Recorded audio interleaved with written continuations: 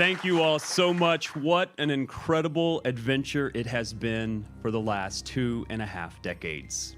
And the adventure continues. From here in beautiful San Diego, California, home of Daybreak and Darkpaw games, to the super fan ambassadors, you guys that are here with us in person at the San Diego Comic-Con Museum, to our players and fans that are watching this live stream all over the world, I want to welcome all of you to Fippy Fest.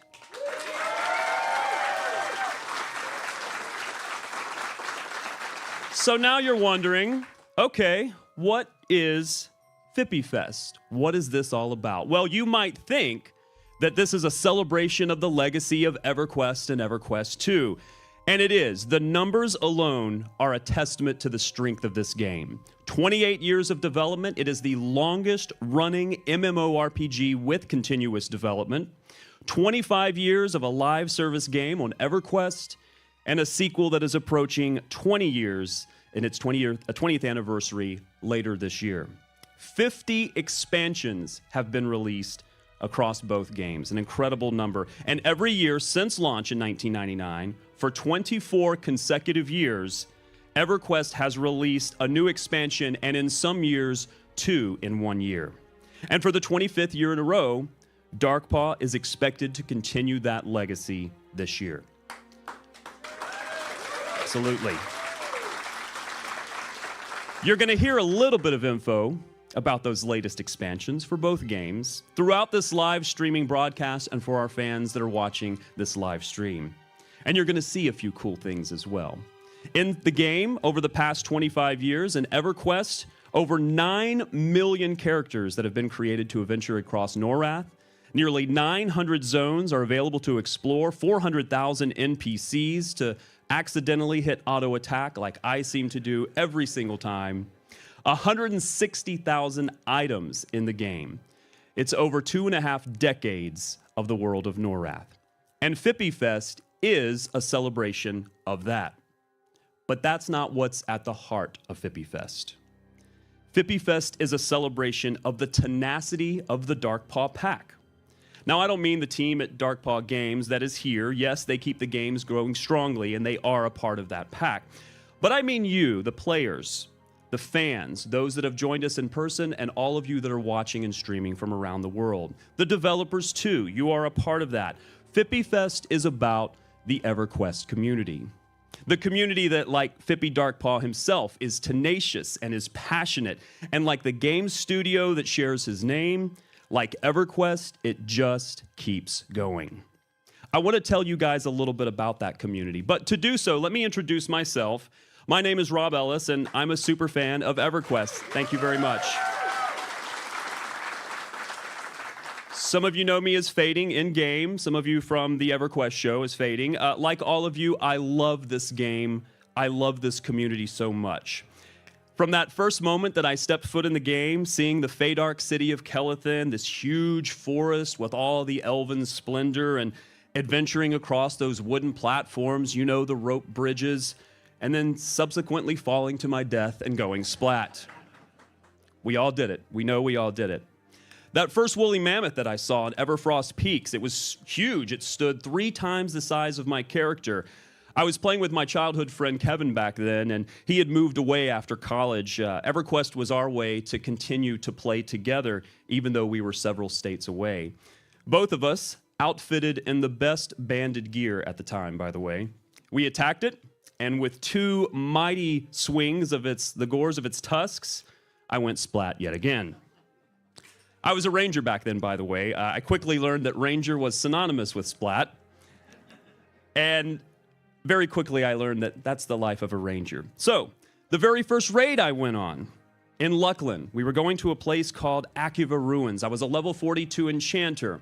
I decided to change to an enchanter by that point. That settled into my main as Fading. It was my first interaction with the larger EverQuest community. I had met other people in the game, online world, my first guild. They invited me along to this raid. We were engaging something called the Itrier Vius. I know some of you know it, the IV, they called it. This terrifying, huge, cloaked figure. There must have been 50 of us gathered around, trying to work together to accomplish this goal. I stood there looking around, kind of at the spectacle of it all, All of these people working together, not really paying attention that my hit points were slowly dropping due to the AE. And you guessed it, I went splat yet again. I found out that enchanters went splat a lot faster than rangers did, at least back then they did when I played. But the community, my guild, they were there. The battle raged on, they continued to fight. Ivy's hit points dropped very, very slowly because it's Luckland and the hit points were huge. As the battle raged on, they rezzed me back into the fight, right into the AE, only to go splat yet again, and again, and again. Now, after 25 years of playing, we've all gotten a little bit better, at least I hope so. We've all learned a little bit. I've learned a little bit more about playing an enchanter and raiding. But that community spirit, it remains. Now, I've been fortunate enough through the EverQuest show to be able to interview some members of the community to showcase some of these amazing stories. Stories from Veterica, which we saw in our introduction video, the EverQuest player who suffers from MS, who plays the game to escape the pain in real life and can jump and run and play in the world of Norath and can play with her grandkids. She became her character, Veterica. Stories from Linda Carlson, who you also saw, Brass, we all know her and love her. I have big shoes to fill by hosting this event in her place. Went on from a player in the game, meeting her real-life husband, to becoming a games developer herself, all because of EverQuest. Stories from numerous other couples that share that same online story. They met as characters in an online world, but realized they wanted to share their real world together, get married in real life, all because of EverQuest. Their children exist because of EverQuest. Stories from the developers who are as passionate about the world of Norath as the players are.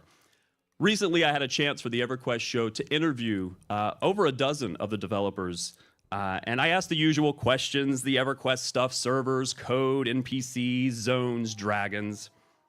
But the final question I posed was this: why do you think EverQuest has lasted as long as it has? Why does this game endure?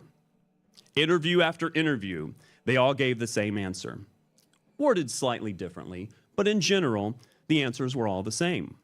The fans, the players, the community. At first, I thought, wow, their marketing team is really good. They've prepped them really well. But that same day, I had a chance to interview several other members of the EverQuest developer community and other members that were not a part of the developers, even from former years of EverQuest. I posed the same question. Why do you think EverQuest has lasted so long? They weren't prepped by a marketing team, but their answer was the same. The fans, the players, the community. Because it's obvious. EverQuest and EverQuest II, the community is here, what we are celebrate today. Community. This is what Fippy Fest is all about. Now, while this is the first day of Fippy Fest for all of our Fippy Fest live streamers, for some of you, for EverQuest and EverQuest II's biggest fans that are joining us here in the room today, Fippy Fest is now in day 2. I want you to check out some of the experience our Fippy Fest ambassadors had yesterday in person here in San Diego. Take a look.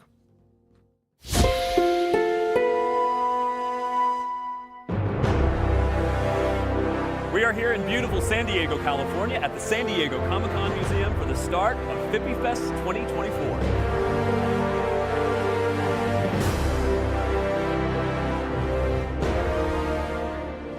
All right, it is the start of day 1. We are here for breakfast, and then in just a moment, all the attendees, the developers, the players, the fans, they're all going to go inside for a little welcome reception to start our big journey throughout San Diego for Fippy Fest.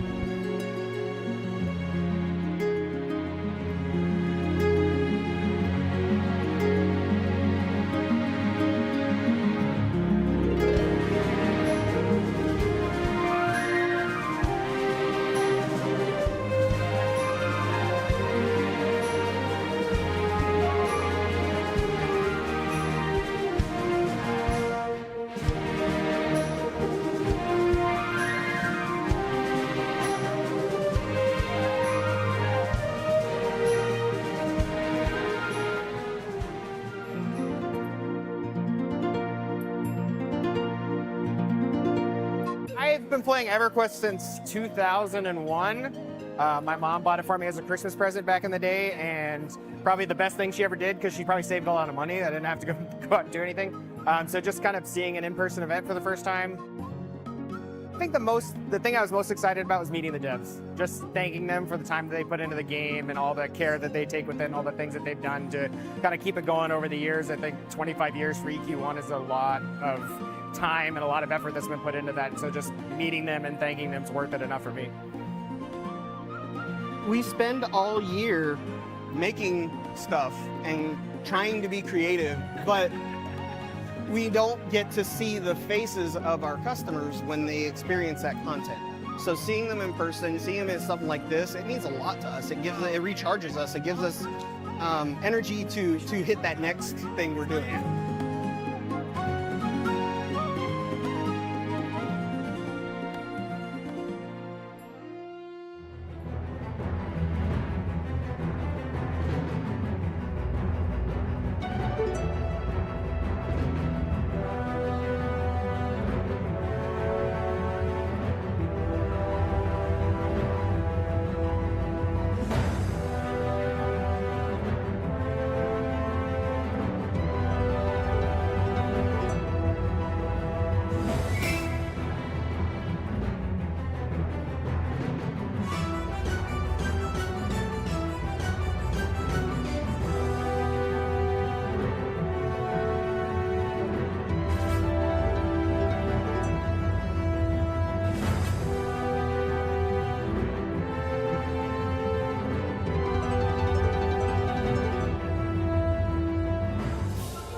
So we've all arrived here at daybreak and tours are going on, but this is what is really the star of the tour. It's the Keith Parkinson and other artist artwork, incredible stuff. These are the actual original oil paintings that the Fippy Fest attendees have had a chance to see. It's incredible artwork. The detail is really difficult to describe until you see them up close, and our Fippy Fest attendees have had a chance to see that today.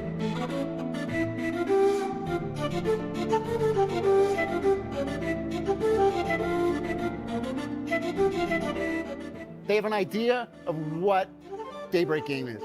And they come here and they say, wow, I've been thinking about these paintings. I've been thinking about the history of this. And they get a glimpse of that. The really cool thing about Fippy Fest is we get to meet with these players who have spent so much of their life in this game. And they get to see that we are real players too. And we really care about the EverQuest franchise, and we hope to keep it going for another 25 years.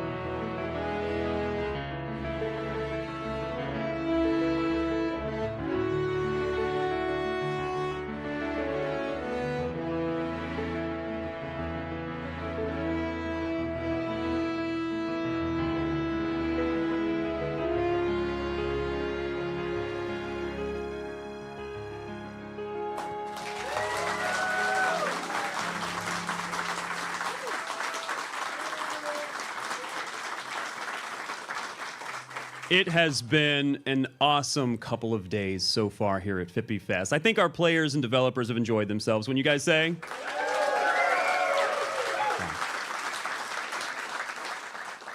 It's really been incredible to have everyone here in San Diego that's enjoying the celebrations for 25 years of EverQuest and 20 years of EverQuest II. It's been a wonderful way for the developers, past and present, to thank them and for them to thank us for the 25 years, this wonderful gift of this online world. Now, some of those past developers and members of the community couldn't be with us for Fippy Fest, but they did want to send along some messages to all of us for this event. Take a look. Hey everybody, I am Jeffrey Zetkin, or GZ, or as you may know me, the Archmage of North, and just wanted to say thank you to EverQuest for an amazing 25, or in this case, 28 years since I've been there for a while, and congratulations to everybody. Hello there, it's Linda Carlson, or Brass the Dwarf. I'm here to thank the EverQuest franchise. 25 years of EverQuest, and EverQuest II entering its 20th year. Thank you for bringing us all the ability to share an online space.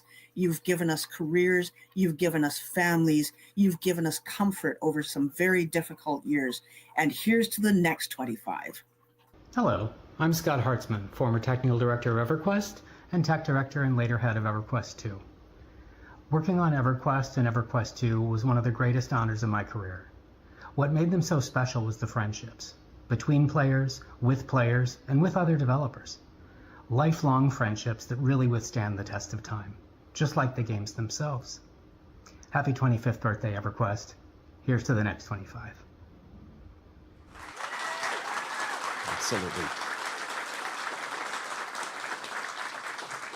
Now, like any good pack, any good team, it's only as good as the leader. And for Darkpaw Games, that leader has to know an immense amount about a very immense set of games in a very immense world. It's not just a technical sense that they need to know about, but a business sense, good game development sense, and because the longevity of the game is tied to the community, they need to have a good sense about people. A good leader knows and understands this. Now, she's not only the leader for the team of developers, but also a leader in the community inside and out. Please join me in welcoming to the stage the head of Darkpaw Studios, Jen Chan.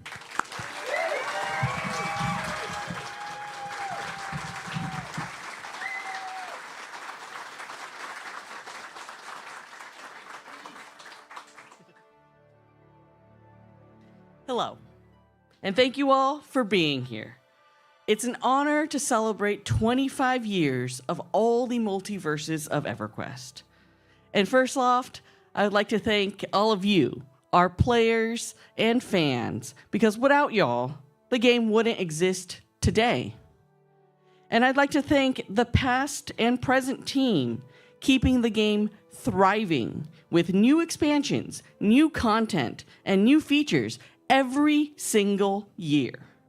So please, join me in a round of applause for everyone that has helped make this celebration so special.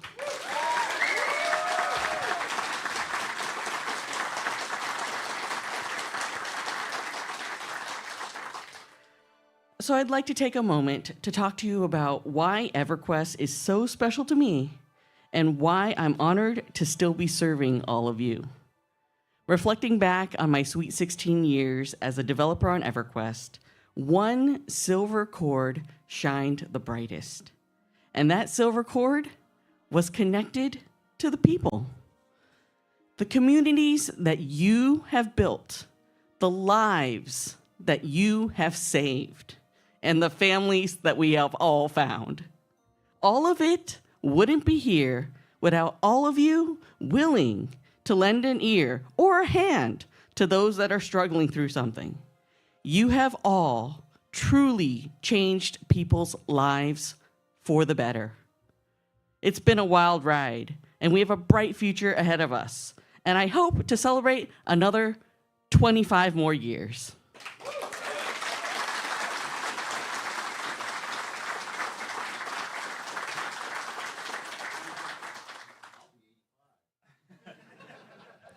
Thank you so much, Jen. I have so many questions now as we get into this next day of Fippy Fest. A lot of things that I want to bring up. Let's start with this year, 2024, being declared the Year of Darkpaw. There is so much that is happening. What can you tell us about what's been happening this year?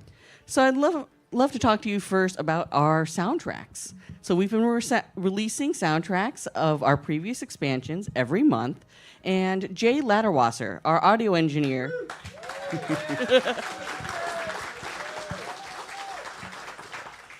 he's been lovingly going through and organizing all of the music. And for him, it was like sifting through a time capsule or even reading the rings of a tree stump.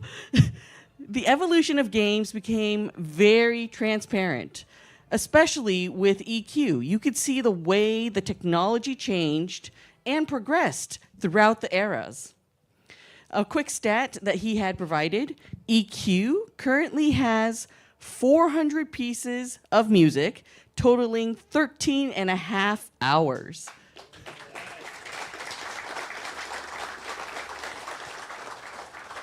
And EQ2, not to be outdone, has over 700 different pieces of music totaling for 15 and a half hours.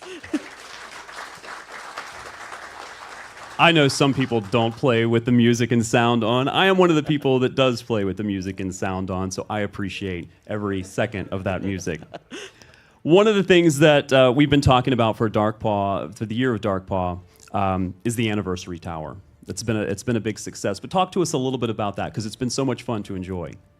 So about last year, May, June-ish, I prompted the entire development team to think of things that we could do to celebrate these milestone anniversaries.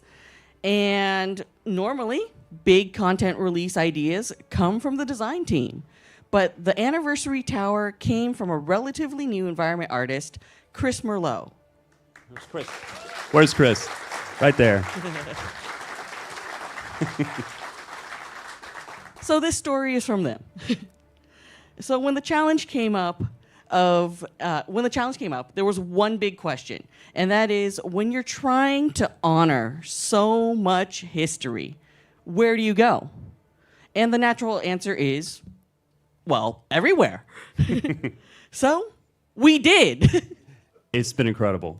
Yeah, and so the tower is a love letter to the series. It's also a great sightseeing tour across Norath because it features 11 locked magical rooms that are recreations of places that you can visit in Norath today. It's also a gigantic art gallery featuring some of the never-before-seen concept art from over the years. I know the first time that I went through the gallery, I was like, are we sure that's ours? I've never seen that. And it being a year-long event with a new tower every month, it's meant to be savored, not inhaled, very much like a party that you never want to end. And we certainly don't want this party to end anytime soon, do we? All right. So we've talked about EverQuest, the anniversary tower, but EverQuest II has its own set of events that are going on for the Year of Darkpaw. Talk to us a little bit about that. Absolutely. So the biggest event that we are doing in EverQuest II is the Masquerades of Divinity. And this was really the brainchild of senior designer Carlos Mora. Where's Carlos? There he is. He's over there. So we asked him, what was the inspiration for the masquerades? Where did you come up with this idea? And he recalled the feeling of seeing the avatars of the gods back in Echoes of Fëdor, back when they were the new hotness. And it was also that same feeling that he got from all of those GM events in EverQuest. And so it was that awe-inspiring feeling, and the fact that they were interacting with us, just mere mortals, and that amazing feeling stuck with him all of these years. And so with the 20th anniversary, we are trying to recreate that feeling from before by having the gods, new and old, participate directly through their avatars, challenging the player's mettle. Very cool stuff. Very cool stuff. So this is the question that I really want to ask, because in the Year of Darkpaw, you've brought back one of the things that me, as a super fan, as a collector of all of the EverQuest swag, I've been really excited to hear. Bringing back the swag store. Are there any plans for the Year of Darkpaw as we continue to expand that? Oh, absolutely. In fact, I have... Oh, she's a magician. I didn't know she played a magician class.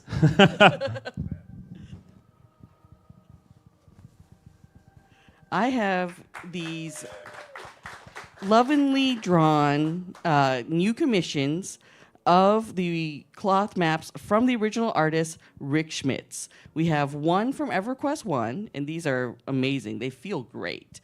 And obviously, they're pretty large. And then we also have one for EverQuest 2. And these were done by Rick Schmitz, the original artist. Yes. Is that correct? That is correct. And they look incredible, and they do feel quite nice. And these are going to be available in the swag store? Yes, they're available in the swag store right now. So they went live this morning. So if you're on the stream, you can hit the swag store. Very cool looking. We don't even have copies of these, so this is amazing. One of the things that people are most anxious to tune into Fippy Fest for is some new information. New information about the games, what's coming for the future. One of the things that's been happening over the past several months is the beta that's going on for the next EverQuest II server that's going to be launching. Do you have any information on that for us? Well, I'm pleased to announce EverQuest 2's Origin server and Nasty Soul will go live next Wednesday.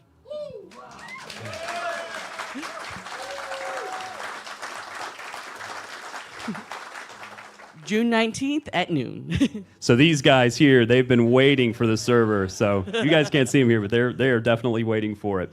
Of course, one of the things that we really want to hear, is all the players want to hear, is what's going to happen with expansion releases for later in the year for both EverQuest and EverQuest II. We've passed this big milestone. As we head into the future, what's in store for us? Well, so for EverQuest, our 31st expansion is named The Outer Brood. Okay, everybody got that? The Outer Brood. And for EverQuest 2's 21st expansion, we're calling it The Scars of Destruction. All right. So there's your tease. It's been an exciting time. Great information that we have all throughout the day here. Ladies and gentlemen, please give a round of applause for Jen Chan, head of studio for Darkpaw Games. Now, there is so much more in store for Fippy Fest. You're going to hear a little bit more about the expansions. You're going to get a little bit of a tease. We've got a lot happening for Fippy Fest. We've got some incredible panels. We've got incredible EverQuest art. There's an in-game hide and seek that's going to be ongoing for both EverQuest and for EverQuest II. And the devs are going to answer some of your community questions as well as questions from the community that is here. But up first, now that you've gotten a little taste of what Jen has told us about the expansions, how about something a little more visual? So up next, our making of EverQuest and EverQuest II expansions. We're going to have developers on the stage to talk a little bit about what it's like to make expansions.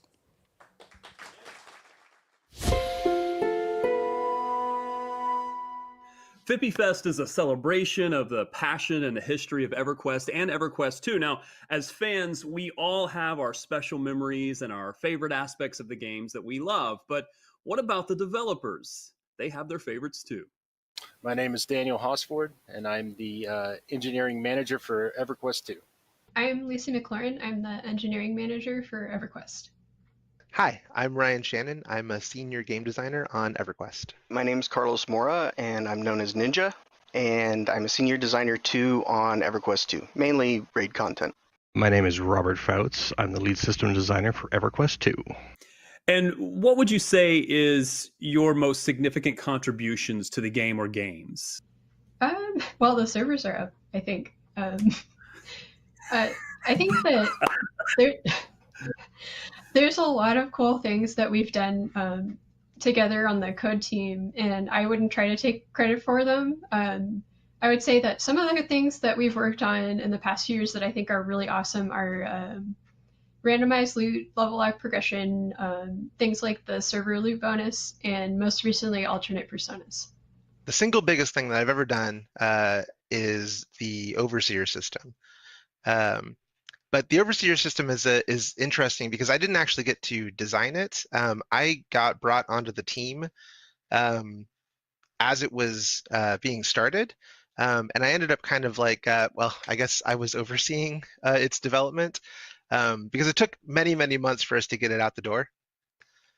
That was, but it was a very big project, and it's probably the biggest single contribution I've made to EQ so far to date. I guess if I had to choose, though, it'd probably be Tower Frozen Shadow. I was a huge fan of that in EQ1, and I lived in there for probably years combined. And when I got the opportunity to work on it in EQ2, I was just like jumped at it. I was like throwing blows, trying to get everybody to know that's my zone. So yeah, I really loved the way it turned out, and I put a lot of effort and time and personal story and stuff into it to kind of further it along what had already been done. So let's kind of talk about some of your favorite things in the game. Let's start with, do you have any favorite zones in the game?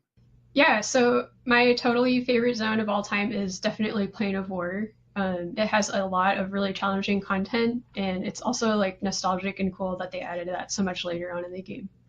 What about favorite NPCs, or it could be the actual NPC because of the story, or NPC models because it looks really cool in the game? You have any favorites there in either game? I mean, I'm a big fan of Lucan because he's so iconic, for one. Probably in Echo Caverns, when the gnome is like trying to get your help to fix the dirigible, and something spawns behind you and runs at you, and he's like, "What's the McGillicuddy is that thing?"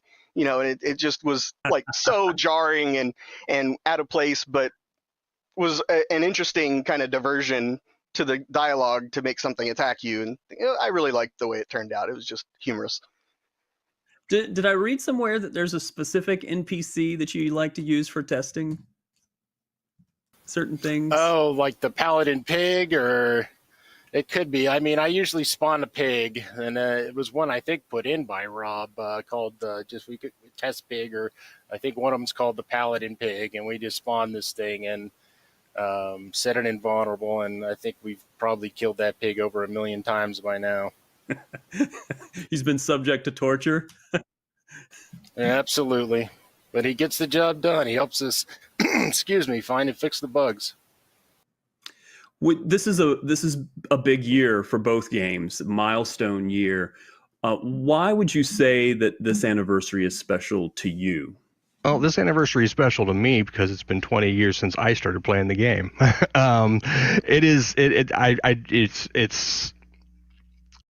It's just one of those groundbreaking milestones of getting this far and this long with a game that stays this popular.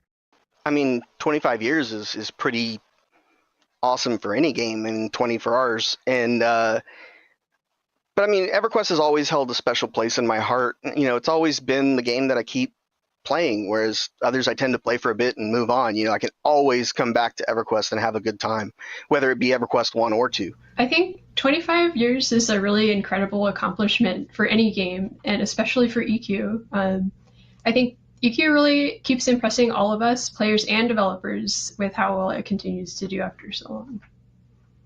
What is it you would say that you like the most about the community for both EverQuest and EverQuest II? It's all about the community, but what is it you think that really embodies that? What is it about the community? Passion.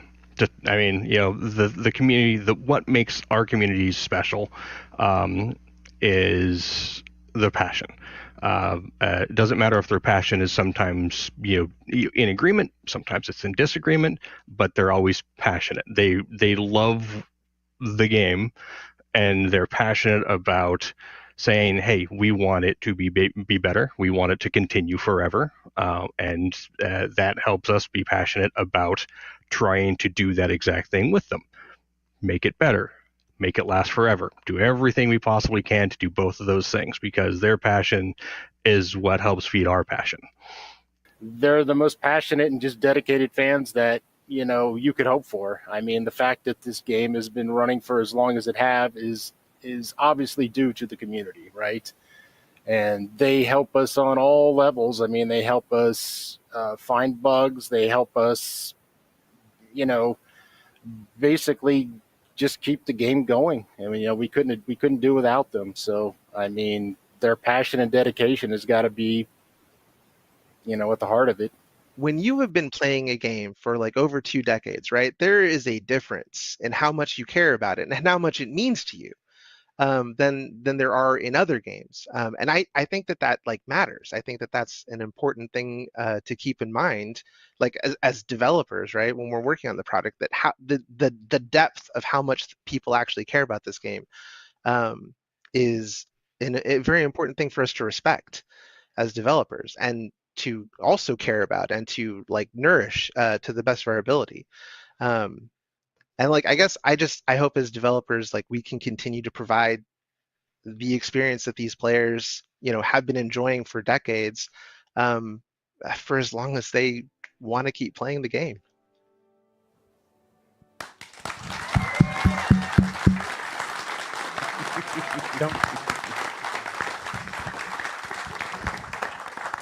One of the things that made the fan conventions for a long time so successful are the panels. And with this milestone year, we thought we'd talk about what it's like to go into the making of the 50 expansions that are now available for EverQuest and EverQuest II. So here to talk about those expansions, I have a panel here. I'm going to introduce them all. Adam Bell, Design Manager for EverQuest. Alan Van Koevering, Assistant Manager of Content for EverQuest. Kyle Valee, our Creative Director for EverQuest II. And Nathan McCall, our Lead Content Designer for EverQuest II. I've got to give you this stat. So on this couch, collectively, there is 87 years of experience working on EverQuest. That's incredible. They don't like when I mention that stat, but the players like when we mention that stat. So I want to start at the beginning. And Adam, I want to start with you. How do you start? Where do you begin when it comes to developing an expansion? Well, it's a relatively simple process. We all give a little warning, and then we start with a set of pitches. We review all the pitches and then decide which pitch we want to work with. Once we've found the pitch that we like, we refine the story, make sure we're telling the story we want to tell. And then we continue going from there. Then we figure out what zones we're going to do and figure out what stories we want to tell in each zone. And just keep iterating on that for a few months. And then we start making the game. And what is that timeline like for EverQuest specifically? What's the timeline of developing an expansion look like? How long does it take? Typically, it's the whole time for an expansion is probably a year and 5 months. Now, there is some overlap. We will still be working on the previous expansion while we're working on the next expansion. So there is overlap time where we're mostly writing stories while we're finishing up the previous expansion. So I posed the question for EverQuest. So Kyle, I want to go to you and pose it for EverQuest II. What is that timeline like for you? How is it different and how is it the same? Whoa. It's pretty similar. Everybody kind of on the team has ideas what they want to do for an expansion, so we do pitches like what they're saying. But sometimes we also have passion projects. We've had a couple expansions in the past 5 years that were passion projects that we've been talking about for years that we wanted to do. So we pitch them, we talk about them, and then typically once we've decided, what the expansion's going to be, we turn it over to this man, and he kind of goes and does all this incredible, research, and then we kind of come back and talk about it and decide what direction the expansion's going to go, and who are the baddies and who are the goodies, and what's going to kill you. And Kyle, is the timeline the same? No, our timeline is a bit different. It's about a year. I mean, it's more like, no, it's about a year. I mean, we start planning December, January. So we launch the expansion in November, right? And then we start planning December, January, and then we have to get all the zone documents done and stuff ready for art so that art can start as soon as possible, on the overland zones or dungeons or whatever we're doing. What is it that takes the most time? Where does your time go? What is it that takes the most effort?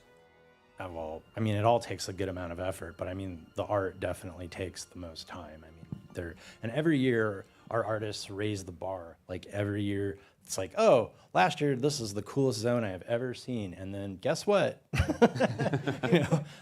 they're like, oh, you like that? Well, watch this. So Very cool. it's pretty cool. Alan, I want to ask you. We talk about the content that has to go into these expansions, and one of the things that you have to do is tell a story. That's something that you have to come up with. So what type of stories do you enjoy telling? What are the things that you like to talk about when you're developing these expansions?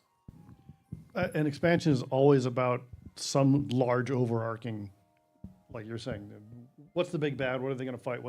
And all that's important. And you need a great setting. You need fantastic artists, which we do have, to set a scene. But for me, the key to link a person to a story is someone talking about it, some real person. Like you can see a dragon flying over and destroying things. That's cool. But unless somebody's being affected by it, it isn't as interesting of a story. It doesn't link to the player. And for Veil of Valeris, which is one of my favorites, we normally reward people for doing the expansion with loot, cash, whatever. This time we decided to give them story, and the fun part I got to do there was, I'm going to shorten this because I know that you're looking at me like, hurry up. No.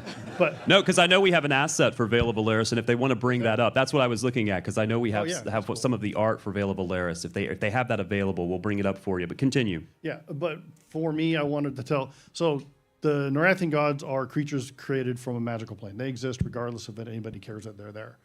Most fantasy lore has gods that are powered by their worshippers. So if you worship the god is stronger, then the god gives you the power back as magic, more or less. The Illyrian gods are those kinds of gods. The Norathian gods are not. So we wanted to show the difference between those two kinds of gods and get that lore out there in case people have missed it, because I thought people had.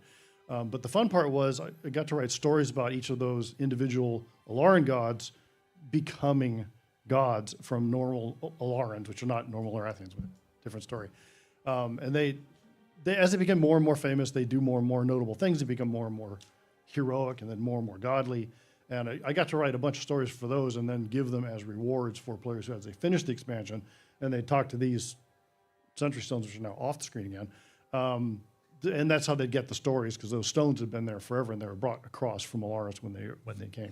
And VOA is one of my favorite expansions. If you haven't had a chance to play through the content, it really is one of the real big stories its storytelling is intricate in that expansion. Nathan, I want to go to you for a moment because you're so enthusiastic about the quality of the content and the stories that you guys tell in EQ2. You're so passionate about it. How are you able to tell those stories in EQ2? How is it different?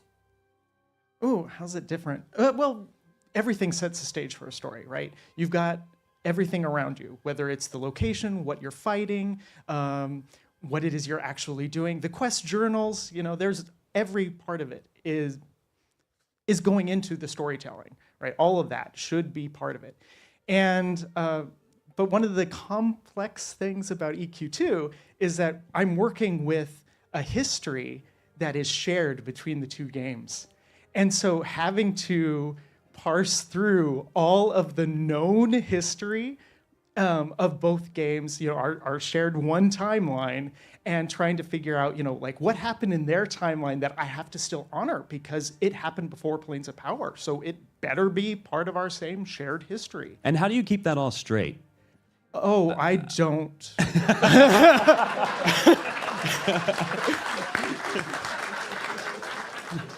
I have got a database, I have got search engines, I have got that, and that's what Kyle was referring to when he said, okay, we then give it over so that he can go over and do his magic. That is all investigation work. I look into what is it that players know? What is it they think they know? What is it that in-game has shared? So I have to look at all of that. And I love those little tidbits that I can find out there that might be like threads that were kind of just like, maybe it was a statement said on the side and not really thought about as being serious. And then I can pick that up and go, oh, no, this is something.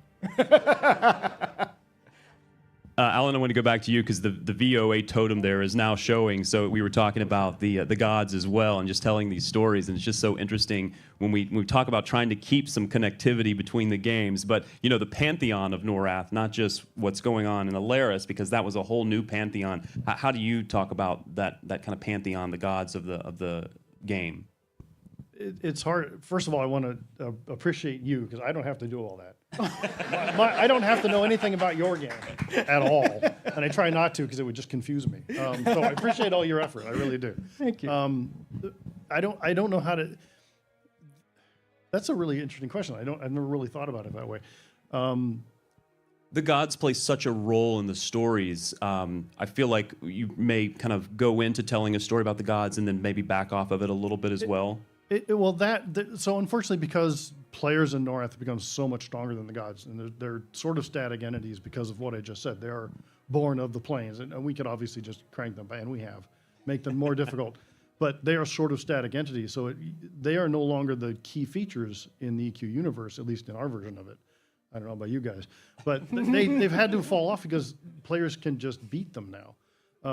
That probably can't happen again, as I was saying, in another universe where worship makes the gods stronger. As your followers get stronger, you in theory also get stronger, but the gods of Norrath theoretically are static. I think they're fantastic characters, and they're really fun to play with, and it's fun to instigate stuff with them. But I don't know that they're major enemies anymore, right? They're just there in the background going, what happened to us? Like me, the old people in the universe. Where are we now? Adam, I want to come back to you because, you know, some developers make AA titles, some developers make AAA titles. Adam is going for a quadruple A title, and that question leads you to Ambleshift's amazing automated amalgamator. I was a new designer at the time, and I'm like, I'm going to make trade skills be what they are and be just accurate.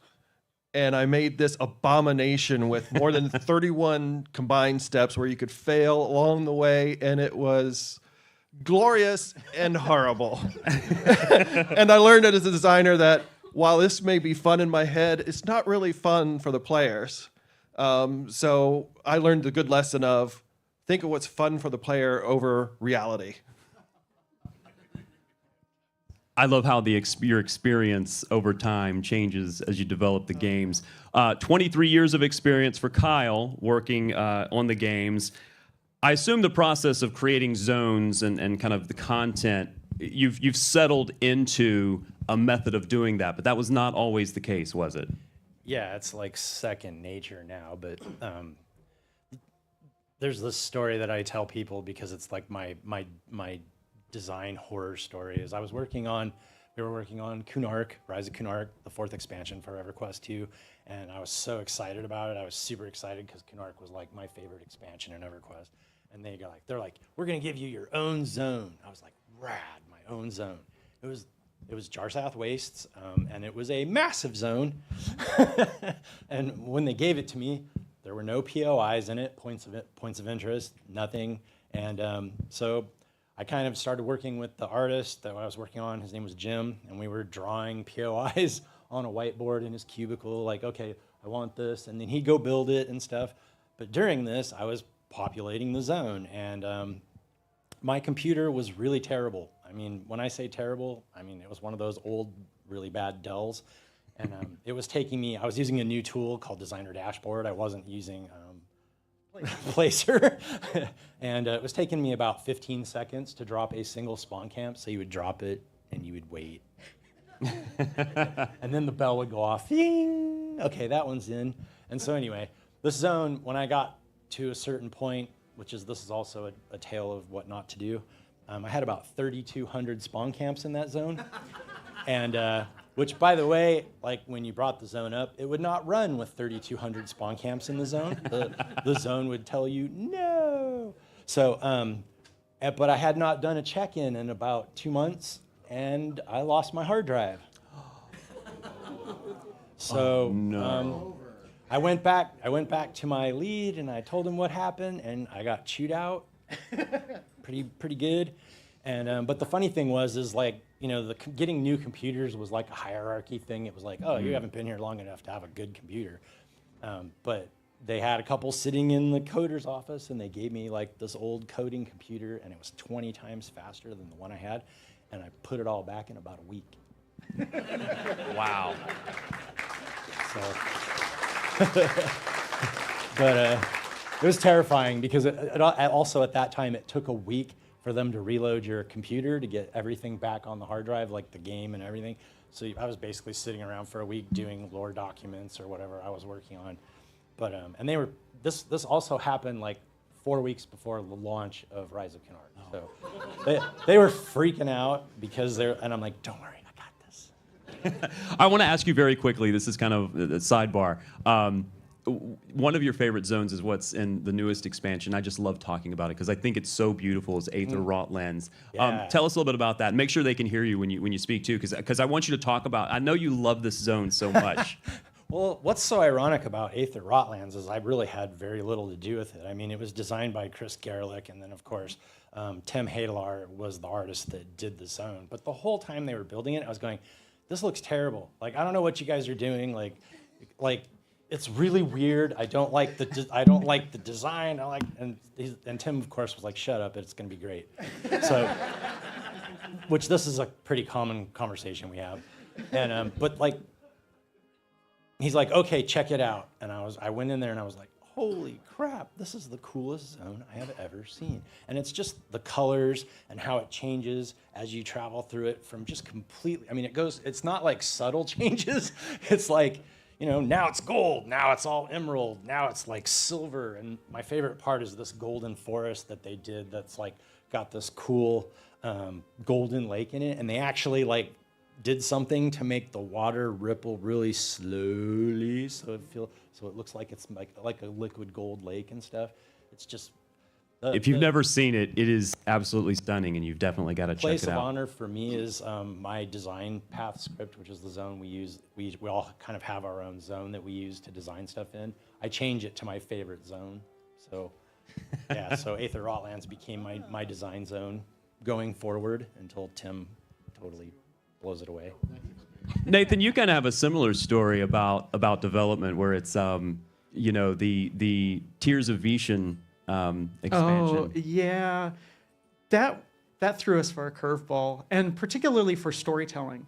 We had the plan was to do a different expansion altogether, like theme, location, everything. And really close to last minute, art-wise, something happened. And all of a sudden, we can't do that. We can't make the overlands that we had planned. And so what are we going to do instead? And Tim Hadelar spent a weekend working on an overland. We had no idea. He came to us, he pitched it the Monday morning and said, "Okay, this is what I think you guys should do for an expansion because this is what we can support." And it was amazing. But I went through these that's Tears of Vishan was the expansion, right? So you're looking at the dragon area of Vesper Isles. Yeah, but I was thinking what's the Aetherneer. Yeah, so it's the dragon area of Aetherneer. And so Vesper Isles, it was just beautiful, beautiful take. And I went through these stages almost like of mourning where I was just like, no, I'm angry at this change. And then it was like, well, maybe if. And so I started doing the bargaining, right? And then the acceptance. You were at the stages of death is what you're talking about. Yes. And so then I was like, well, okay, after bargaining came the oh, okay, well, if we did this, that would give me an opportunity to, go back to all sorts of dragons that we've had in the past and that have died. And now maybe your conflict of you are the one that killed them. What do they get to say to you? And yeah, it turned out to be really exciting. It was really beautiful. Blew us away. So yeah, it was such a dramatic change to happen within that period of nope, you're not doing that. Do something else. One of the things that I really kind of find fascinating is and I want to pose this to the EverQuest team and to Adam as well. I want to say, when you talk about development of expansions, you have stories that you kind of need to weave together, but there is kind of a pendulum that swings from the nostalgia, especially in EverQuest. We've seen a lot of that lately, and then that pendulum has appeared to swing a little bit into Lorien's song. Can you talk a little bit about that? Yeah, and it's just a fairly organic thing, and it's a definite feels thing. For a while we were thinking that more and more we were getting calls for nostalgia, so we started making these expansions that brought back nostalgia. The Plaza Vishan and going off into Lucklin, and we just wanted to really bring back the nostalgia. But then we start hearing, well, but we've already been in these zones. What about something new? So we listen, and we swing the other way, and thus we came to Lorian's song. And yes, and there's more to come to that question. He's trying to cue me to something, but I really quickly want to pose that to the EverQuest II team, because I want to ask you: do you guys have a similar pendulum that swings EQ2? I wouldn't call it a pendulum so much for us as I think of it as a spice that we add. And so like you get some expansions like Kunark or Fadewar, and like that's going to be a 10, right? That is super spicy. That has got your nostalgia. This feels like a trade skill combined. and then you've got something else, like Vitrovia, which is going to be like a 1 on the spice level, like that's going to. It doesn't have as much nostalgia. It's still there. If you know what it is that we're referencing, like those threads are still there, but it isn't as in your face. It's not as present, right? So we tend to do kind of where on the scale is this one gonna land? And we would much rather do the 4s and the 6s range. That's where we're comfortable. Now you want Thai food, yeah. So we've teased the expansion names. Jen teased those. The Outer Brood for EverQuest and Seeds of sorry, I'm not going to mess it up. Scars of Destruction. Yes. So let me start with Adam or Alan. You teased something big at PAX East. You teased something big. What can you tell us about what's going on with the Outer? I don't want to say it's dragons, but please tell me it's dragons. Yes, it's dragons.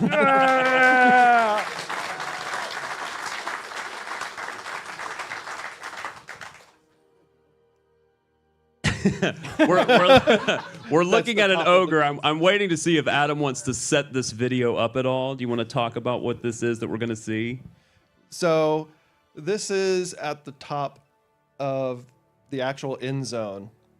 And we're going to meet some invaders that actually came to invade Norath. Yeah. How many wings does that have? Too many.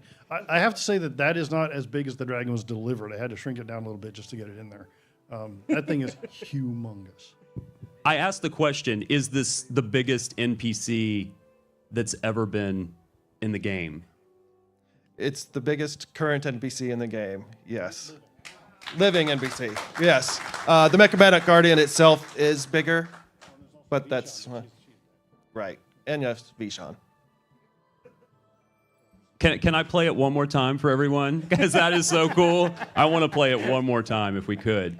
So, and while we're doing that, talk a little bit about, give us the opening story of what you guys have set up for this now. Well, we can't talk too much about it, but we really wanted a species of dragon that wasn't Nerathian, clearly. The iteration between horns, wings, limbs is all, that was a fun time on the design side. Another one of those cases where I turned to poor Mr. Brown and said, we want to do something really weird. What do you think? And he was all for it, so I'm good with that. So there's your tease for something a little bit visual for EverQuest. How about a round of applause for that? Very cool dragon. That is cool. I'm gonna hand this down the line here to Nathan because I want to talk a little bit about, to both of you, to Kyle and Nathan. Scars of Destruction.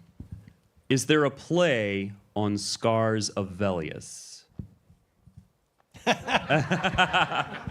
Yes. So give us a sense of kind of where we begin. How do we get to where we are in Scars of Destruction? Well, it's going to start here coming up in August with our Prelude event. So we are going to be helping a small band of healers and concerned citizens that are like followers of Quellius. And so they're called the Open Hand. And you're going to be helping them try to put at ease some all of a sudden there's all these little conflicts around Norath, and as we always do, Norath is never burdened with peace. And so we get to, but there are certain ones that are just like sparking up recently, much like the gnolls that we had in Antonica, right? Other direction. Did it wrong. So much like the gnoll threat that we've got rising up in Antonica right now. And so you're going to have more of that kind of situation. So they're looking at this going, okay, well, we can help. We can help. Well, is there something actually behind it? Is there a concerted effort here? Or is this just people taking advantage of situations? And so that's when we start then leading in. That's going to be the prelude, and then we'll go into the expansion. And so this goes through to Velius somehow, I would assume. We kind of get there, and you probably will get there, yeah. No, you're definitely getting there.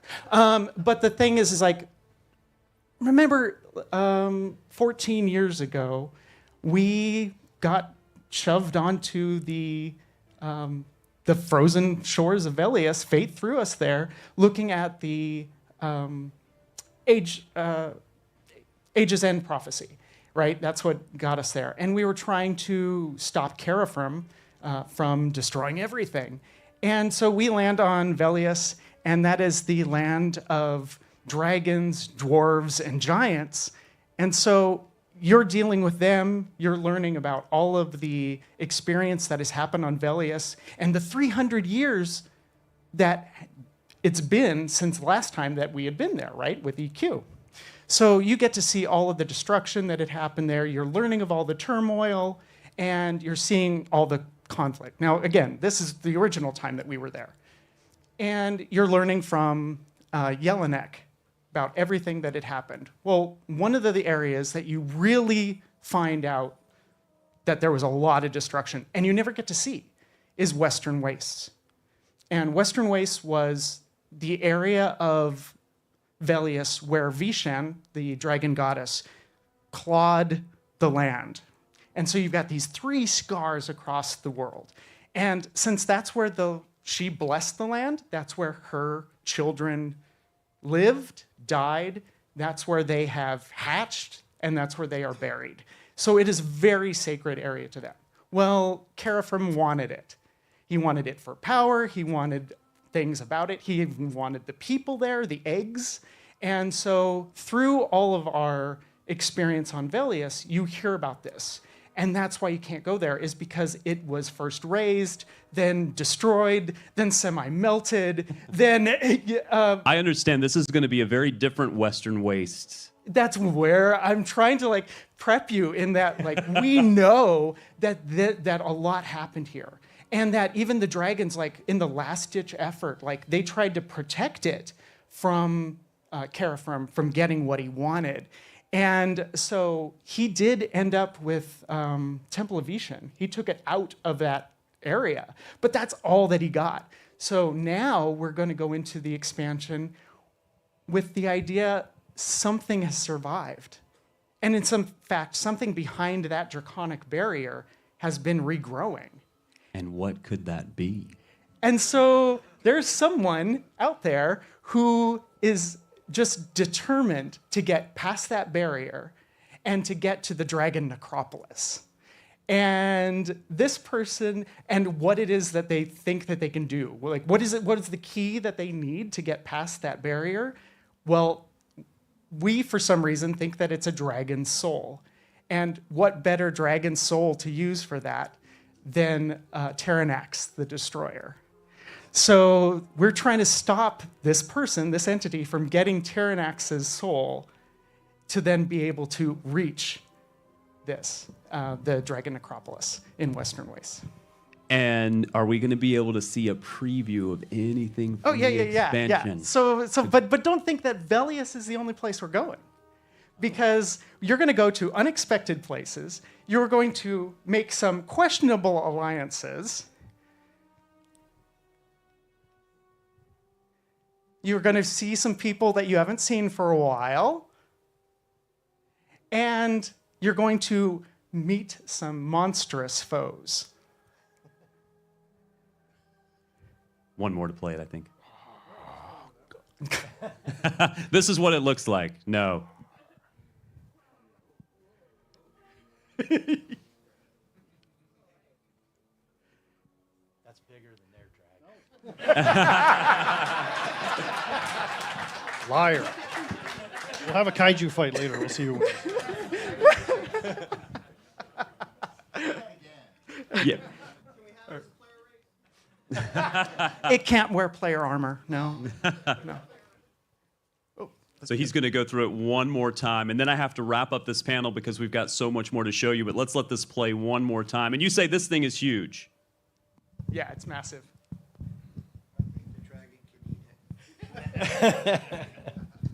Players want it. We'll have a kaiju fight. A kaiju fight. It looks really cool. Oh, and there it goes. It's gone. We've run out of time for this panel, but I do want to thank this panel. Please, a round of applause.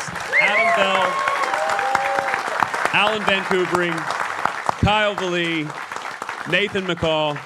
Guys, stay put a second, because now that we have an idea of how the expansions are put together, how they build these beautiful worlds, I want to talk to the artists behind how they create these beautiful worlds. Because it's Fippy Fest, we wanted to showcase some community art as well. I want you guys to check this out. Here's some community art and developer art.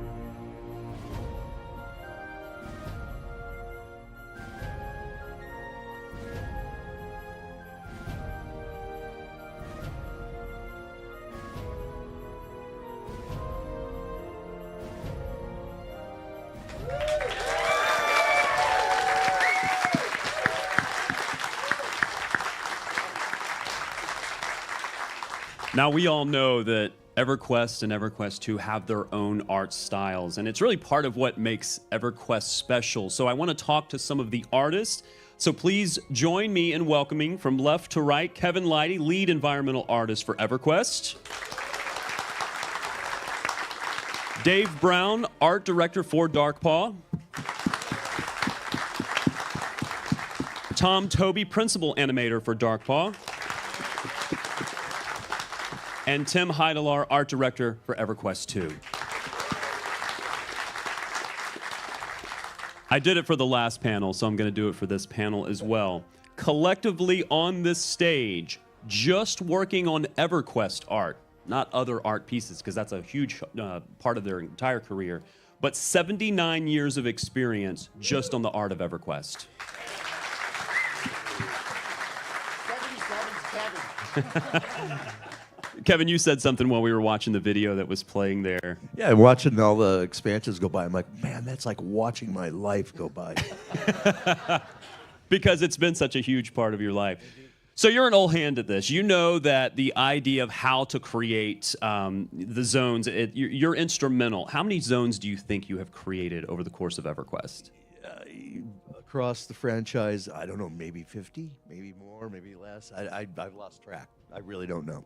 So tell us how it's done. How do you start? What is the formula that goes into making a zone for EverQuest? Want to see? Yeah, absolutely, we want to see. Yeah. I have it for you. Yes, because he's going to guide us through what it's like for the zones of EverQuest. It's down there. They'll pull up the video here in a moment. Let me start with this.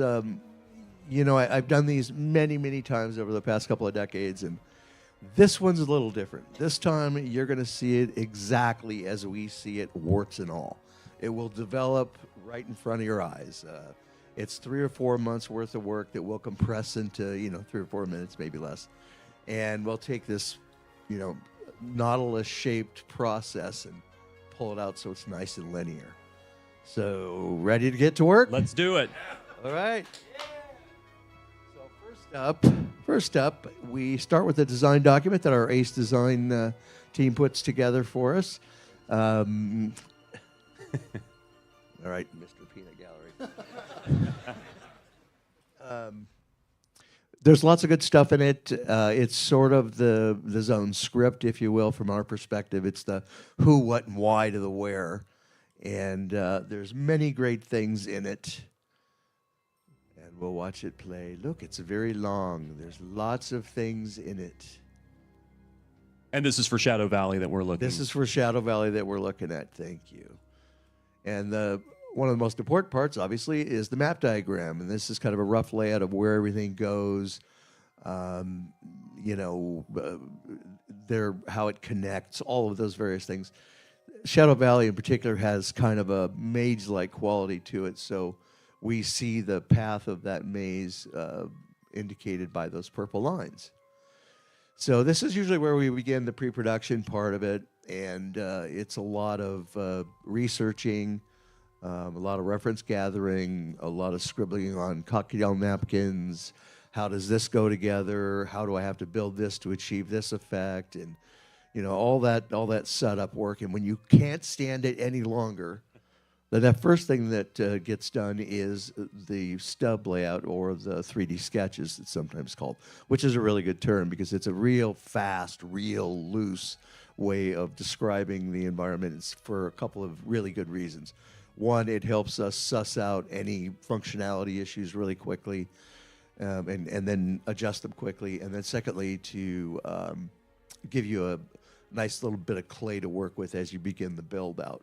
And Kevin, you were saying that this is not something that you guys normally show us. So this is something that you guys have not really shown us this process. The only reason you're seeing this is because by mistake 3 years ago, I saved an extra file. So There you go. I just happened to have this.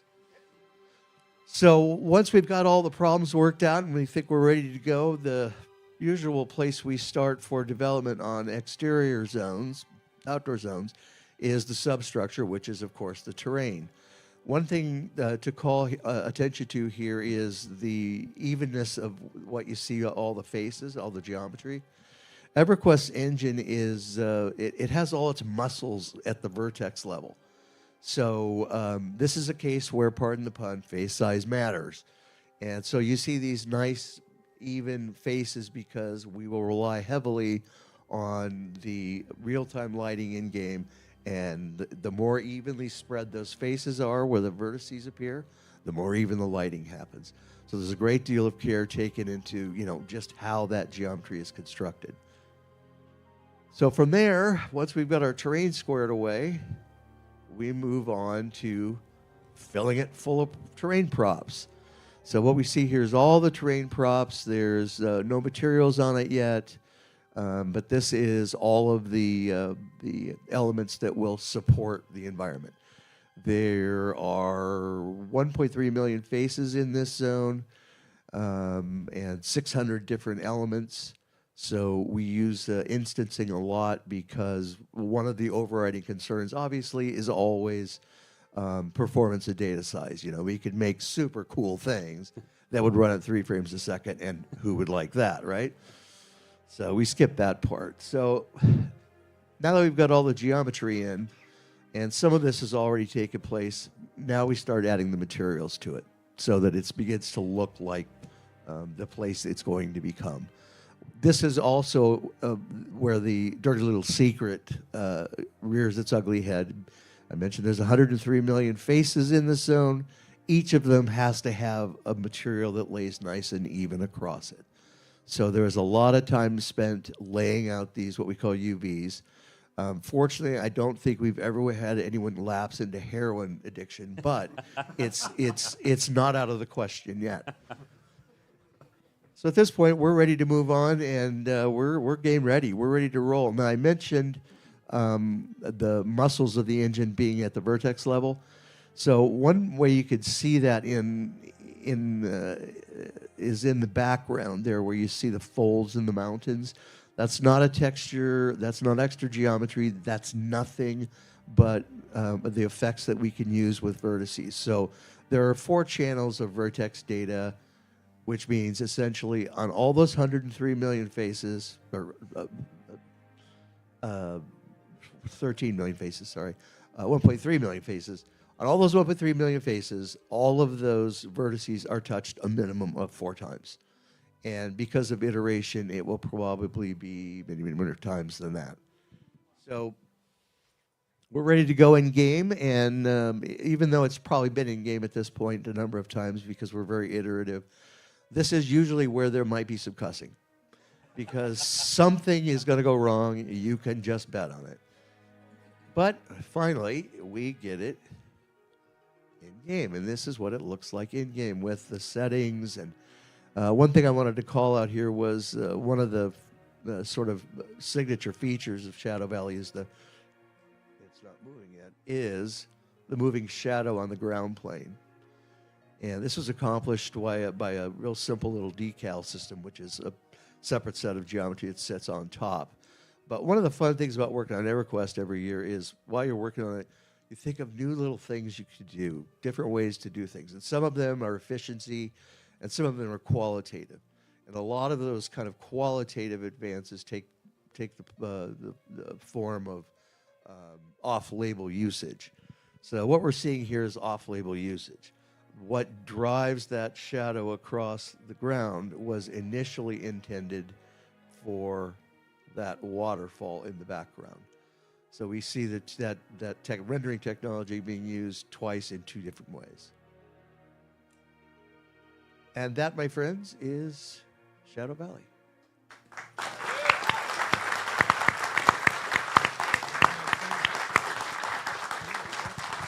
I'm going to pass it down to Tim because I want to ask Tim.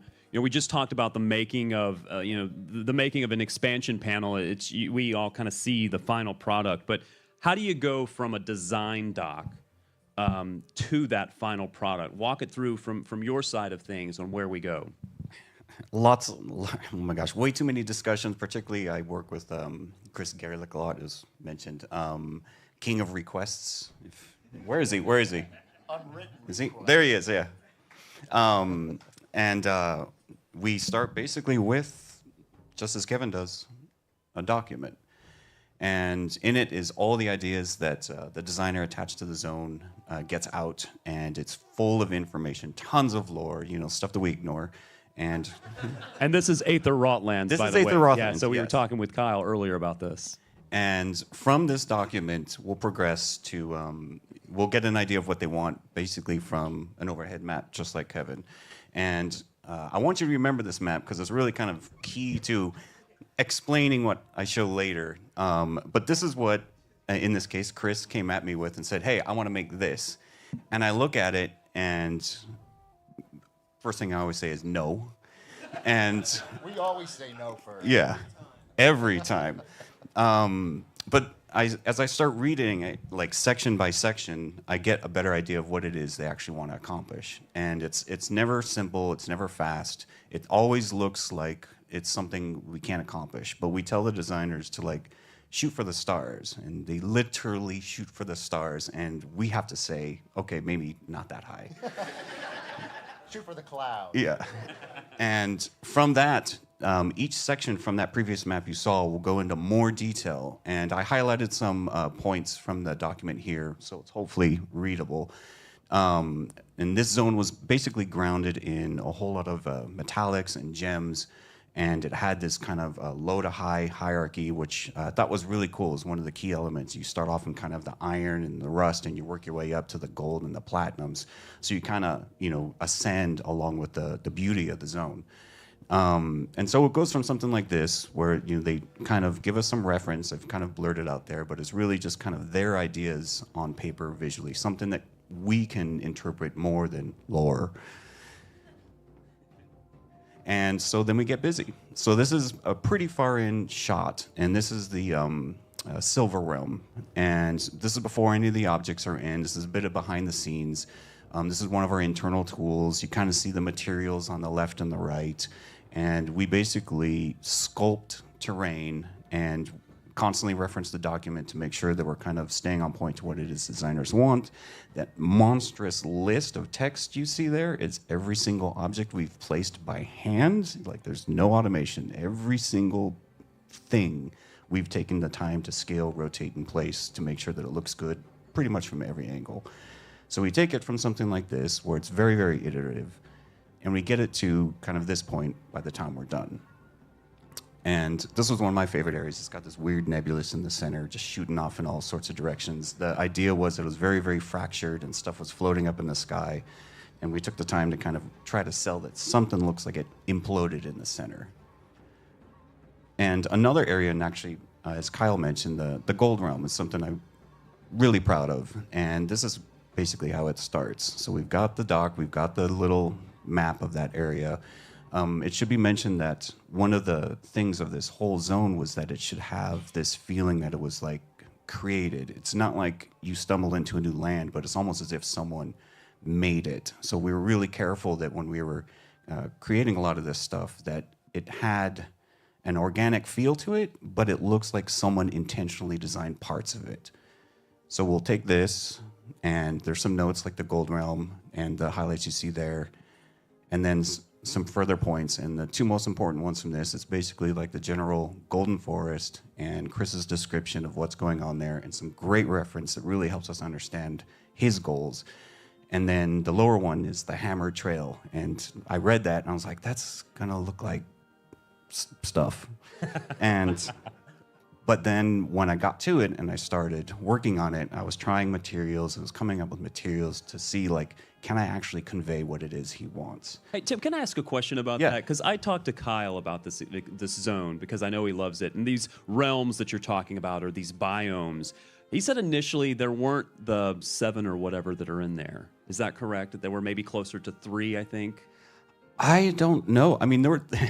This has the most biomes of any zone I think we've ever made. Yeah, he said he asked you for 3 and you said no. Yeah. He said that's too many, and then you ended up with 7. Yeah. Well, so again, they shoot for the stars, and we kind of pare it down. Like, we want to, we want to get as much out as we can, but we do have time limits, and only so much that we can put in a zone. And particularly a zone like this, where you can kind of see everything at once. So we have to be very mindful of, player progression, exploration, vistas, coming over the hill to see something new. But it all worked out because of that spiral that Chris was going for. Anyway, in this shot is the final products, the golden forest. In the reference, in the description, it mentions the sunlight rays coming through, and there's the liquid metal lake back there, which our coders really hooked us up with some good tech for that. The hammer trails front and center on the bottom, and it didn't look out of place. And in fact, Chris had a really good idea as I was making this area.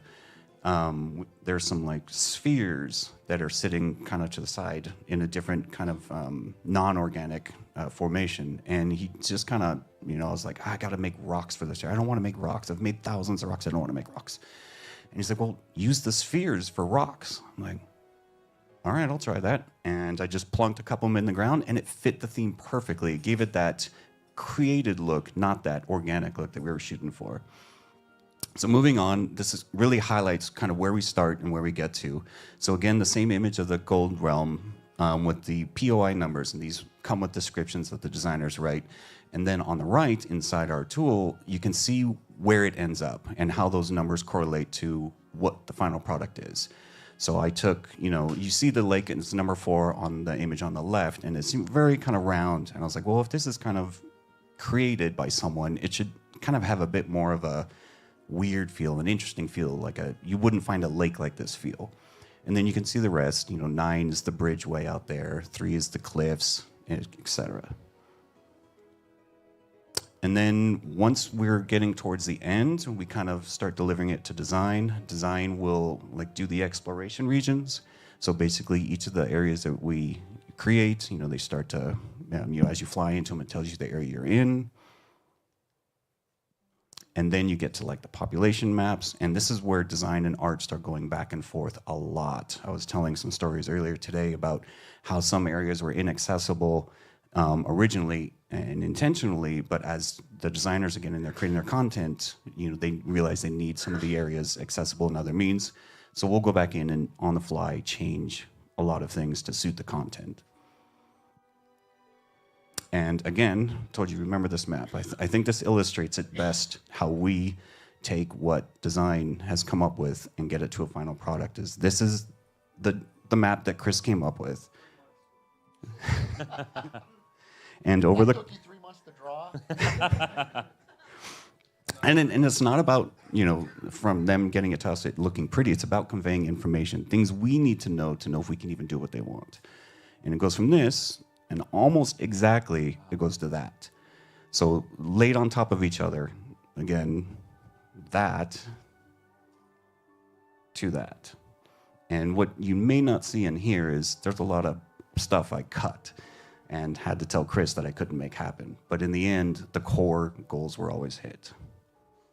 And then the final product, the beauty shot, is it all comes together, and every single realm, the gold, platinum, silver, copper, they're all represented, and each has its own, NPCs. I mean, literally the Jinn or, iron Jinn or gold Jinn. Yeah, that was a lot to make. Yeah. That was a lot. Every time it came around, we'd finish out an area, get it kind of done, and then Chris would come back. He's like, oh, I need these silver guys. I need these iron guys. Can you make these? And it's just exponential work. It was a lot. It was pretty. Yeah, Chris. That's how he works. So we've seen kind of the lands, how the lands of Norath are made, and now that kind of segues very nicely into what we populate them with. So I love this panel because it's really an eye candy panel, right? You've already seen a lot of cool stuff, but I want to turn this over to Dave and Tom because I want you guys to talk about now. You have a lot of slides that you guys are going to we have a lot of slides, and I'll give you a little background of how we work, and this is a prime example of how we work in the office in here. Is as we're building Fippy Fest, we're getting our stuff together, what we want to show. And like you guys saw the 4-winged dragons for EverQuest, and you saw the big monster for EverQuest II. Those are videos we did. And I'm like, okay, I'm going to show this on my panel. And people are like, oh, we're going to use those for ours. We're going to use those for ours. So then I'm like, okay, I'll come up with more stuff. And they're like, oh, we're going to use that for this. And that's kind of how it happens at work, too, is like we're constantly reiterating and redoing stuff. Like we plan out for the year, but we have a lot of creative people on our design team.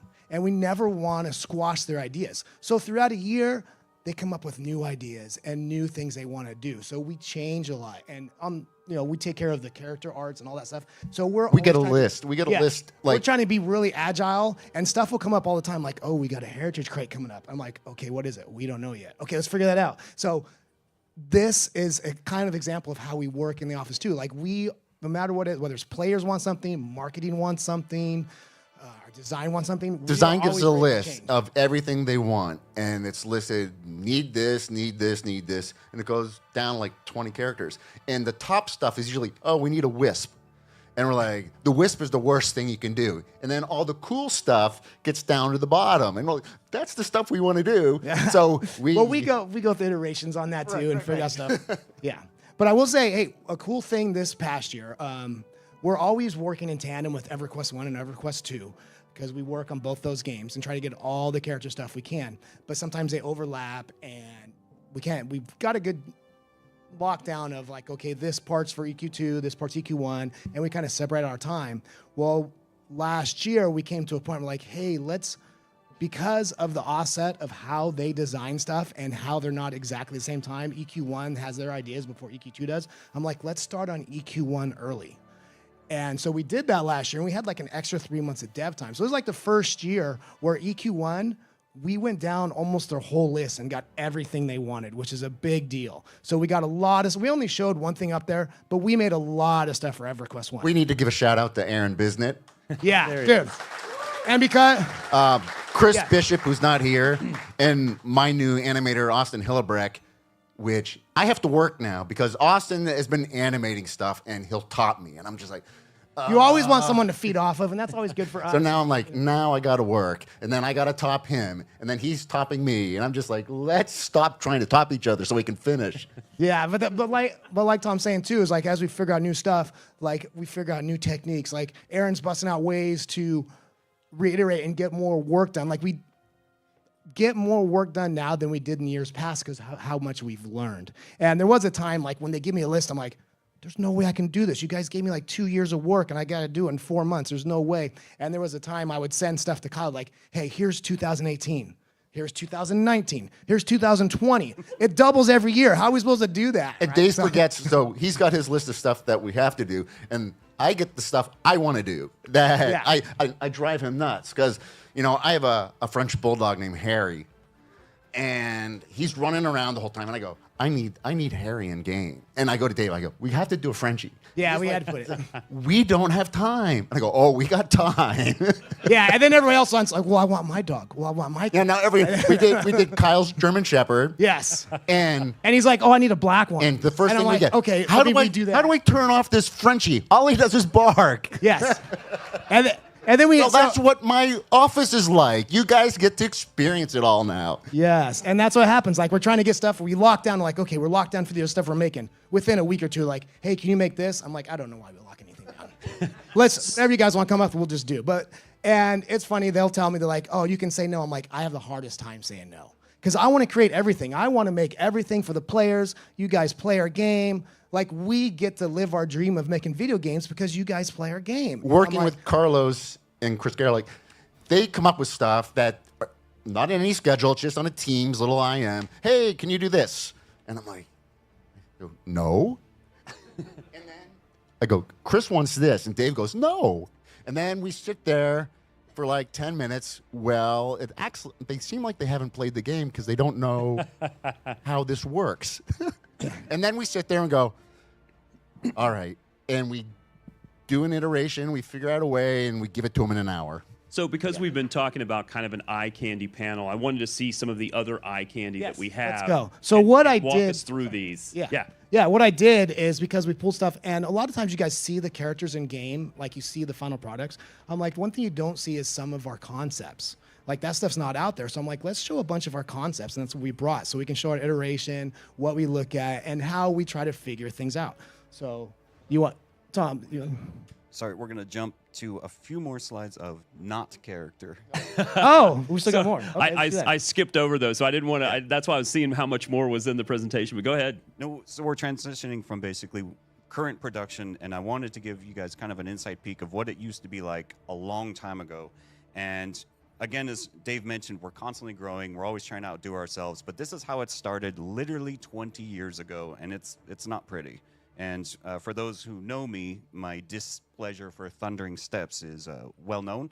And so that is my example today. All right, so in literally 2003, this is how the design maps kind of started.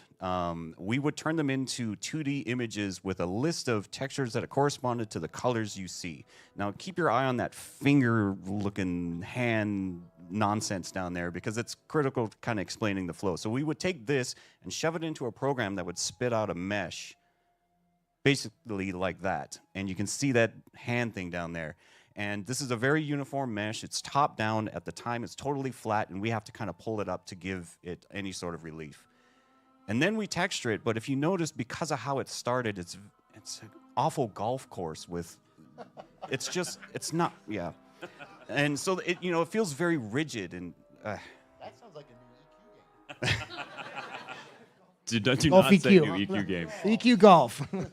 So it goes to this and ultimately became this. And if you look at something we did 20 years ago, and we've got to own up to what we did, but we learned from it and tried to better ourselves and just make better looking zones. Just look at the singular color. Just the mountains are just gray, and it drove us nuts. And it was even worse when we had to make it flyable, and it really, really showed all that gray. Anyway, we go from that, and then there's the final in-game shot. And, it looks better, and people have fond memories of it, but I don't. I hate it. So now a bit of then and now. So this is Runny Eye from launch, and our methodologies have changed. Obviously, the documentation helps a lot. So Runny Eye is pretty basic. If you notice, the walls are pretty flat. Even the stove in the back is kind of really basic. And over the years, we've simply just gotten better. And one of the things we are constantly trying to do is show you guys something new and impress you and have you walk into a room and go, oh, that's amazing. I mean, that's a constant goal. And from Rick Randolph, one of our environment artists, this is what Rick. This is a beautiful zone. It's a beautiful zone. Thank you.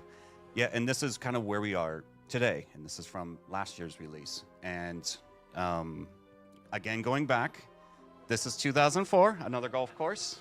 And quick story, I love telling this, and you guys are never going to be able to not realize this as you're playing EQ2. The first 4 expansions of EverQuest II, find a single bush. There's no bushes. None, at all. For whatever reason, Norath didn't have bushes until Inithul or Morzakisha. There's none. So now every time you're playing in any zone, including ones I created, not a single bush. Trees, no bushes. So Common Lands 2004, and then Rajdir Plateaus 2022. So we've really kind of tried to make the detail much more dense, and you can see it in the ground. It's just a lot more fluid and a lot less golf course. Takish Badlands, a lot more. You can see the multiple biomes in here. We really got the tech to support that so that as you're playing and exploring through a zone, everything kind of changes over time. And real quick, this is some of the prototype stuff that's actually never been seen. So before EQ even had its own, or EQ2 even had its own workflow, these were the prototype zones that people cut their teeth on, figuring out the technical systems and the look. But you can kind of see it's a bit reminiscent of EQ1 because a lot of those artists started on EQ2 and helped define those initial pipelines. Even the land in the back. So this was a bushel down. And there's kind of an interior shot. You can see inside some of the buildings. Even some of those objects that are actually in there did eventually make it to live. Let's see, we've got the original Darkpaw before the Darkpaw now. So you can kind of tell there's a bit of a difference. And I don't understand some of these ideas. They were just zones that kind of existed, and I load them up. I'm like, what is going on here? And, this Fortress of Solitude kind of mishmash of crystals. You can't even walk on it. It's completely impossible to actually navigate. But that's kind of where it started. And we always refer to a lot of original zones as very intestinal, and you can see why. And so this never shipped. It does exist. It will never see the light of day. Don't ask Chris.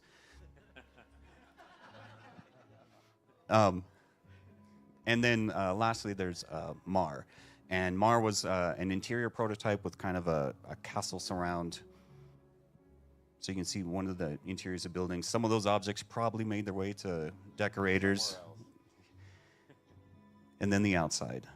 And then lastly, I believe, is the original Otis Plateau. And this one was really interesting. When I hopped in it for the first time, because it did run, it has a big cliff on the side. I don't know what anyone was thinking when they made this, because literally you could fall into the ravine in the middle. There's no way out. Even on the left, there's no way out. It's just, someone was just making stuff to make stuff.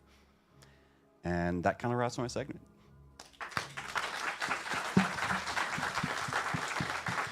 So we do have about 5 minutes, maybe less. We're going to run over a little bit, and that's fine because this is such good content for you guys to see all of this art. But I do want to give some time, and I jumped around a little bit there. I do want to give some time for Dave and Tom to talk about some of the art that you guys want to show, because some of this stuff is really cool. You get a chance to kind of deal with a whole lot of things going through the game.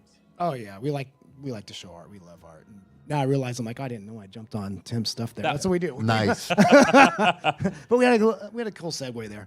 But okay, so we'll show off our character art, and I got a couple slides here. I do have. Let's see. I did down. Yeah. My chunky finger. I am. You have it upside down. Are you sure? Yep. Yes. Turn it around. It's upside down. There you go. Down. Oh. Yeah. Exactly. Here we go. The arrows look the same either way you go, so. Arrow. Okay, so. This one's cool because Dave doesn't get to model a lot anymore. I don't do a lot of modeling anymore. I try to, my job is making sure everybody. So this is one we worked on together just recently. Every once in a while something comes up, and, this creature idea they had, I'm like, there'll be something like, I want to do that. And it's reminiscent of some old things that you've seen before. Yes, and. I thought it was really cool. Yeah, that's the thing about this. I didn't know how much I could say. I'm like, we get to show it, man. We just finished this. It's still in process. We only finished it a couple weeks ago. Are you able to tell us the name of this thing? Well, I will say too, like Behemoth what I know. Base_01. Yeah, what we know it as is not what's going to be in game, right? And this also goes back to we're talking about sound and the sounds of the game, right? I took the video of the thing coming out because it comes out and starts attacking, right? And man, Jay made some awesome sounds on it. And it came up. I'm like, oh man, where's the sound? And you have to, dude. But it sounds so cool. It's coming up out of this ice field. So when it comes up, so you don't even know you're supposed to tell that. Spoiler alert! Spoiler alert! Like I never know. Like Nathan gave me permission to show this, and I'm like, oh cool, I get to show that because he gave me the ideas, the lore, and I don't know what I get to show. And in years past, switch that slide then. Yeah, in years past, we would have to change file names because players would get a hold of files or whatever because we do packs, and then they would know what's coming out. So we would have to switch up names, but then that would confuse us. And I'm like, looking through files. I don't know which one that is anymore. So this right here is just a screenshot of one of the programs we use to paint models, right? So one huge thing that we've done, these games are, they've been around a long time. But as you play them, you will see the look over the years improves. And that's because our ability as artists has improved, and the tools out there to create art has improved dramatically. So this is one of the programs we use to paint. We paint right on the model, and wherever it goes, and it has changed our game, how fast we can iterate. And just like I said, we got so much stuff done for EQ this year that usually we can only get through half a list each year. I'm like, and I always feel bad, but we crushed it, we got it, and that also left us more time to get stuff done for EQ2. And then, like I said, what? Keep going. Oh, okay. Keep going to the files. 30 slides to go. Oh, okay. Well, here, let's just go like this. We could talk forever. I knew this would go fast. We had a lot of time. You can ask us at lunch. Yeah. Talk to us all you want. So first right here, we get different things. This is a Gen boss that was coming up in a previous expansion. And so we'll do some little quick thumbnail sketches, right? And then after that, once the designers pick what they want, and we go through it, then we start doing some colors, which, man, some of this stuff looks so good. I just dig looking at this stuff. And I'll tell you, as we get things from our designers and ideas, one of the biggest things is like, they'll be like, I want this and that, and make it look awesome. And that's usually our job as artists to figure out what looks awesome, right? Like what Kyle thinks is awesome, like, oh, dude, it's probably evil bones and kind of badass stuff. And then if Nathan wants something awesome, like, okay, it's going to have some filigree, some really lore, cool stuff. So it's kind of like our jobs to interpret their minds and then put it up on the board, right? We'll go through. Okay, so Tom, this is you wanted to show Speaking of awesome, yeah. So I was on EQ1 on Planes of Power, and someone, when we shipped, decided, oh, we need to make more money. So they said, let's do an expansion in 3 months. And they came up with a new player race. And we're like, we can't do a new player race in 3 months. And they go, well, we want one. So we decided on the frogs because they could share. We didn't have to be male and female. So I had just finished doing the frogs, and we shipped Legacy Akeisha. And EQ2 was starting to do their frogs. And this is kind of what it was. It was a dude with a frog head. And you guys know what the one looks like in game now, so we went away from that. So I was pulled over for 6 weeks to do. We're showing cool dragons too. Oh, there's dragons too. Yeah. Anyway, dragons I are was awesome. cool. They wanted the frogs to look like the EQ1 frogs. So I was pulled over and I did some flavor stuff. And then they tried to keep me, but I was having so much fun in EQ1, I went back. And then when I came back to EQ2 in 2008, I noticed most of my frog stuff was gone, and I put it all back in. We do that sometimes. We are kind of the gods of the world, and any designer or artist, we can throw stuff. We're like, oh, we like this, and things change over time. Well, going back to some of our slides, like this was some of our initial little thumbnails of that giant dragon you saw. Does this have a name? Dragon 4 wings. We're running down to about a minute left. Okay, So well, let me show a cool color one then. Why does it have 4 wings? Because that's what they requested. Yeah, and more work for Tom. He has to animate every little thing that sticks out, so. Show more. Here we go. Yeah, Going keep to going. more. We actually can keep going a good bit because Okay, it's cool. so good. The You visuals guys, are so I think good. this is already in game. Some of this, yes. So. It's really nice. And we got it in both this games. was done by Austin, So- our new guy. Yeah, he Which, animated how do it. you pronounce this? Is it EverQuest? What? I'd have to add a designer because I know it as like What they do is they take a character that we make, they add vowels to it, and no one can pronounce it. Yeah. Water flying horse. Water horse, yes. And then this was the color, so we'll pick colors from that. And the thing is, like, we do colors, but in game we'll always update, and they're like, hey, we want a different color. So even though we may have some colors we kind of lock down to, throughout the history we'll make, hey, you want a black and gold, hey, you want red and green, whatever. We'll do whatever you want. Some colors, though, we try to stay away from certain things that look just gross together. But We have whole other stories about player requested stuff too, but I can't get into. We don't have time for that. Rabbits and ducks. Oh, yeah. man. Just watch those videos. They seem pretty good. These are some of my favorite characters. The Huluk was really cool. I remember when those things were coming out. We got to redo those for EQ2, and they're just, well, there we go. Really cool looking characters. We dug those. Let's see, I think I got This some. is one I threw at Austin, and he did a weapon stance. And I'm like, oh, that looks really good. Now I got to go fix mine. Well, I'll tell you too, working together, like we've been together so long that the more we do this, the more we realize we all kind of have our own little abilities, our own little niches, things we can work on. And some of the best stuff comes from collaboration.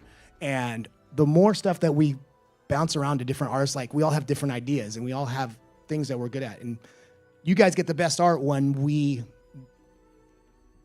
use our... Dave and I finish each other's sentences a lot. We'll be like, what about if we had he's like, wings? Yeah, the wings. What about that? Yeah, there is a lot of times we're on chat. We have the same ideas. We've been working together for almost 20 years. So now this was armor inspired by the Huluk. So, one thing we've been getting in EQ2 is new armor sets, new geos and stuff like that. And we've been cranking out a lot of stuff. Those were cloaks for the Huluks. Yeah, throw a cloak at Aaron and it comes back awesome. Yeah, and that's the thing too. We've been adding a lot more stuff over the years. As we become faster, as everybody on the team gets faster what they do, we're pumping out more content with the same amount of people. And those are color versions of the armor sets. 12 more. We got 12 more slides? Okay. I just do stuff in. Ooh. Don't show that. Oh, wait. Am I not supposed to show that one? Let's put it back. I don't know. Should we show that stuff? Go ahead. You did it already. I can show anything I want. They can't stop us. Well, this is cool. We got cool stuff. We have a little bit more that you haven't seen yet, but these are really cool looking characters. And you know what? I put all the slides in, and they got vetted, and they all got Someone approved. got approved it, so. So this is It's something up coming a in new the future. It's a little NPC. If the live stream goes blank, that's why they've pulled the cord on it. Exactly. There was stuff when I put everything on, I'm like throwing stuff in, like, oh, can't show that. We can show this. Can't show that. Yeah. Being bleeped. But these are another character like Tom's. We're still in the process of even modeling these. I haven't started these guys. You haven't started them yet. We're in the phase of just making the 3D assets. So we're locking down the look, this turtle race here. I have Michelangelo, Leonardo, and, and Raphael. Will Slash Pizza be coming back for them? No, it will not, by the way. Oh, here's some more. Let's see. This is. That was the flying dog. Yeah, flying dog is Falcor, right from back in the day. We call this the long-nosed dragon. Every once in a while we like to change things up. We're like, hey, we want a dragon that has like fur and looks like a dog. So that was it, and became a mountain. That one looked really cool too. I'm still riding that one, so I must like it. Yeah, and the thing is, everything we do every year, it becomes our favorite because we get better at what we do, and then the art looks better, the animations are better, and we always look back and like things we have like, oh man, I want to redo that. I want to redo that. So we enjoy that we're increasing our abilities over the years too. Couple more. Here we go. This is something I will say it's. Yeah, I was wondering, but it made it through, right? So this is for EQ1. I did make a video for this creature because it's already done and Tom already animated it.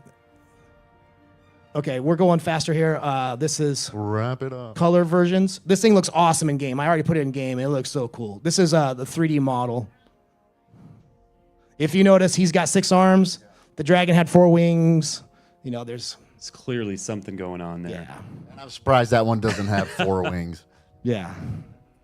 These are all amazing assets, and we have seen some really cool stuff. Yeah, here. I think that's good. I have a few more, but I think that's pretty to see if we can squeeze them in really fast. Okay, one more.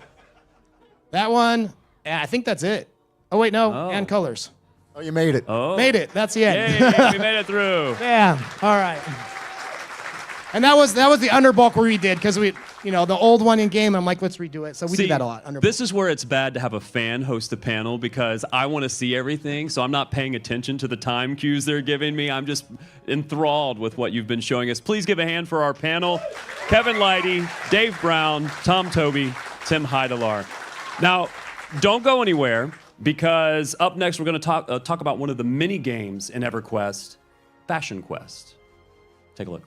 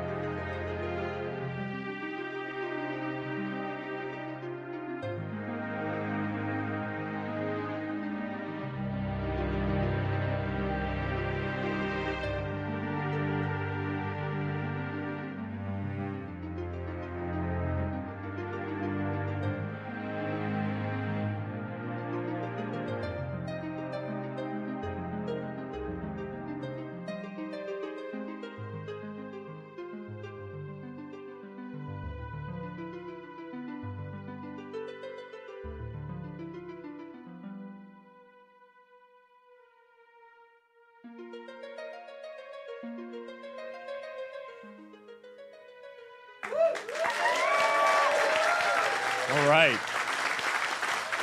So Fippy Fest is going to continue all throughout the day. Now, for the folks that are here at Fippy Fest in San Diego, it's almost time for lunch. But before we do that, yes, I know we're all starving. For those that are streaming at home, while we're eating lunch, you guys are going to have a very special thing, an activity that you can do. So if you're an EverQuest player, on the test server, there's going to be an in-game hide and seek. Now, the official rules, those are going to be on the forums if you want to look at those official rules. But essentially, there's going to be someone hiding somewhere in Norath that you will have to find. And the first person to go and find them and hail them will begin to get a prize. I believe we're going to do the EverQuest hide and seek first, and then we're going to do EverQuest 2. Someone tell me if that's not the correct term. It is. We're going to do EverQuest 1 first, and then the EverQuest 2 hide and seek. But make sure, if you're on the live stream, that you're coming back later in the day, because we have our fireside chat panels for both EverQuest and for EverQuest 2. In the meantime, we're going to go to lunch, and we'll see you back here on the stream in a bit.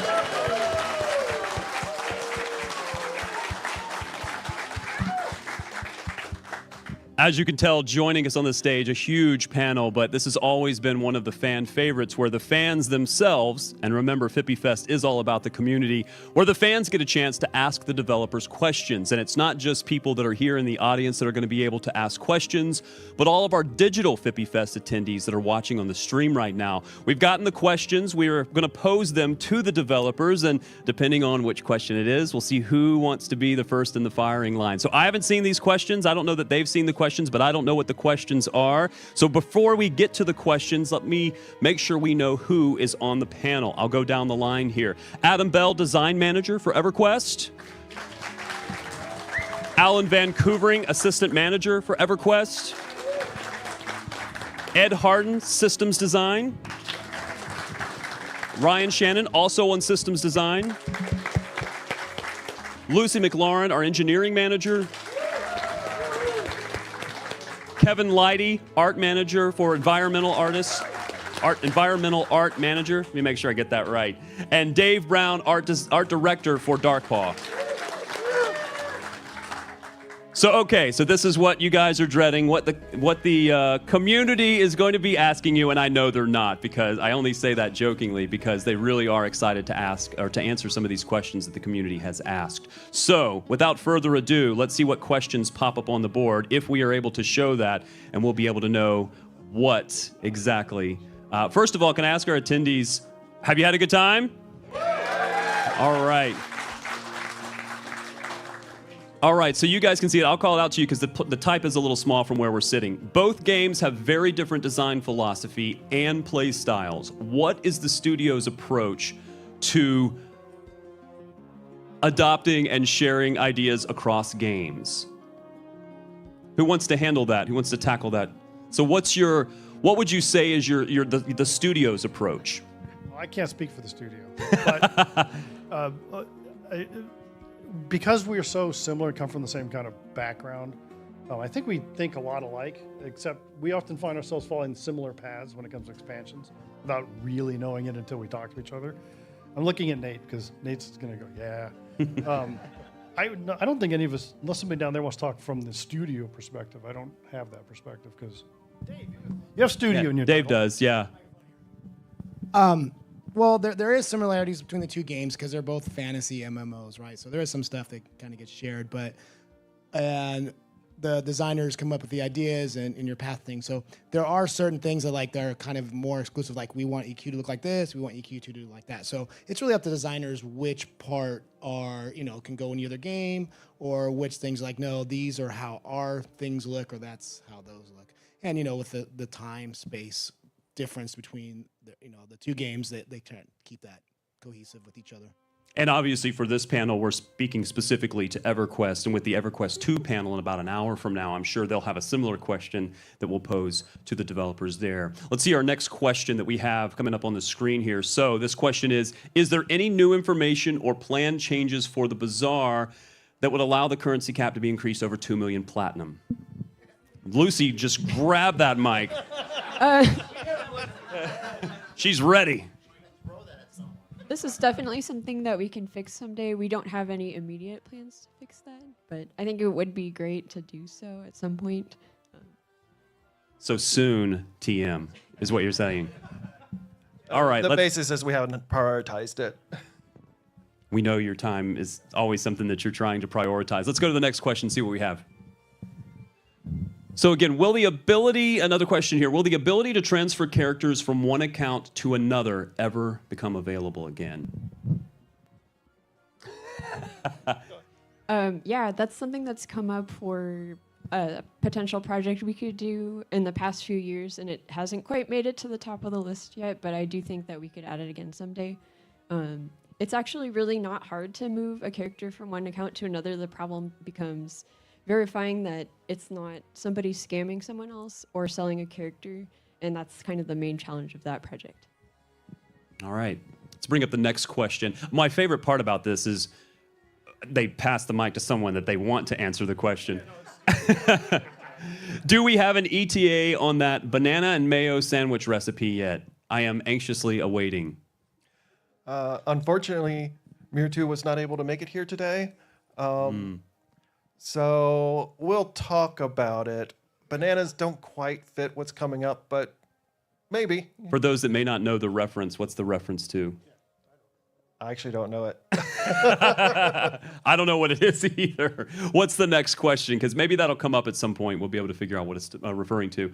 What are the constraints or reasoning why the race class combos are locked for so long on TLPs?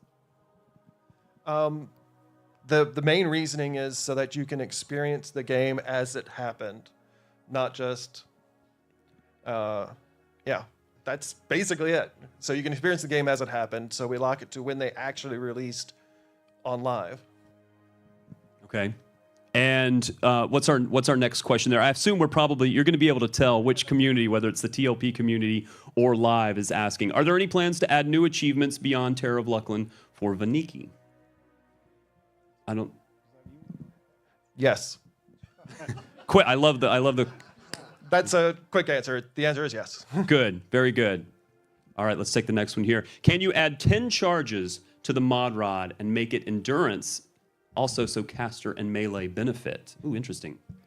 Wow, I just was talking to someone about this. So endurance, almost certainly not, because that's not one of the class synergies we want to set up. But we will look at we're looking at options for making it easier to keep mod rods refreshed for a raid. Probably not going to 10 charges though. Can I ask you to expand upon the class synergies that you talked about? Oh, sure. So basically there's sets of classes we like that work together, like shamans work best in a melee group, druids work better in a caster group, that sort of thing. And so magicians being able to synergize with endurance classes isn't really part of their current synergy. Okay, yeah, that's exactly what I was thinking you were talking about. I wanted to make sure that was clear. What's the next question here? Can you please, in all caps, work on implementing changes to auto-follow to work the way it does in other games? Yeah, I think that would be something that would be really great to do. We do tend to have a lot of other priorities that come before that, though, unfortunately. How do you prioritize what's on that list? Lately, it's like critical issues always come first, and we have a lot more emergent ones than you would expect or plan for. For example, like Teak server performance has been the latest thing. So. Ed, did you want to add anything to that? Not really. Okay. Let's go to the next question and see what we have. Could quality of life add-ons ever be incorporated into official EQ?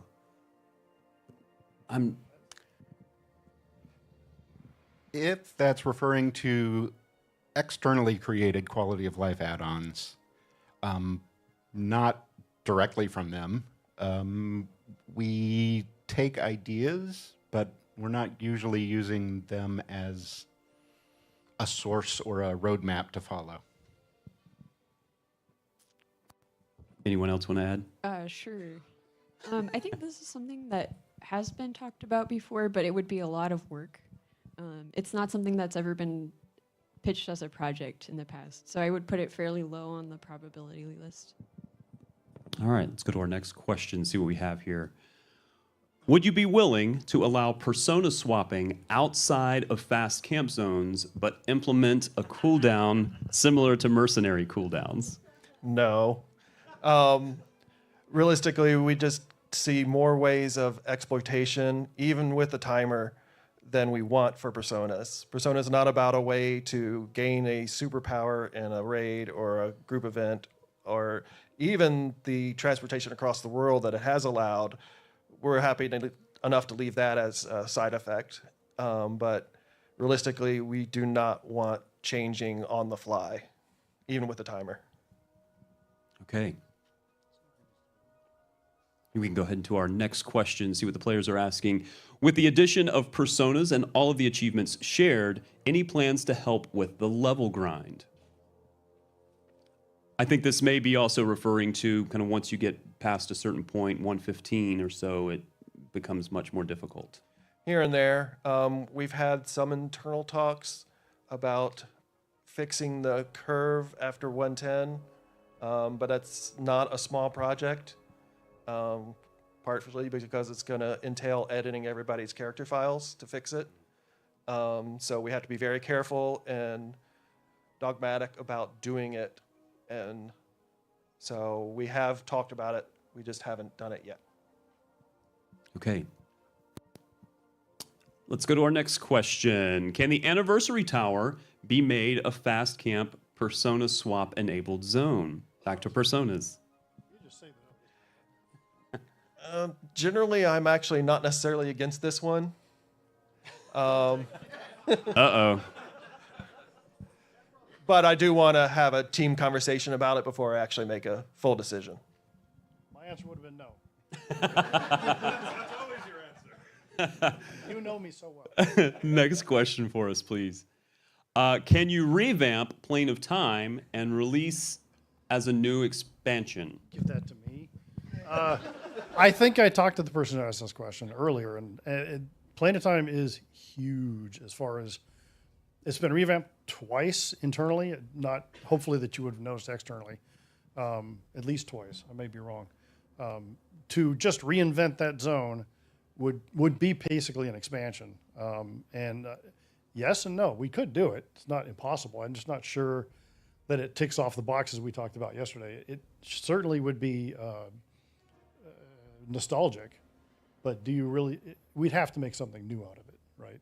Before we go to the next question, asking you, 'cause- I'm going to ask a question on top of that. Has there ever been a conversation about adding content that is the lower level for, say, a TLP that is new content, as opposed to something that's released, say, in an expansion? Does that make sense? What I'm asking? Yeah. And we've had a lot of conversations about adding new lower level content to existing zones. It's sort of like we were talking about with pre-launch events. The audience for that is very small. It doesn't take any less time to make a level 20 piece of content as it does level 50. And so if it would be great. I like low level content, but not a lot of our players are at level 20, 10 to 20 or whatever. It is inherently more valuable for us to make higher level content. That being said, I would love to do it. I think we all love to do it. It's just a matter of, again, there's a list, and where you fall on the list is usually lower than you want to be. And I don't know that would make it to the top of any list in particular. Thank you for taking my question. Anytime. Do you have any plans to support VR headsets and controllers on EverQuest? No. Although I do think that would be super cool to do in the distant future. No immediate plans to do something like that. For all EverQuest raids, can you set the loot tables to at least give 2 trade skill items in each chest? All we seem to get are necks and backs in quantity. It's going to be you because he's not here. The basic answer is probably going to be no. We've done some careful math balancing with those. We don't want too many of those items to be in game. Yes, they're best in slot, and we want them to be a chase to get the best in slot. We don't want to just hand it out to everybody. It is called EverQuest, after all, isn't it? Let's go to the next question. Barbarian Paladins win ? Fashion Quest is the end game, and nothing would be as inspiring as a brawny paladin in a kilt. That doesn't make any sense to me. Barbarian Paladin? No. I'm usually the one who tries very hard to say no to most of these because it's a lore thing for me. Barbarians being paladins is a little bit out of their. It's like, I want an Ixar paladin. No, I'm sorry. It doesn't make a lot of sense. It's a lot closer with barbarians, and my evil heart might accept it, but it's kind of a no just for principle of it doesn't make a lot of sense for who they are, if that makes any sense. Mechanically, of course, adding another race class combination is always a giant nightmare. So, Anybody else have anything to add for that? Barbarians and kilts. Any barbarian and kilt comments? Not really. Barbarians in kilts, cool. That's their thing. Kilted paladins, maybe less, but not because of kilt reasons. All right. That was the best answer. Let's go to the next question. Obviously, a druid is not a cleric, but if you die in a raid as a druid, there is 0 recovery potential other than Rod. Any way to help and at least make them get a little mana back?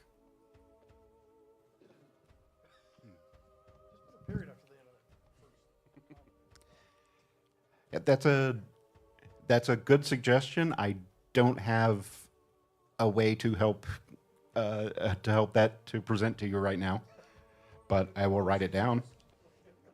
Make friends with a cleric that can bless you, I guess. Let's go to the next question. We could use a key ring for the weapon, shield, bow ornaments. They are not Heroes Forge. And maybe for Nimbus items. And he talks about more key rings. We're generally open to key rings. The Nimbus, I think it'd be a little waste. There's not that many of them, and we're not making them anymore. So I'm not sure that would be a good expenditure of resources. For the weapons, maybe. What do you think, Lucy? It's actually really easy to make key rings, so sure. Yeah. Done. She'll do it tomorrow. Yeah. Kidding. I'm kidding. Can we increase items caps in guild halls? They're currently 2K, maybe to 4K. Unfortunately, if you've ever tried to place items in a guild hall when there's around 2,000 items, it tends to be really bad in terms of performance. So we would have to make that a lot better before we increase the cap, because unfortunately, real estate can't handle thousands of items very well. It tends to save everything at once and load everything at once. So you're not really just moving one item, you're saving 2,000 items when you do that. Okay. Our next question. Any chance the old Legends of Norath claim, the loot card rewards taking up space in our claims window, can be converted into prizes like with the LON marketplace items? I would need more information, basically. If someone could make a post somewhere detailing all the individual claims you're talking about, the exact names, stuff like that, we can consider it. It's not a super fast, easy project, so it's not something I can give a win to at all. Is that specific to making them available in the marketplace, or is that just is making it available in the marketplace the difficult part of that, or? No, it's the figuring out what is what. Oh, I see. And they also want to be able to get rid of it in their claim windows. So we need a little more information on what the goal is, but also very specifically what those items are. Okay. Next question. Can we have more illusions in the store or an event to collect them?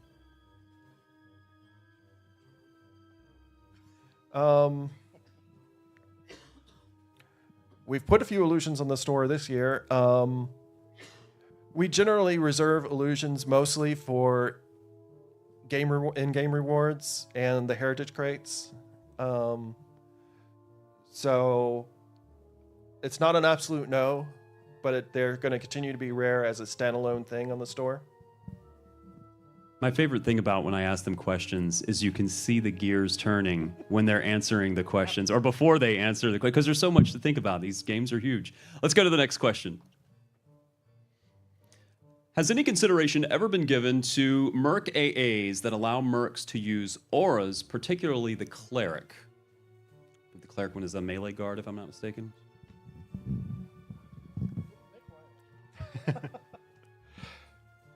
As far as I'm aware, it's not a technical possibility right now, but also it's not something I'm particularly raring to do. So yeah, just having a portable buff bot even more than it is taking away a little bit from player clerics. Can I ask a question about when you do make these decisions, when you decide that's not really what we want to go? What is the main consideration when the players ask you these types of questions? Can you add this, and whether or not you say yes or no? What's the main? Is there a set of rules that you follow, or each of you have your own way to balance that? There's not a like official checklist, but but yeah, it's generally like, does it fit our goal for the class? Does it fit our goal for how the class interacts with other classes? That was that's where the magician returning endurance thing comes into. It is also just kind of what we decide is what we decide. So it's a little bit tautological like that. Did any of you others want to add, kind of where you say no or yes or no? Is it, obviously for each of you, it may be a different philosophy or a different reason why you say what can and can't be done within the confines of your job. Kevin, for example, we haven't heard from you. Is there anything that, you tell them when they bring you a zone, we can't do this because, or we can do this because? No, we try to find reasons to do it. But one of our biggest constrictions is time. The engine is also the engine, and it can do some things great and some things not at all. So all of those things kind of fit into that decision. What is it that it doesn't do well? I'm just curious.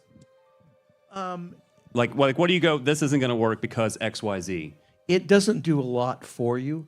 It gives you a lot to do. It gives us a lot of power since it operates at such a low level. But when we start talking about higher end sorts of effects and that kind of thing, you have to figure out some kludgy way to do it. So, like for instance, in what I showed this morning, we do a lot of off-label use and that kind of thing. But there are just, sometimes there's not enough spit to put on the Band-Aid and chewing gum to make it work. Okay, all right. Did you want to add something to that, Ed? Transparency. Oh, okay. Let's hit our next question. What are some ideas or constraints for expanding the guide program? I don't know that we have somebody who can really answer that. Yeah, the constraints are mostly time and manpower on our side. We like the guide program. We love the guides. We just, unfortunately, are not finding the time that we would like to spend to make stuff for them, to make stuff easier for them. Unfortunately, we've been prioritizing making more live content over making stuff for the guides. And that's just what the decision we've been making. Yeah, I mean, in the category of stuff to do, it sort of falls under content.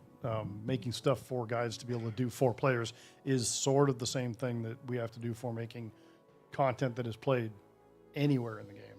And while interacting with the guide is amazing, and there's no amount of praise we can give to them that is enough, I always talk about this. It's how many people can access it. And again, missing a live event makes you go, I wish I was there, but you also missed it. And that I'd love to give them more tools and more content to play, but again, they can only service so many people, whereas if I put it on NPC, that NPC can be talked to by probably everybody. So it's just a matter of accessibility. Sorry about this. No, that's okay. Let's go to the next question, see what we have. Any possibility that Merc AAs can be added that will allow Mercs to use rank 3 discs and spells? Oh, he stole them. No. The main reason is, again, Mercs should not be as good as players. You want a player over a Merc. Merc's a stand-in when you can't find a player, but work on finding a player while you have a Merc. Find players, not Mercs. I'm angry at him. Players, not Mercs. Someone hold up a sign. Let's see if we have another question available for us at this time. What was the issue in Plane of Knowledge that caused the player models to look blocky and pixelated? Which year? I honestly don't know that this happened. Does anybody recall this? Yeah, I think it was the texture. Oh, I didn't even notice this. I was doing something else. Anybody? DX11 stuff? Oh, yeah. I have maybe a guess about what this question is about, but we had a problem with DirectX 11 that one of our newer programmers, Carrie Bray, fixed, and that was like super wonderful. But basically, if you were boxing multiple characters especially, you would see this happen, that while zoning, your client is trying to load shared resources on both clients. And that was when you would start to see stuff like kind of exploding graphics coming out of somebody else's like sword that would come across the zone, and that kind of thing. And I think it has been fixed for the most part. So yeah. Solid head nod over there. All right, let's see if we have another question for us available. Any chance of adding a guide event Heroes Forge ornament set? We talked a little bit about the guide events earlier, but a Heroes Forge ornament set.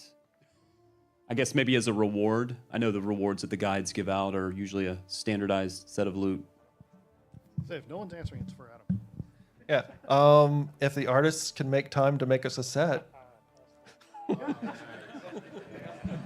All right. Now it's going to be a blame game. This is stuff that, you know, Kevin's team does or our team does. And this is what I talked about before, like stuff changes all the time. And this is like another thing comes up like, hey, work on this. But if stuff becomes more important and they decide they want it, we shift gears. And that's kind of how it works. Yeah. So it ends up being on them. And then I'm like, and then we go down the list. I'm like, well, you're going to lose this. Then they're like, oh, never mind. It goes back to what do you always want to lose in order to get that armor. That's what it's all, again, it's a big list of stuff. And those guys knock out a lot of stuff, but there is a limit. And at some point, you know, I want something and you want something, and one of us is going to have to give way. And guess what? I work on the team.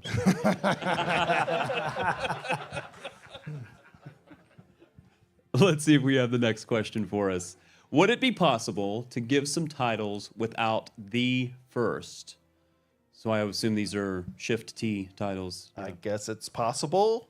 If we can come up with titles that work without that, we typically do it just because that's what works. When players have suggestions for that, where should they post those types of things? Is it the forums when they want to submit things to you, like, hey, give me some titles that are this, this, this? What's the best avenue for them to do that? Generally the forums. You can start a title thread.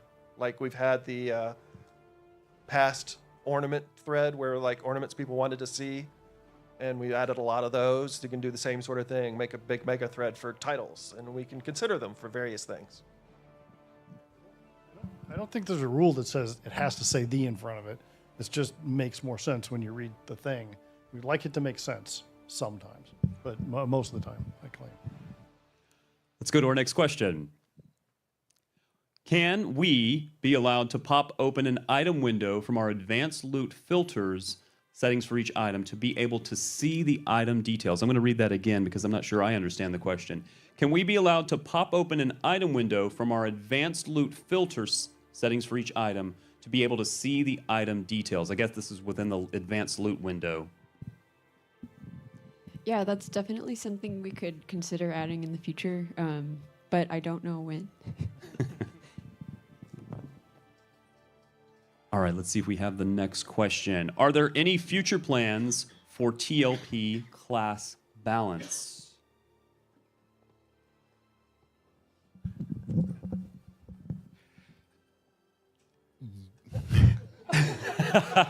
We're definitely going to change TLP class balance at some point. It is not our priority to tune specifically for TLPs, but TLPs are not going to remain stagnant for the rest of the time we're developing the game either. So, I mean, I guess like when we make changes to like modern content, modern systems, right? We often take an additional step, which is like, let's look back at like historical data as well. Like older AA ranks, like previous versions of spells, right? That is part of the process pretty much every time. So while there isn't like a dedicated focus to TLP balance, it's still part of the process, right? Of just overall class balance. yeah, it's we have added another axis of time to our class balance, so it makes it more challenging and interesting. Can I follow up to that and ask what is it specifically on TLPs where there's class balance concerns from the dev team or from the players? Where along the line is there a certain expansion or is it a certain set of classes, or without getting too specific here? It's never that specific. Okay. It's there's always something where one class got something that was super powerful at the time, and maybe in the live game we kind of let that stagnate out of use, but suddenly that time is the present on a TLP server, and now it's a problem again. So sometimes we can go back and address things like that, and other times it'll have to be as part of a like broader change. A good example would be the Bard chant AAs we just changed recently, where we kind of backfilled them in because they all came into the game at one point before we had TLPs. Okay, let's go to our next question. See what we have. Any news or progress on the possibility of an alliance-type raid banner usable for everyone in the raid and not just the guild? So more raid-centric as opposed to guild-centric, I think is the question there. Yeah, this is something that some programmers on the team have definitely championed as something we'd be very excited about doing. So maybe a project to consider in the future, but not this year. All right, let's see if we have another question for us. Any plans to increase the trade skill cap again? No. Realistically, yeah. There's not much drive, and it'd have to be again with AAs, which is just feels like such a weird way to raise the trade skill. Because I think we're still not going to necessarily realistically fix the mathematical quandary that makes it not possible to do it with normal trade skills, and instead have to do it with some special thing. And as it is, the math is already a little weird with trade skills, so I'm not sure I want to mess with it anymore. If you were to do that, is that something where you'd have to do a lot more work to add in things to the game, additional trade skill combinations and things like that, or is it simply just the math doesn't work out? If we were to fix the inherent problem, it'd be a full revamp. If we were to just do another Band-Aid, there would of course be more trade skill recipes that came into the game, but there's already recipes that are way up there in difficulty, and that's also a question: do we want those to ever be easy, or want those to always be super difficult like they are right now? Okay, let's go to our next question. What are the thoughts? Oh, that one zoomed too fast. See if they pull that one back up for us. What are the thoughts on introducing a fourth perk that allows you to have 2 mercs at once? And I consider this pretty much the same as the type 3s on mercs. Group with another player, please. Come up on stage. Let's see if we have the next question beyond that. Is the guild trade skill depot still in the works?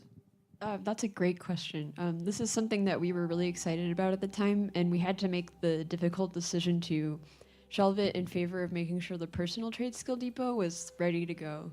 And it's still on the shelf, and I suspect it might have some more polish before it could be released to players, but hopefully we'll get to see that one next year or some other year in the not too distant future. What were the inherent issues that go along with that, as opposed to where the trade skill depot is right now versus where you're trying to get it for the guild? EQ has problems with having too much stuff in general. Characters are very large. Characters can have lots of items, lots of spells, AAs, achievements, everything. And as time goes on, that means you'll zone slower, the server performs worse, and so we can't keep adding to the game infinitely without kind of re-architecting how it works. So we've been adding systems like Overseer and the Dragon's Horde and the Trade Skill Depot to move things off the character directly and into their own system. But those, as you might know about Overseer and the Dragon's Horde and the Trade Skill Depot, have their own different performance issues. And so we have to tackle those separately, where characters generally do perform pretty well. We just can't make them scale infinitely increasing. I want to ask a similar follow-up about performance, and this is regarding Teak and Tormax. You and I had a conversation at some point about you guys really wanted to increase the performance because there was an overwhelming success of players trying to get into the game to be on Teak. Talk a little bit about what you guys were able to do, if you can. Sure. So it's funny because every year we make improvements to TLP launches. It's one of the most important days of the year. Everybody is paying close attention to what's going on. And we really want to always make sure players who are waiting to get in have a better experience. Although this year we let in more players faster than ever before, but it could still feel worse because the pile was larger than it was like we've ever seen before ever for any server. So that made it mean for certain people they did wait in the queue longer than they may have last year. Some of the performance changes we made, when Teak opened, we take telemetry captures of the server and we'll examine those and look at, okay, what's the main bottleneck right now? And a new TLP launch, first you'll have creation of new characters as the bottleneck, and that's something we work on usually in advance of a TLP. And then we watched to see where the bottleneck moved to and then adjusted that one. And now the bottleneck has moved again. And so we're going to have to continue to make performance improvements so that Teak can have as high a population as it does. Yeah, it's always, as an outsider, it's always fun to kind of watch and see where we move our own goalposts to. Because, in the past, when we had this many players trying to access the game, the login server would have just crashed. And then the queue would have been flushed, and that wouldn't have been a problem anymore.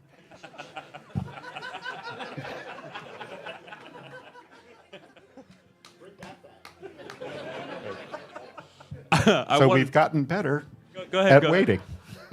I want to follow up on that. And again, I'm going off script a little bit here because I want to ask, because Lucy, you kind of hinted at it, but I do want to ask this. Is Teak the most successful player number-wise TLP that you've had?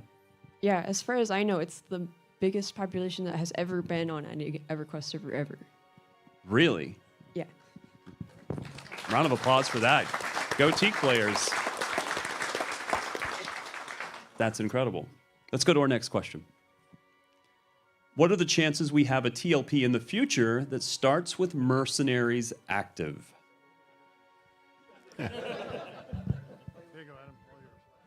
Do you need a repeat of the same answer? Can I play a recording? But the other thing is low-level mercs are way overpowered. So, no. An emphatic no. Let's go to the next question. Thoughts or comments of making clerics more desired beyond single target healing? Specific ideas, no. But obviously that's actually one of the hardest problems we tackle as far as the class definition goes, because when it's defined by being the best at a thing, it's very hard to make it broader and not step on other classes and take more of its share of the pie than it needs to. So it's a complicated problem, but we do want to make them more interesting and give them something better to do. We just don't know how. We don't have that solution yet. Okay, next question. There's some pre-alpha design manuals that I have seen a few pictures of that have some unique lore to the design of the game. Will there ever be a chance that this can be uploaded for our consumption?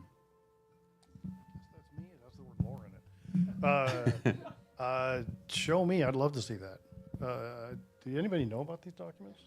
Okay, so these are the ones in the folder. I don't see why we couldn't show them around. That's actually going to be a management question that I don't think anybody up here is going to answer, but I'm not afraid of them because it's where we started. We all should know where we came from, right?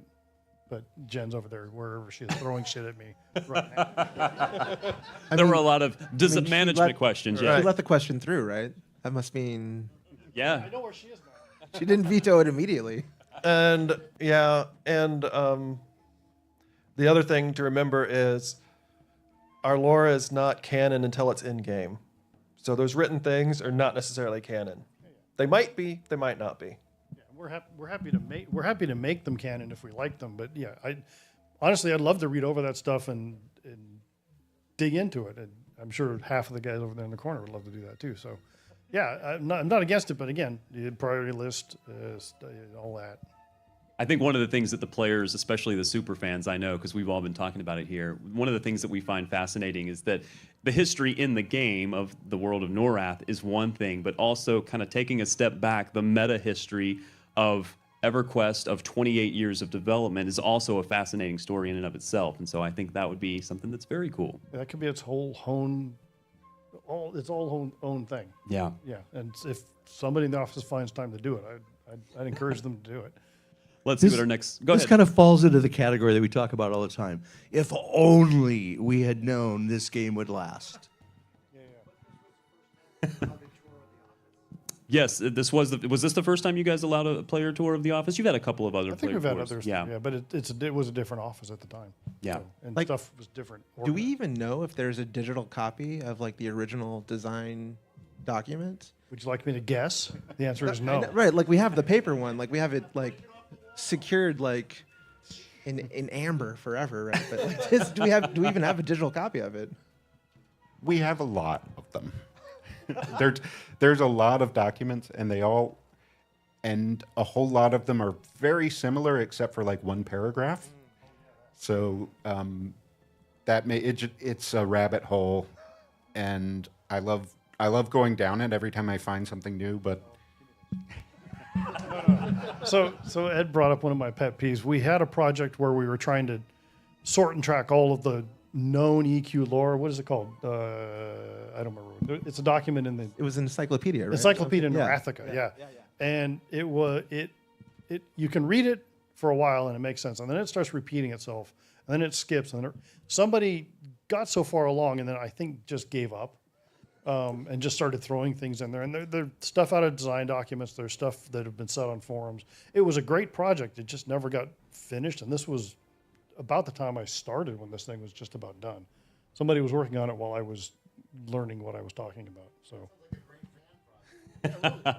Yeah, and I found 2 copies of the Encyclopedia Nerathica in our storage medium. And I started looking at the dates, and the dates were different for the same thing. So we don't just have to, use a doc. We've got to figure out which doc is right. I'll come and intern and make sure that I organize the Encyclopedia Nerathica. I would definitely do that. I'll bring you donuts. Let's go to the next question. Any efforts towards the suggested persona armory to auto-store, auto-equip gear from when swapping personas rather than having the inventory space filled up? This is something that is important to me personally because my bags are just a giant trash pile now. But we have not worked on this yet, but it is definitely high on our list of things to get working on. Is there any complication on that as far as like, do you have ideas on where you want to begin with that or? So the way equipment set swapping works now is built off of the bandolier, and bandolier can only move items from your inventory, and EQ has a lot of code to control where items are allowed to go to prevent cheating. And so when we do something like, say, move an augment from a different item into an item that's equipped on like your head or something, that's what equipment sets do. That was very hard to get working, and so that will pretty much have to be done again for a different item location. Okay, let's go to the next question. How about making language more relevant, such as needing to talk to NPCs in their language, such as with quests? We tried that. You guys didn't like it. Veil Valeris, right? Yeah, exactly. Yeah, apparently my most favorite thing to talk about at this thing. When we make it relevant, some people love it, and I personally enjoy it. But there are a lot of people who don't want to have to deal with it, and making it integral to anything important will drive a bunch of people away from it. So again, serve the most people possible. I definitely encourage our designers to do it when they think it's appropriate. But I don't know that we're going to focus on it again. Okay, next question. In a world that is producing new titles every day in terms of games, what motivates the devs to keep working on a game that is 25 years old? And I think this is a good question because we can ask each of you, and you each will have a different answer. So let's start from one side and kind of go down the line here. What motivates you to keep working on EverQuest? Besides a paycheck. Took my answer. Yeah. For me, it's being able to tell a story and to keep entertaining all the players that we currently have and keep them all entertained. I just love the idea of, bringing a story for players to play. Alan? Clap. Honestly, for me, it's weirdly enough, it's when I get to talk to my coworkers.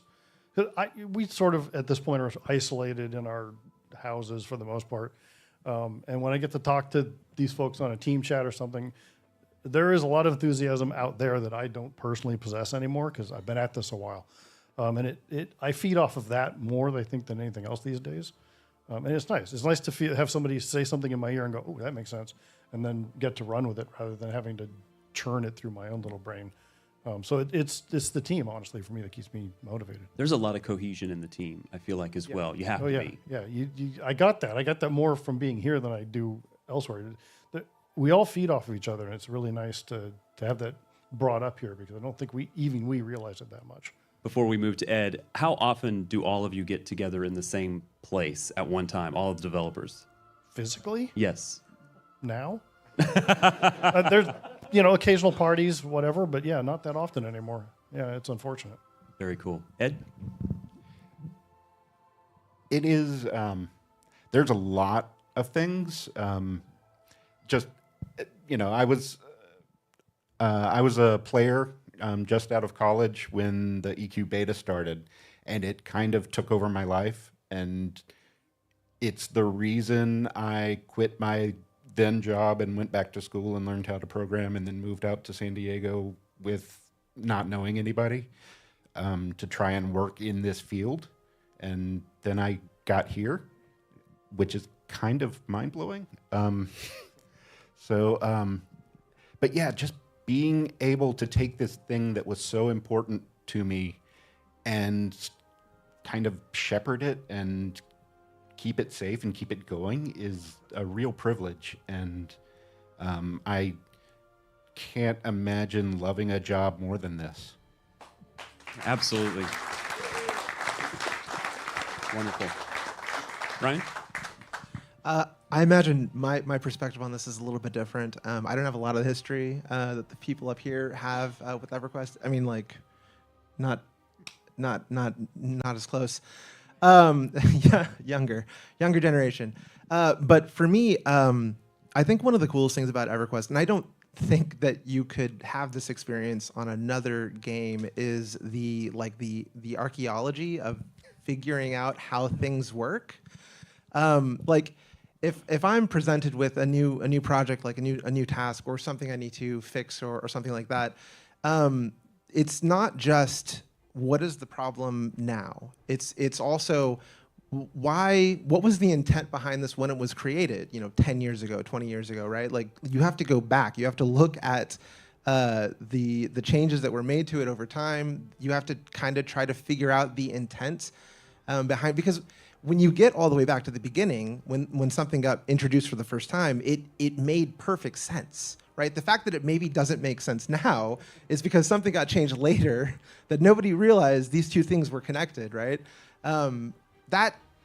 Like exploration, it's just really, I don't know, rewarding to be able to go through that kind of stuff and figure those things out, and I think that's the thing that drives me the most. Okay, Lucy. Yeah. Thank you. I think there's two main things that keep me going on EQ.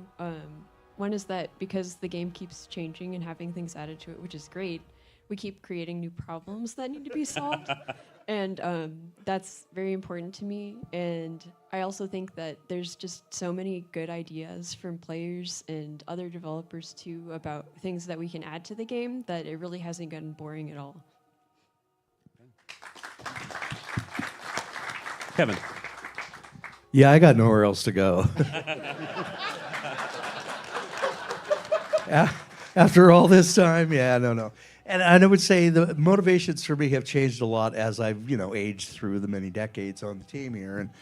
Right now, it's you know, I remember in the earlier days we were literally figuring out how the hell do we do this, you know, and so we came up with some ideas, and right now it's probably one of the most rewarding times for me on the project, as we take on these great new rock stars in training here, and we teach them what little we've learned, and then get to stand back and watch them just blow us away.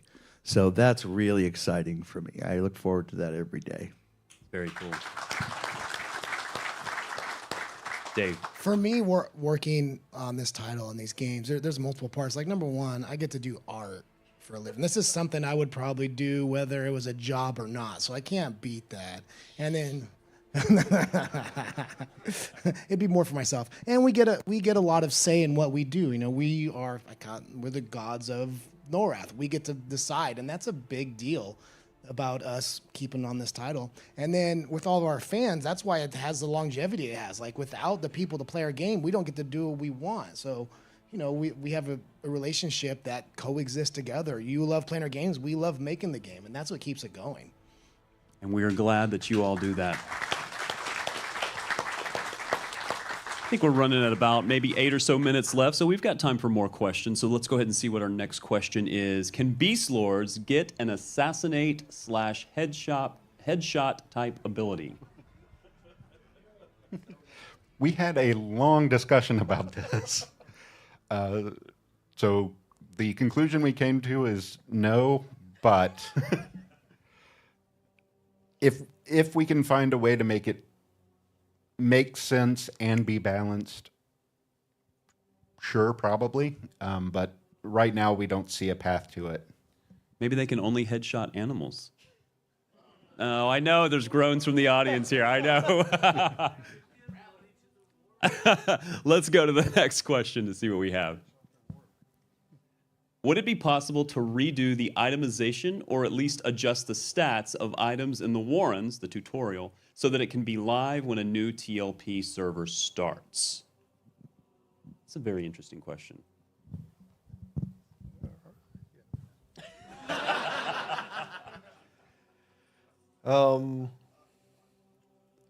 The strict answer, is it possible? Well, yes. The question is that something we want to spend our resources on? It doesn't sound like a horrible idea. We would just need to find a time that we can fit something like that in, because again, it's going to sacrifice something. It's going to be, you know, 2 or 3 less missions or 1 less raid for an expansion to maybe do this. Doing just the itemization, maybe a few less items somewhere. So it always comes with a sacrifice to do stuff like this. Okay, next question. Are there any plans to revive, expand, update, or add members to the Community Resource Council? Yes. It is a project we're actually working on. We got a little busy planning this event. And because of that, it got a little delayed. But we do plan on looking at the current members, deciding if everybody is working as we would like them to work, whether they're a fit, etc. And we'll decide from there. Okay, next question. Will we ever see encounter locking applied to other servers than Oakwind? This is probable, just don't have that exact target. Any expansion of that from anyone else on the... I think encounter locking is awesome. I don't like getting trained in kill stuff. So I hope we do use it again. And you were involved in helping to develop part of that system, is that correct? Yes, it was really Miko's project, one of our wonderful new programmers. Okay. Yes. I enjoyed the system as well, but I know there are a lot of different types of players in Norath. Let's go ahead to the next question here. Faction has essentially been missing for several expansions now, even though it adds to the realism of the game. Is Faction now a thing of the past? So this sort of falls in the same category as languages. Right? It's definitely I'm sort of against making a faction that doesn't mean anything. Like reading a text thing that says your faction with so-and-so went down, if it doesn't mean anything, is kind of pointless. If you're already going to be aggro with everybody anyway, why? You kind of already know that. It's a little more challenging to come up with a way to use faction in a way that is meaningful to content, that doesn't lock some people out or whatever. Again, it's another thing that it's a tool we have and we really should use it. It's finding an easy and good way to make it meaningful without wasting our time and your time. Does that make sense? Absolutely. Good. It's always about time management. The thing that's always the answer for just That's about our every job. Every job title ought to have also time manager on the bottom.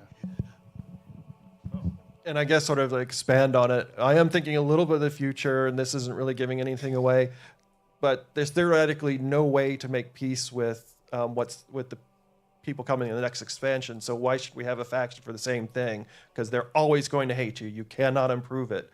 So what's the point? All right, a little bit of an expansion tease you got there, sort of. Let's go to the next question. How can the guide program be improved to create more participation opportunities? Is there a way to do this? Can you help us there? Yeah, if you guys have ideas, we'd be interested in listening. Again, whether we can implement it, we can see. And if they have ideas, the forums, again, are the place to go to add to those ideas. We have time for a few more questions. Let's see if we have the next question here. The idea that rogues suffer due to lack of weapons and options in the early game is often discussed. Has there ever been talk about giving rogues kick along with their backstab, much like monks' kicks and punches? Not specifically that.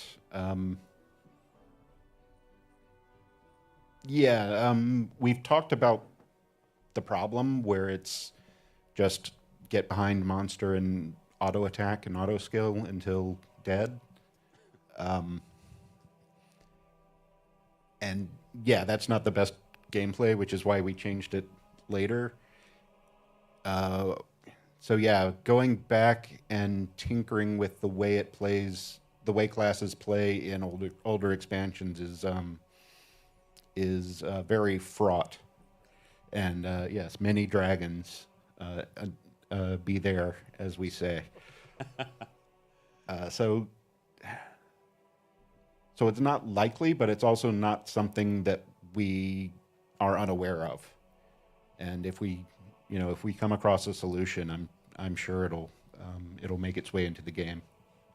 Okay, I think this may be our last question. Let's see what the question is. And this is going to be one, I think, for all of you. What is your most favorite and treasured memory after working on EQ for over 2 decades? Yeah, that's a question for each of you. Let's start on this line, into the line, and go down. Most the favorite. list. Most favorite, yes. It's the not correct way to say that.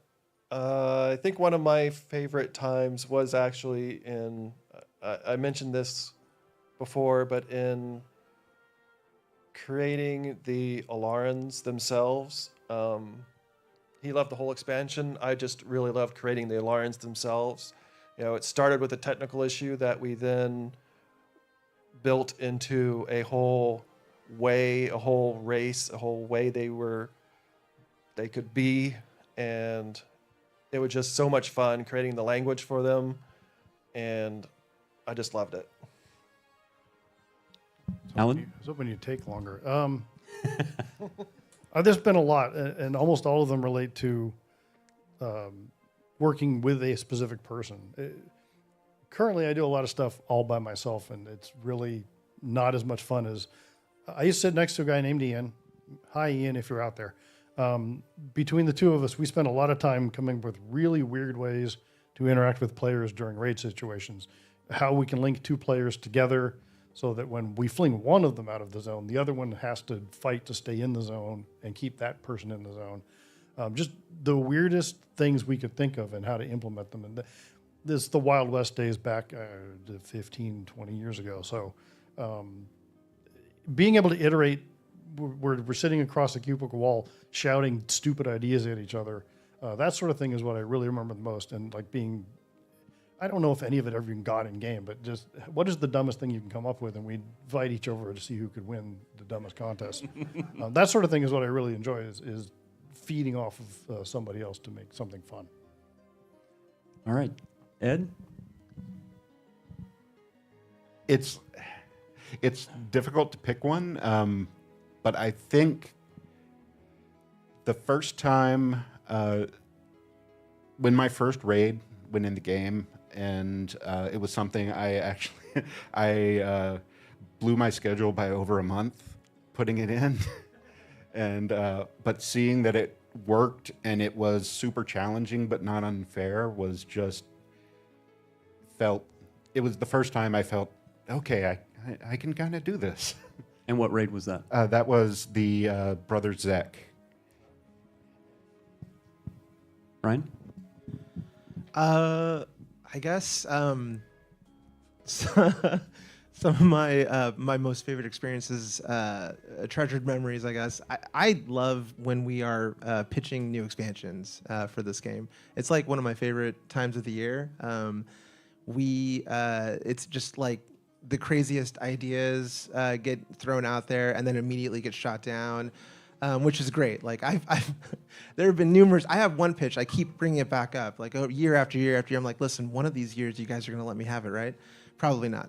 That's okay. It's still my favorite part of the yearly sort of process that is like making this game.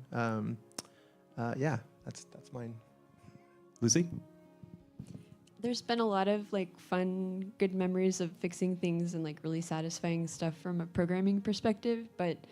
And I hope this doesn't sound too cheesy, but this event has been the most fun for me. I never got to go to a fanfare, and I talked so much yesterday. I mean, I don't really talk a lot, but I talked so much yesterday, I almost lost my voice, and I was just like, wow, like it's been such a pleasure meeting and getting to talk to so many EQ players and hearing their thoughts and ideas about things. It's been a fantastic event. Kevin? My most treasured memory happens every year. It's in the fall because we start the year and I look at these giant schedules of all these things we're going to accomplish, and I'm convinced there isn't a chance in hell that will ever get done. I'm pretty sure that when we go through planning week, someone or someone's is sniffing glue. So I see that, and all year long it just weighs on me. And then at the end of the year, we all go to the video suite, and they cut the trailer, and it's all there, all that stuff that I thought was impossible to do. And without exception, every year, as I sit there watching that playback, I think, I have witnessed yet another miracle. That's my favorite memories. Dave, you get the last word. For me, it's hard to break down just to like one memory because it's a constant process. Every day I'm taught, I love working with everybody I work with and just figuring things out and getting things done. And then I just sit there and I'm like, man, we are making video games for a living. How cool is this? This is so awesome. Like I can't beat it. So it's hard to break down. And then even like Lucy was saying, like this event, I was like, as we're seeing like fan art and stuff, like I forget all the stuff we've done and I'll see my stuff on boxes or whatever. And then I see fan art and I'm like, oh my God, they took what I made and they used some ideas and made their own stuff. And I'm like, it's just really cool to see that and to see the connection that people have with us. And so it's not just one memory, it's just the lifetime of creating this game. We thank you all for creating this game and continuing to develop and steward it. Round of applause for our entire panel. Adam Bell, Alan Van Koovering, Ed Harden, Ryan Shannon, Lucy McLaurin, Kevin Leidy, and Dave Brown. Thank you very much. Now, we have our EQ2 panel that is coming up, but first we talked a little bit about some of those creators. Also, streamers are a big part of the EverQuest community. Let's hear a little bit more about those.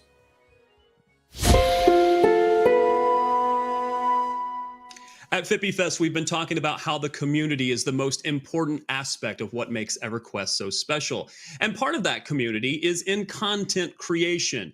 YouTubers and streamers that are getting out all types of different content, from the lore of the games to starting on the new TLP servers to what's new and what's coming for EverQuest in the future. There are a lot of content creators out there. And one of the ones that we had a chance to sit down with is It's Kuvani. She's relatively new to streaming, but she's very quickly gained gained a following in the EverQuest community. So I started playing EverQuest when I was, I don't know, 3 to 5 years old, I say playing loosely, with my dad, because he started when the game came out. So in about 2009, he randomly wanted to start playing again. So I just played casually. I made characters on a whole bunch of live servers, and I made like 4 or 5 characters, 6, none of them max level. And it wasn't until early 2011 I just became hooked. And that is when Kuvani was born. When did that turn into wanting to create streaming content? You get so close to the people online. You build genuine connections. And you want to tell people about your life. The more I opened up my life, the more people were like, you should stream. And I'm not really interested in that, especially at that age. And I put it off for a really long time until the beginning of 2023 is when I really got into streaming. So last year. And I had a couple streams at the very end of 2022, but the beginning of 2023 is when I was like, this is actually kind of fun. And what is it? What would you say is the most remarkable thing, or the thing that sticks out the most about the EverQuest community? How supportive they've been. You know, when I started streaming, one of the things that I was hesitant to the reason I was hesitant to stream was when you stream, you really put yourself out there in a lot of ways. And I was very nervous to stream, and everyone just continues to show me so much love and support. And I'm not going to say, although my stream is positive and fun, of course, you open the door to some degree for some toxicity and hate that just is naturally online. But it's so seldom. And I am just surrounded by the best people. And anytime something has happened, which again is so rare, I have the best support system, and I am just so grateful and in awe. I want to ask you very quickly about your streaming for Extra Life. Talk about what that is and what that means and why it's important. We basically are raising money for children's hospitals.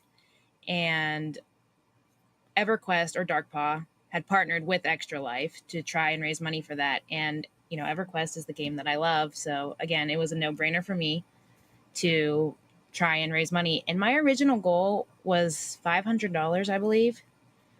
And we ended up blowing past my final $10,000 goal in the end. But on game day, we raised over $5,000 in a little less than 12 hours. And that's just you. That's just you, right? That's just me. Darkpaw, obviously, they raised as a total way more than that. But that's incredible to me. When I really think about that, that's a lot of money to a great cause. This anniversary, EverQuest has just passed a milestone, EverQuest II approaching a milestone. That's pretty impressive in the gaming community. What does this anniversary and this celebration of EverQuest mean to you? For me, when EverQuest has these milestones, you have to understand EverQuest is almost as old as I am. It's right there. So I wasn't going to ask the question that way, but I thought about it. No, it's the truth though. EverQuest is almost as old as I am. And for me, I'm like, wow, I grew up with this game. Genuinely, I know that's the same for a lot of people, but I remember I'll run into people, especially from streaming, right? I started streaming again, and people will be like, I played with you back on Vulak when I was like, oh goodness, sorry, I don't know what I said when I was 13 years old, but so for me, I'm like, wow, I've been playing EverQuest quite literally my entire life. So yeah, that's what it means to me. Thank you so much, Kuvani. It was a pleasure to chat with her. And I've chatted with a lot of the YouTube streamers, some that weren't able to make it here to Fippy Fest, but some of you may know Redbeard Flynn. He's quite popular on the internet and on YouTube. He's got a great following, has a ton of great content. Couldn't be here for Fippy Fest, but he wanted to send these words along. My name is Redbeard Flynn, and I have been a content creator for EverQuest for about 3 years now. Though I've played EverQuest since long before I had any knee pain. I miss those days. That's the nostalgia I have. Being able to walk up the stairs and not hearing crackling. But this video might not be exactly what Darkpaw was wanting, because I actually did not stream much EverQuest. I still haven't streamed much EverQuest. I don't have epic tales of all the things that all the great raids that we went on together on stream, all the challenges we overcame, and all the great funny group things that happened. Although I did get to bring some people that had never played EverQuest before and have them get to experience firsthand the terrifying fear of a young Kodiak in the Common Lands. And that was just great. For the aura. Hang on. Jason, oh no, that we've got a lot of stuff. to you. Oh god. Oh god.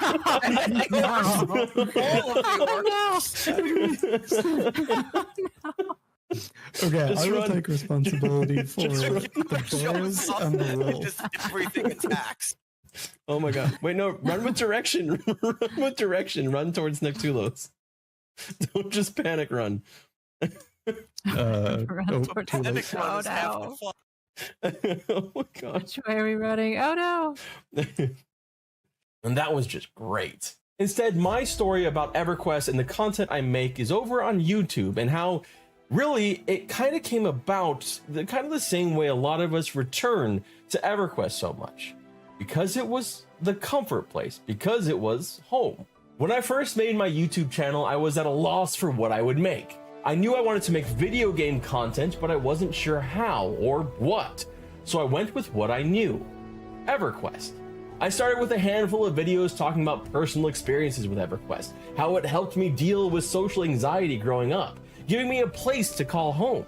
I talked about the lifelong friends I'd made and why I thought EverQuest and the way the game was built was key to putting just enough in-game friction to encourage you to work together and form bonds. EverQuest helped me become who I am. It's one of those things that it allowed me to grow. It allowed me to find who I was and who I wanted to be and who I could be if I was not scared to be that person. But the first video that really took off for me was an EverQuest video. And it was a video where I tried to get EverQuest players to play a little bit beyond Planes of Power, to see some of the fantastic expansions like House of Thule, which is one of my absolute favorites, and even later expansions like Broken Mirror, which introduced me to so many new different types of skills and things, and a lot of really fun raids. Really, I wanted to show that EverQuest was more than just that core experience that a lot of people get to play through. And that video ended up with about 17,000 views, which was at the time far more than I'd ever had on any EverQuest video before, or any video before. Fast forward to now, and of the 7 million views on my channel, there's probably several million of those that are strictly related to EverQuest. Perhaps largely helped by the covering of the whole thing with the unkillable boss, Sleeper's Tomb, Carafirm. That was just a cool story and so much fun to talk about. But the thing is, all of that is in part because I think that EverQuest is deserving of an even larger audience than it currently has. Because it's a game that will always have a place in my heart for many, many reasons. EverQuest, for many, myself included, is more than a game. It's a source of inspiration and growth, both personal and professional. Through EverQuest, I gained a love of lore and exploration, the deities which were so expertly crafted, and the world that evoked so much emotion, even without a primary narrative to follow. That convinced me to read more, first with Greek mythology, then later with fantasy.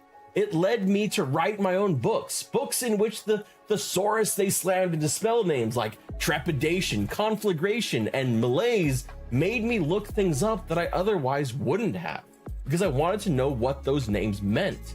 We don't have to mention the fact that while doing all these things, like looking up EverQuest lore, I spent a lot of my childhood not paying attention in classes because I was more interested in finding out what happened to Inaruk than learning Spanish, and how that's, made life difficult. But hey, EverQuest is great. We also the other thing is we really don't have to mention that because EverQuest came about in a time when there wasn't really voice and stuff like that, and how I followed that by pronouncing melee for about 30 years, and Veal, and then got bullied on the internet for it by making a video. That was a fun thing. That was an EverQuest video too. Veil of Alaris that I called Veal of Alaris. Oh, fun times. EverQuest provided me with some of the most impactful memories I've had throughout my life. It showed me the benefits of working together, working towards common goals, communicating together, and just really finding ways to overcome things. It allowed me to make lifelong friends, some of whom were actually part of my wedding and served as best men for me. Making content for EverQuest just felt right because it felt like returning to home. In this thing that was big and scary and new and different, EverQuest was a way to find some commonality, to find a community that I knew that I was already a part of, and a community that I knew that I fit into when I was creating content. So congratulations to EverQuest on 25 years. 25 years of content. Just absolutely incredible. My name is Edward Flynn. Thank you so much for watching, and I hope you have a wonderful day.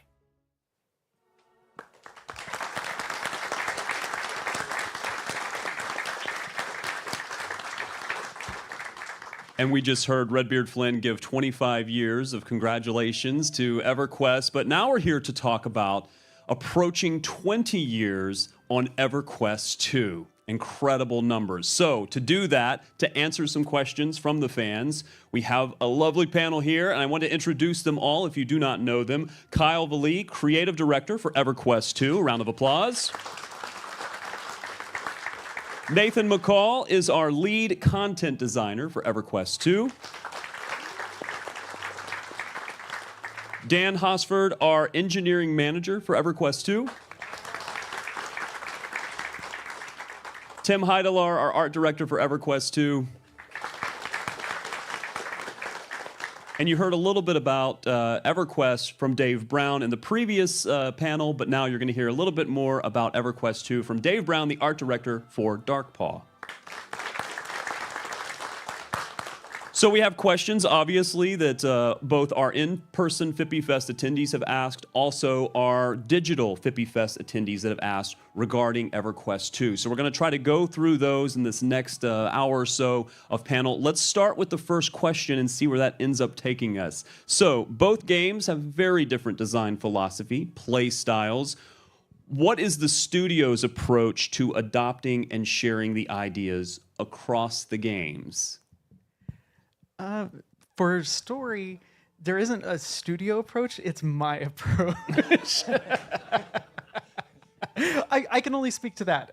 And this is actually part of what makes what I do just amazing to me, is that I am given that freedom.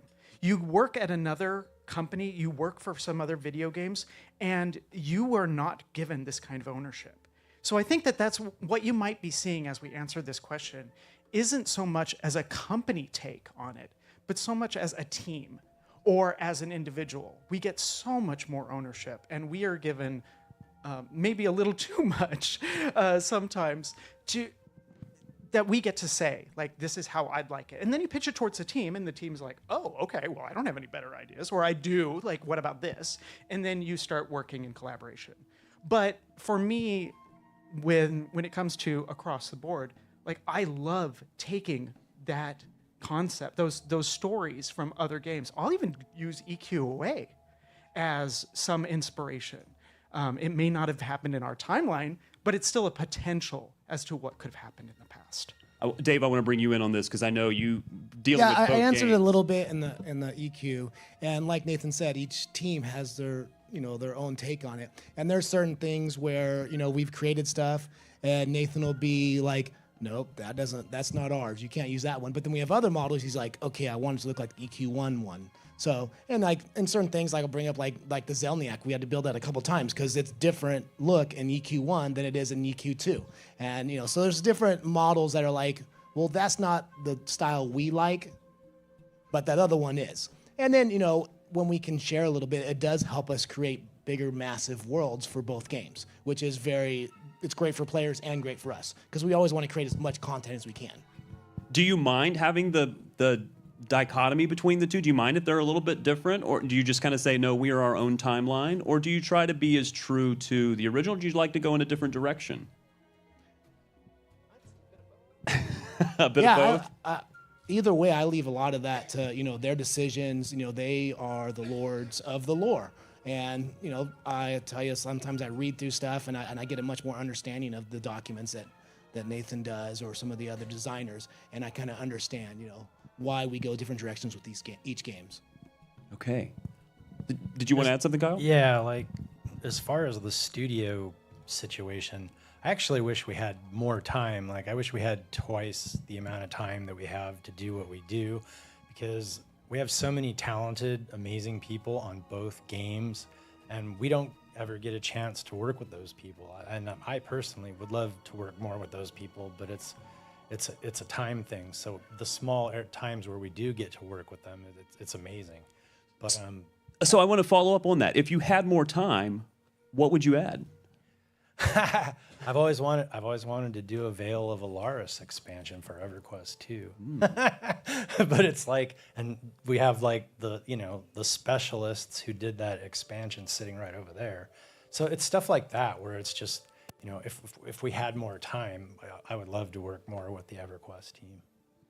Okay.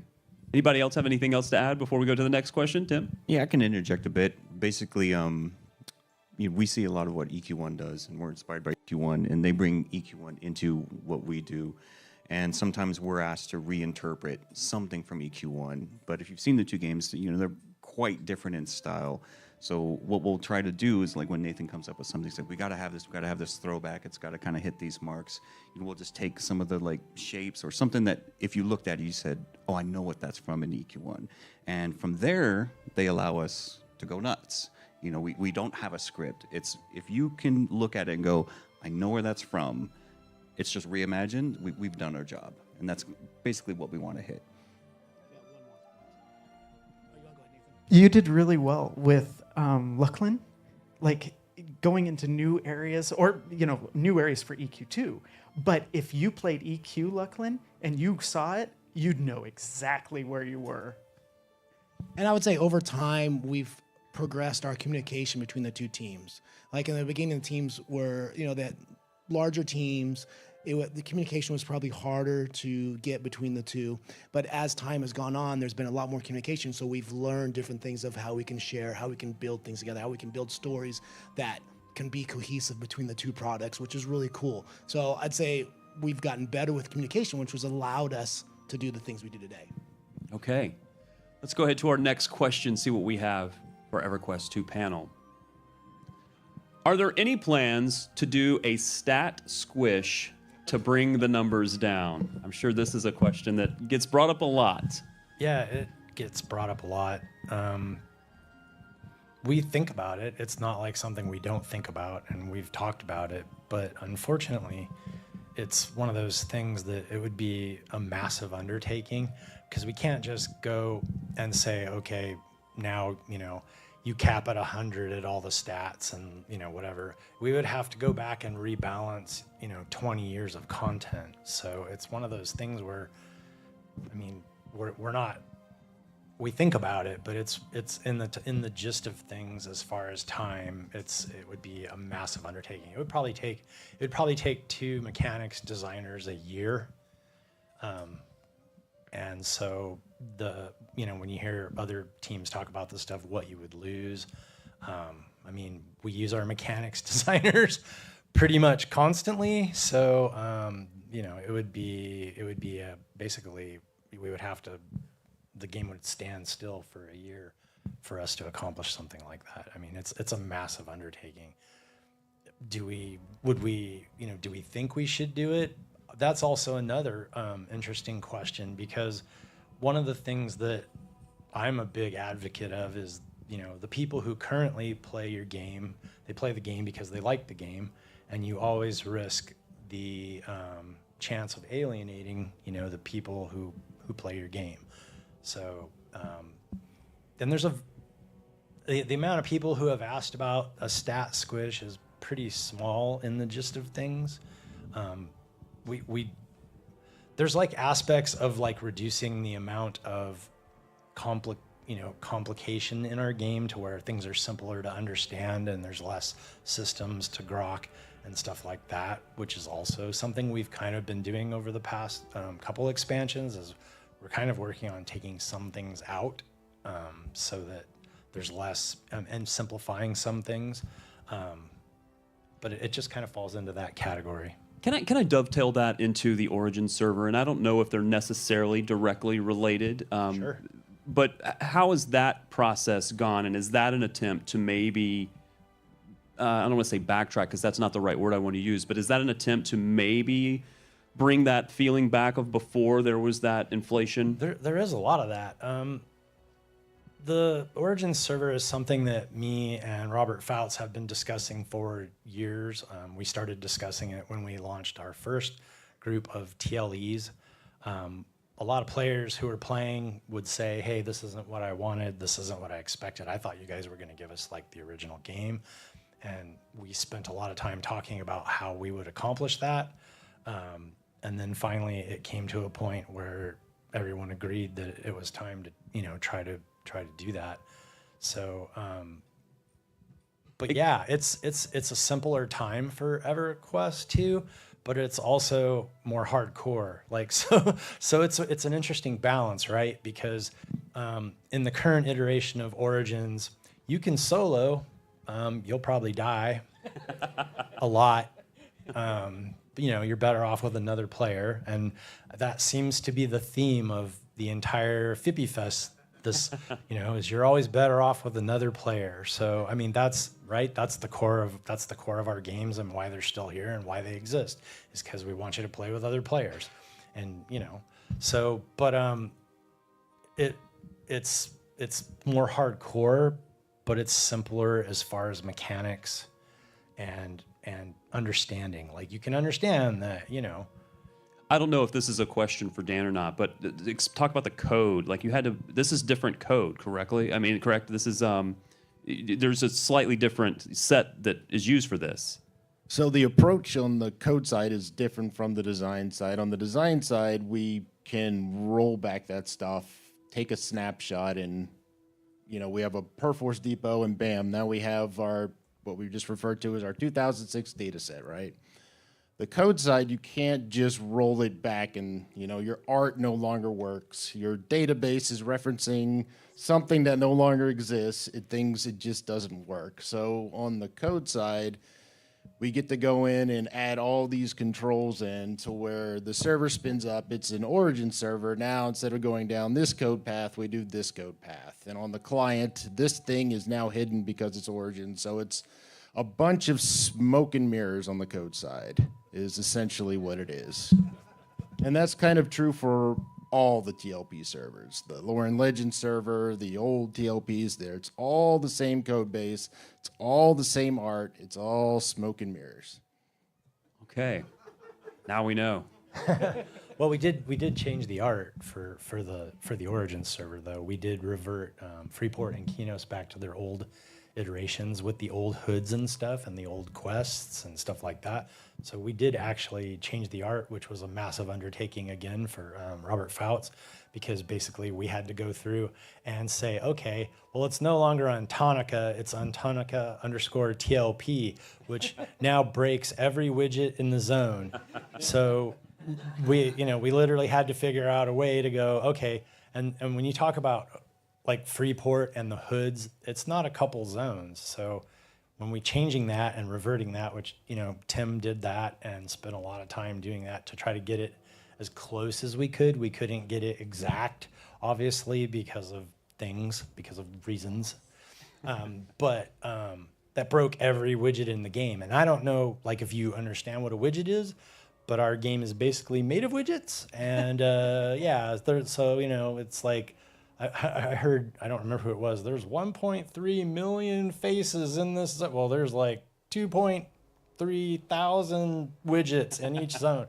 So getting everything hooked back up and working and stuff was a huge undertaking in that part, and also part of why we did a pretty lengthy beta for Origins so that we could, find all the broken widgets and quests and things that we wanted to make sure were working. I know. Go ahead. I Dan. just want to say, to build off that, I work next to Rob Fouts, and this man modifies such an insane amount of files. You could make a horror movie out of the spreadsheets this man has on his screen. I am afraid to look at his screen.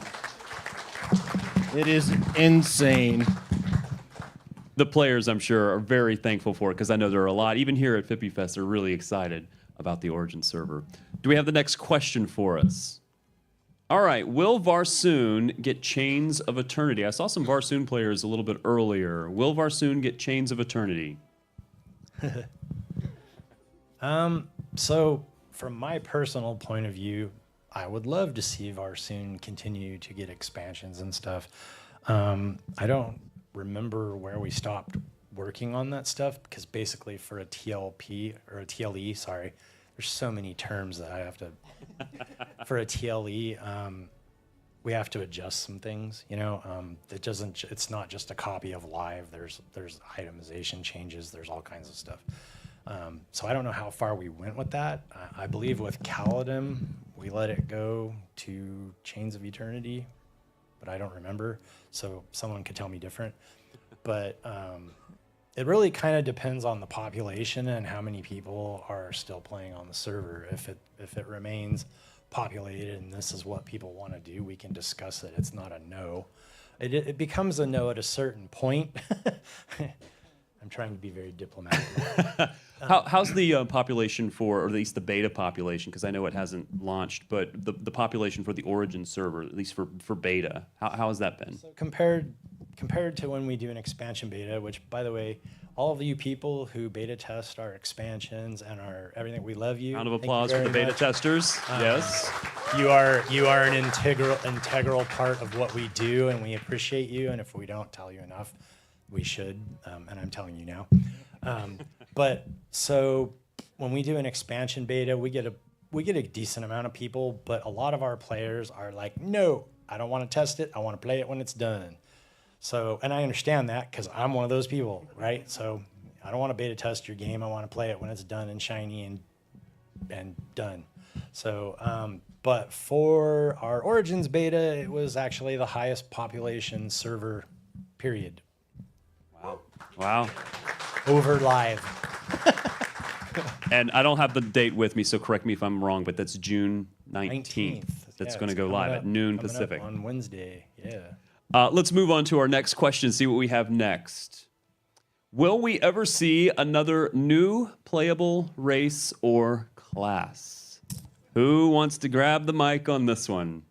Thankfully, I don't have to answer this. I know. It all depends on what it is, too. It can be a huge amount of work. We did the Vashir. We've done the Arakan. And certain things like the Arakan use. The biggest is just time sync as far as like a new race, right? Classes on their end of all the stuff they have to hook up.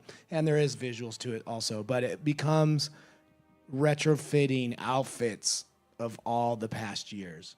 And that's our biggest time sink. Like we did the Vashir, and they use a lot of the Kara stuff, but I wanted them thicker, right? Kyle's like, I want them buffer, I want them big. So we did that. Man, I spent so much time refitting armor sets, and I went through like expansion 9, and then that took forever, and then it was just little by little. And I remember getting ready to do this because I remember back in the day in the Sarnax, I remember when the Sarnax came out, it was like for 2 years I was still fixing retrofitting stuff. Every once in a while people come up like, oh, this thing's not working right, because there's just so much content in the game of outfits and things and different little changes. You're like, oh, I didn't know that one wouldn't fit. It's just hard to know all the ins and outs of it. But yeah, we like making new stuff. We always like to expand the game, but you know, like I've said before, it all comes down to like we make more content, longer play is usually what we go to with our time. You scored pretty good with the Free Blood when that was a new race. Yes. And that was really, it's like a sweet timed release for that player race, because it came right before we started doing the redo of the cities of Kinos and Freeport. So then when we did that new content, we were able to put in racial content for the Free Blood. And that was really rewarding, was being able to have new content actually put into the game that reflected that. Because previously we had a racetrack. You know, and what I mean by that is like 5 quests per race that would be very specific. You for said your racetrack, and I was thinking like Mario Kart. Yeah, I thought that's why I had to game? clarify. So you've had these 5 quests that would tell you about your race, kind of introduce you to the little neighborhood that you were in. And so, but we didn't have something like that for these newer races, right? And so that's part of what I think of when like new player race. It's like, oh gosh, all the lore I have to put in to explain how you're here all of a sudden. Yeah, and that was a good one for us because it fit into the Dark Elf armors. So that was like a new race, which I didn't have to retrofit a lot of stuff. But they had their monster form too, where the nails like popped out and things like that. So we had to do some stuff, but overall it wasn't a big deal. And you know, I would say back then, skill set was not what it is today either, though. So it's like I'm trying to get that stuff done, but we got it. But that means there's some skins like that we could do in the future. Yeah, we always talk about that, like changing skins and like we really want to put in the Coldane. I was just gonna say that, but I didn't want to say it. I'm like, can I even say that? I mean, we're not doing it. I'm not saying we're doing it, but Yeah. but that's one of them. He's always asking about is Coldane. I'm like, oh yeah, it's a ice But dwarf, not too for hard. the second part of that question about a new class, we already have 26 classes. So, and putting a new class in is not just like a massive amount of work for the mechanics people, but it's also like we have to tune, raids to a new class, and we don't need any more classes. You mentioned new classes, and some of the developers I think started crying. a little bit. Yeah. And, I was talking. Oh, good. Go ahead. Oh, go ahead. No, I was just gonna say I was talking to one of our players the other day about this stuff too, and asking about some of these things. And I said it's just when we test stuff in house, we can get so far, and then when we do something like that has so many variables, and all of a sudden now we get thousands of player testing it stuff we didn't even think about people do, and they're like, oh, then they got to retrofit and fix it again. It's not something you're just like, oh, this is exactly what's going to happen. You get a certain percentage of it, and then it's like, okay, when we send it out, then you get the feedback. You're like, oh, I didn't even know people would use it that way and make that happen. Yeah, I forget how many races or what races we had, or how many bugs we had naked bugs with, right? like we're, hey, this kilt makes my character naked. Family show. Let's see if we have the next question up on the screen for us here. What are some ideas or constraints to expanding the guide program? So for EverQuest II, the only constraints are time. So this is an interesting question, and EverQuest got this question a couple times, but I actually run the guide program the best I can with the time that I have. It's very important to me. My wife used to run the guide program. This could be a whole nother segment and story. But my wife ran the guide program for many years, and then when she could no longer run it, I took it over because it was important. It is important. We love our guides. We wish we had more guides, and we also wish we had more time to do cool stuff for them. On EverQuest II, I try to put in a quest every year for the new expansion. And so the constraints are just basically the typical constraints that kind of sounds like a BS answer, but it's time, right? And it's not like, I'm trying to convey how much of not a BS answer this is. Like, I would love to have more time to do more stuff for the guides because I like seeing the guides interact on the servers with players, and I think it's exciting. And also, kind of the way they do it is, hey, on this server at this time, we're going to be handing out quests, and you see a line of people. Like, they'll show up in Butcher Block, and there's 100 people lined up at the beach to get the quests. So stuff like that, which. Yeah, it's definitely popular, and the guides do an amazing job. So this is a plug for the guide program. Let's say somebody did want to become part of the guide program. What should they do? So there's a forum where you can go and contact the guides. So understand, and that was a really terrible answer. I almost said I don't know, because I handle the account stuff for them and stuff, and I also do quests for them on EverQuest II when I have time. But so yeah, you have to contact them, and then you have to go through an apprenticeship it's pretty cool. Like it's, you know, you become an apprentice and you get to do cool stuff, and then if you get really good at it, then you become a guide, and if you do it long enough, you can become a senior guide. I work with the elder guides, so and there's 2 elder guides, and these are people who have been guides for so long. Like I don't even know how they still do it, but they're amazing, and they have so much passion and love for it. It's pretty cool. Can we give a round of applause, by the way, to the guide program? They really are a part of, an integral part of the EverQuest community. This whole Fippy Fest has been about community. They are. Yeah, I mean, the thing about guides, too, is how many other games have you played where there's volunteer guides, you know, that run around giving out quests? There was once upon a time they used to actually do customer service, like small stuff, like name changes and this and that. And then, of course, as the business changed and as our needs changed, that changed.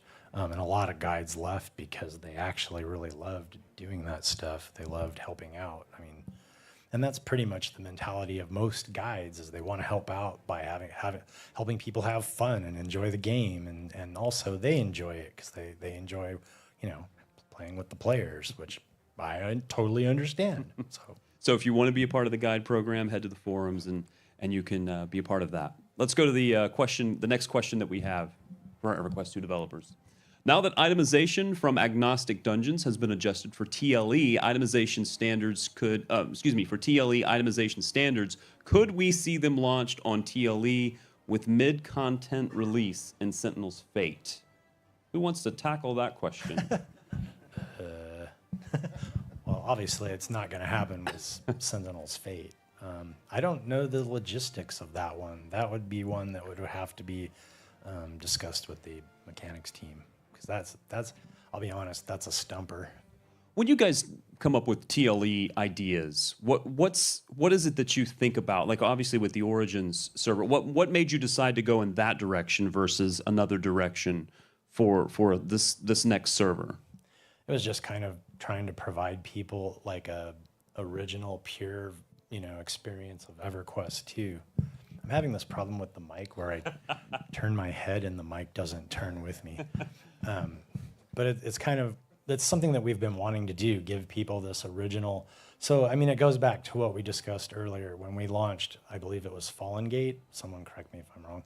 The first TLE, there was a lot of players. And let me tell you, a lot of people came back to play on those servers. And but there was a lot of sentiment that was like, hey, this isn't what we wanted. We wanted something that was like, I mean, obviously not corpse shard, experience shards or like stuff like that was really not popular. But, you know, they wanted more of an original, authentic, you know, experience of EverQuest II. So that's what we're trying to provide with Origins. As far as the TLE, it's a different play style, but it's similar. I like both. I think both server styles are really cool. And I know there's players that want to play on TLEs and not the Origin server because the Origin server might be a little too hardcore for them. Not saying that so I'm not insulting the TLE difficulty as far as like, I think it's more approachable for solo players though. I mean, the group content is still challenging and obviously raids are still challenging for TLEs, but Why do you think the Origin servers had such a pull for the players? Why do you think it's been the one that's been the most populated, even though it's still only in beta? It's just a huge nostalgia thing, you know. I mean, there's a lot. I've talked to a lot of players. I can't tell you how many people I said like, oh, I played EQ2 the first like 2 years, you know. I mean, people move on from games, right? Like the ones who really get into it, they play it, they'll leave, they'll come back. I mean, obviously with EverQuest, that's been a cycle for 25 years. Yeah, I think you're going to see that happen in EverQuest 2 as well. You know, lagging behind because the launch date was 4.5, 5 years later. I think you'll see that with EverQuest 2 with really the nostalgia factor for the TLEs kicking in. Yeah, I hope so. I think they really enjoy the difficulty is what I've been hearing from talking with people. They're really looking forward to the difficulty. Yeah, it's like, it's weird. It's a different mentality. Like, well, this XP is way too high, dude. You need to lower the XP. Like, what? You know, yeah. And you know, I mean, when we were playtesting it, it's like I got out there and I thought I was badass. I had my brigand, you know, and I'm like going. There's this one quest on the newbie island where you have to go like harvest these rocks, and there's just a ton of dudes there. And I'm like, hey, no problem, I'm gonna harvest. And you're trying to like pull them off, but they social. And so you had to plan your mini dings. I don't know if you know what that means, but it's like, I'm close to the end of this level, so I'm gonna kill this guy, and hopefully when I kill him, I'm gonna get a heal, and then I'll be able to take out the next guy. So it's kind of, it is definitely more challenging. Okay, let's go to our next question. What are some of the devs' favorite things that they've worked on within the past year? And for this one, we'll start on the left and we'll go all the way down to the right. So Kyle, we'll start with you. What do you think has been your favorite thing that you've worked on in the past year? It's going to be a little difficult for them to answer because remember, they're ahead of the content cycle that we're currently playing. Yeah. So they may not be able to tell us certain things because that's going to be released. But give us a general idea. I mean, aside from the excitement of Origins, I always really enjoy the expansions. And I really enjoy seeing like the stories that this guy over here crafts. I mean, we're all involved, right? Like and he also is very sweet to us and doesn't say, no, that's stupid when we have stupid ideas. But it's one of those things where it's like we come up with an idea kind of as a team and we get behind it and everybody's got ideas. But I really love seeing the expansions launch. And I'll be honest, my favorite part of that is seeing the key art and the music, which we do. By the way, we're still doing new key art and new music for each expansion. Round of applause for that, by the way. Continuing to produce amazing art and content. Yeah, so just the finished product and seeing people enjoy it, that's probably my favorite thing each year. Nathan? There was a couple different story points this last year in the expansion where I didn't really know what I was going to do, like what was going to branch from one challenge to another. And it was digging through old content, old EQ documentation, and old forums where EQ players had talked about the things that they remembered from these zones. And I got to say, well, since we're going back to Kingdom of Sky, or we're going back to the Plane of Sky, what could I put in that we didn't put in the first time when we were there? And so I got to pick up some of those threads again. And those are rewarding for me, is being able to tie that back in and surprise and delight some players that know the lore and, oh, you're going to recognize this guy. You're going to recognize him talking backwards to you. Dan? It would be working on Origin stuff as well. It always brought just kind of new challenges, right? Like we're breaking up the Freeport Combined back into separate zones, and now they need their own maps back. So it's kind of like, okay, well, now I need a new map system that's specific to Origins. And then, Tim, or I guess both you guys needed the moon to be, yeah. So it's like, well, how do we do this? Another problem to solve, but in those zones on that server, it, loads different assets, right? So those kind of challenges are always fun for the most part. Some of them are not so fun. But that kind of stuff, working on those new server types, just those new kind of issues, kind of keep you on your toes. So that's a lot of fun. But other than that, it's not really fun for a player's perspective, but we got to do a bit of code cleanup, which was good. We always kind of have these. Yeah, last year was on the marketplace. We it's back in the day, this code didn't work the way, it needed to for some aspects, so we fractured it, and we have this duplicated code, and it's one of those things where you're just staring at it like, why does this exist? And, finally getting to clean that up is very satisfying. Tim? Aside from working on the expansion itself, Aether, as we discussed earlier, I actually really enjoyed working on Origins. Since I've been on the team since launch, Origins was like a challenge of my memory of how basically all the launch zones were in the beginning and how close could we actually get them back to that, so that when you walked into Freeport or even Antonica, Common Lands, that they were as true to their original self as we could get them. And it was literally an Easter egg hunt. I mean, things you don't realize were like added after launch. Like for a while, I had Common Lands set up, and I'm reworking the crossroads to be old Freeport from new Freeport and blocking off stuff that shouldn't have been there. And for the longest time, I left the Guildhall Island like sitting out in the water. And then I just look at it, I'm like, when did we add? That shouldn't be there. And then all of a sudden I'm like, oh crap, now I got to go back to Antonica. I got to remove it from there. And then of course, getting into the cities, which was, we won't talk about that, but the cities were crazy to like undo, but it was amazing. Before I get to Dave, I want to follow up on that. Were there any things, because you mentioned it, were there any things that you couldn't get to, that you just didn't have, it was lost to time or for whatever reason that you had to massage a little bit? Without being too technical, there was a point where we moved our asset database to a new format, and certain things from a certain time just weren't pulled forward, like revision histories. So some things I couldn't touch and bring back pure, we'll say, but we went digging in a lot of files and found bits and pieces that we could kind of rebuild to try and get it there. So there's some things that are, a little newer, but for the most part, we tried to remove things to make it seem like, it was from launch. It was a challenge, and it was fun, but I think that's the benefit of having, stewards of, the game, like, have been on it for so long that that's when that expertise and that knowledge really comes into play, is we're able to sit in a room and go, we want to do Origins, can you do this? And of course, you're like, oh my gosh, you're thinking of like the nightmare it's going to be.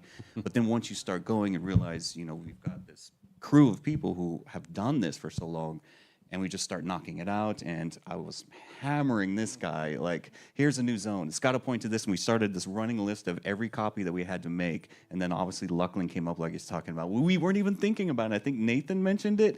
I'm like, But I was like, well, I can rebuild it, but, or shatter it. And this guy has to figure it out. And then the maps, and it was a lot. And then even the character select screen, that was an undertaking we took on. It was in, like, you didn't realize, and I had to go scouring like the internet for YouTube videos of like, what did this thing function like? I had bits and pieces, but I couldn't see it in motion. And we basically rebuilt it to try and be as close to the original. And apparently that went over really well, so it makes us feel happy. Dave? Okay, it's been a bit, but this question was favorite thing of the year. Favorite right? thing of the last year, yeah. Just to we kind of went through. I'm like, let me make sure I got the right question. And it's also reset the question.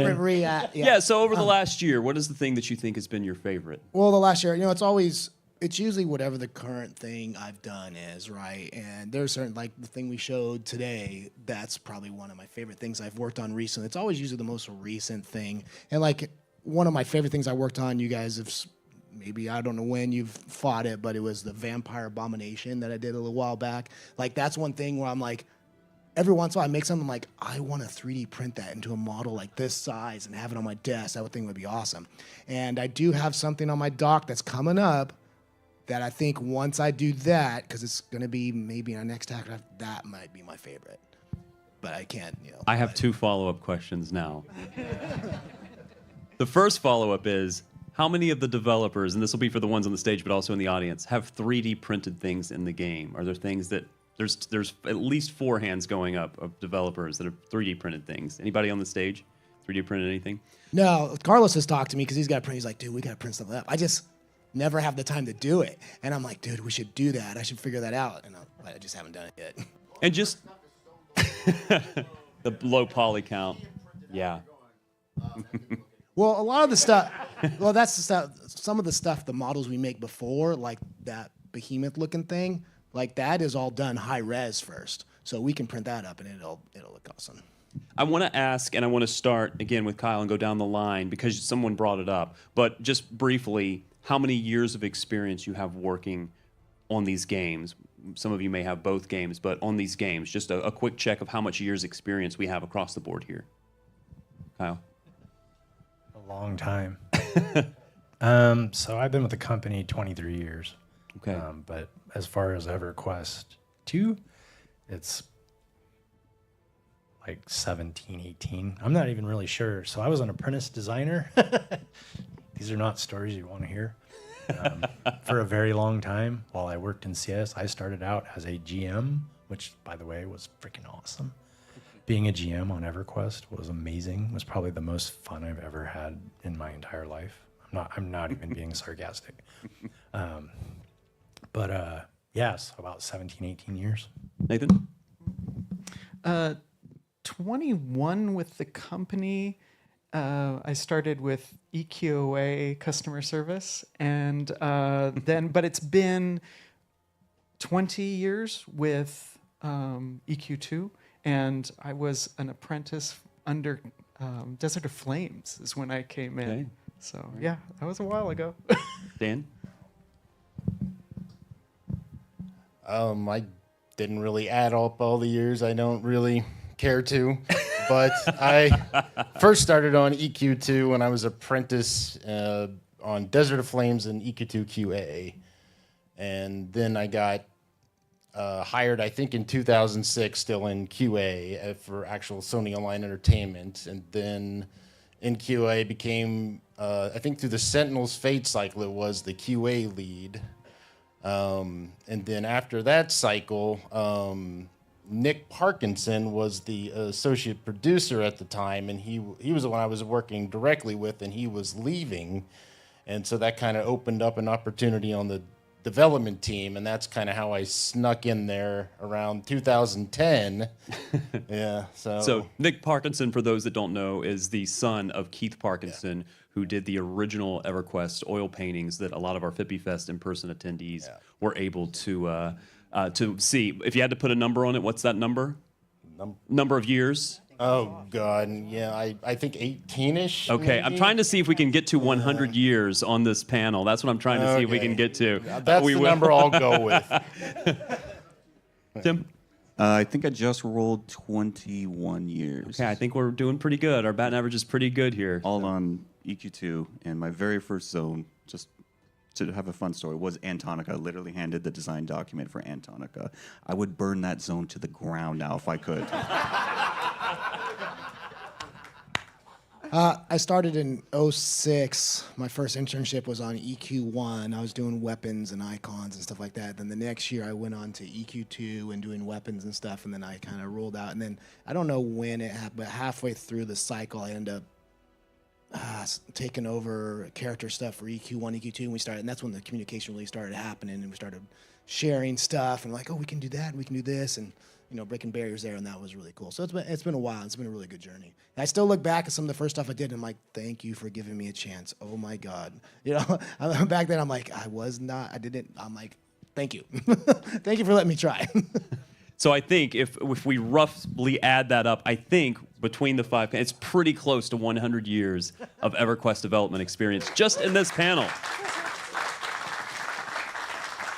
Incredible stuff. I want to go to the next question so we can get to some more of our player questions here. Is there any plan to have a TLE run into expansions beyond Sky Shrine and or start and end at a later expansion than previous TLEs? We kind of touched on this maybe a little bit earlier. We kind of just talked about this. There's no plan, but it's not, I don't want to say it's off the table. It's just time and work. So, but what's the biggest complication moving forward from where you are? So the biggest complication is actually, and that involves Carlos Mora, who's the raid designer, is he has to go in and rebalance stuff. Like literally every expansion has to be rebalanced by hand, right? And then we also have to mess with itemization pretty much every expansion, which is no small task. So it involves pretty much half the team. So it's one of those things where, and it's not something that I want to say flat out no to, because I don't like saying flat out no to anything, but it's one of those things where we would have to gauge, I mean, I believe the plan is to keep doing TLEs as far as and origin style servers. So like we're not giving up on that. So it goes on the list, and then the list gets prioritized. And right. That's Yeah. maybe not exactly. as high a priority as anybody would want. Let's go to the next question and see what we have. Do we have another question there? Does the update to 64-bit clients and servers, as well as DirectX 11, signal an update to the graphics in the game soon? I can kind of answer that.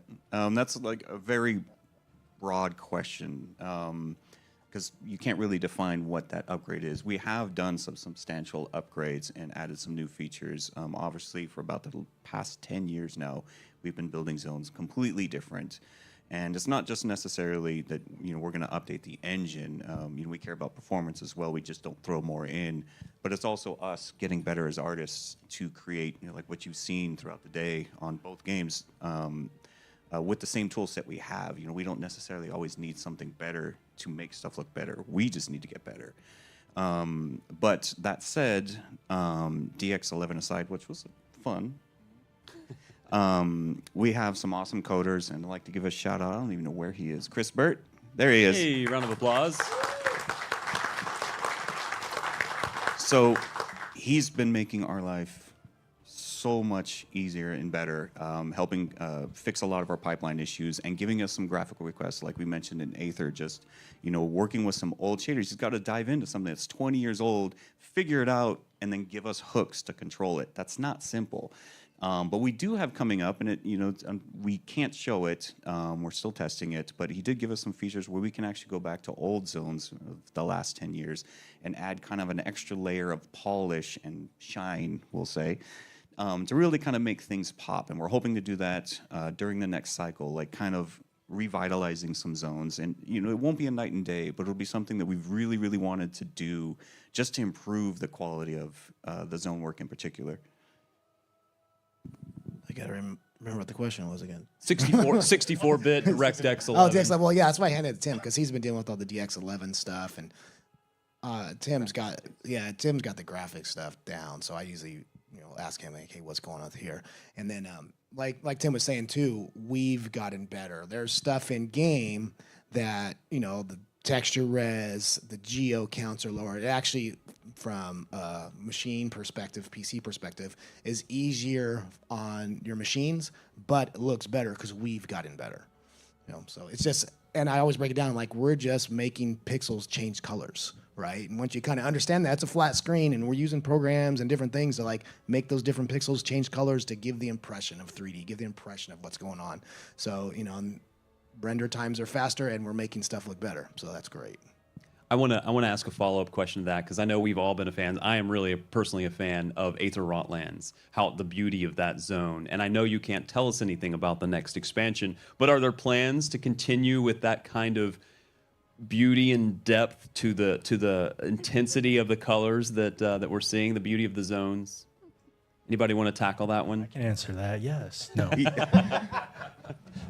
We're always trying to constantly go up. And every time we start, we look at a blank slate. We're terrified. Like, how do we one-up ourselves, for our own growth and to surprise you guys? I cannot answer that question explicitly. A lot is in motion. As Kyle explained earlier, our development process has really only begun this year. But we want to, and it's always a goal. And because it makes us happy too, particularly seeing the feedback and, all the praise, across the board. Keeps us motivated, and also make sure that we do one up ourselves. We don't want to just go, well, that's as good as it gets. It's very cool. If you've not seen Aether Rotlands, we showed some stuff earlier, but it really is one of my favorite zones. Let's go to the next question and see what we do have for us. There have been a number of abilities that have had trigger limits placed on them. Are there any plans to address the class balance impacts on TLE related to these changes as abilities? I won't say what he said off camera or off mic. I don't know anything about that. But so this is one of those things where we can start toting our brand new shiny forums.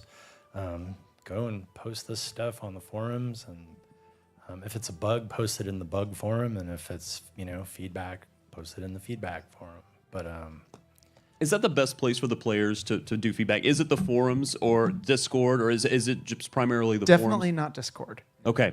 No, because that Noted. gets lost so quickly. Like there's no way that we can go back and read everybody's comments on Discord. That should be an instant, just like I'm having a conversation live with someone, I'm not expecting that to go anywhere or be conveyed or be copied, or don't expect it won't happen. But the forums are there always, right? We can always go back and call it back up. and see the feedback there. But also the in-game, there is still the /bug and /feedback that we get delivered to us every day. It's collected at the end of the day and it's sent to us the next. And so we get it. And that gets sent out to each of us individually. So definitely utilize both. We're good. Like you think, well, why should I do both? You know, like I'm kind of doubling up my own work. But there's actually more information taken with each one kind of separately. So they both have their own pluses and negatives. You do the /bug and we get all this information, what server you're on, exactly what location you're at, who you're targeting, right? And your character name. And then, but you don't have to post all that publicly. Public post is something different. And then we can then come back to you and ask follow-up questions with the public one. Or other players can then come in and say, oh yeah, I had that experience too, and I found that if you did this, it solved the problem. So like, there's really good pluses to having both work in tandem. All right, so again, players, utilize those forums, the nice, shiny new forums, because they do look very nice. Make sure you check those out. Do we have the next question for us? Well, I'm sorry. I was just going to say on the trigger stuff also, and this is something that Rob's very familiar with. Some of these limitations are there for a reason, as far as things triggering off other things. If that's what we're talking about, that can cause performance problems. So some of these limitations may be intended. Okay. That question popped up briefly, but I don't think anybody had a chance to read it. The new event avatar encounters have been a welcome set of new content for TLE players. Are there any plans to put some form of rewards on TLE for doing this content? I thought we did have some rewards on TLE for doing the content. I know that we had discussed putting hunters coins on the avatars, like the previous hunter coins or something like that. I don't know what's there right now. Hunter's coins and Year of Darkpaw coins. So yeah, as far as like itemization, there are no plans to do anything of that form. These were meant to be, you know, more fun than anything, and especially on the TLE. So giving people stuff that they want or need, like coins that they can use in the expansion, or they can use in the for the previous hunters stuff, which we did for, that's another quest thing that we did for TLEs that are only on TLEs, where they can earn items that aren't necessarily in the current drop tables. They're a little bit better than the stuff like, say, that's in the current expansion. Do you have metrics on how often people are completing those specific quests in the game? Do you know about like what's been more popular, what's not been more popular? Are those things that are, I'm just curious, this is just a me question, I was just asking. Are there ways that those types of things are recorded for you guys? Not really. I mean, there's logs, obviously. We log everything. We could run a log and say, how many times has somebody completed X quest? And I have done that in the past, just for my own, personal, like, I put a quest in and I wanted to see how many times somebody completed it, because if no one's completing it, then there's a problem. Like, say, for instance, when we did the epic weapons, and epic weapons 2.0, those, we were running logs to see how many people were completing them, because there was like stuff that was hidden in those quests. So if no one's completing them, then there could be a problem, or there could be no problem at all. So it's one of those things that we definitely have the ability to look and see, but it also is not quick. Nothing in our game is quick. Let's see if we have the next question. Are there any plans to add a persona system like EQ1 has that would allow us to change classes on the same character? It's an interesting prospect. Yeah, it's something that I've wanted to do.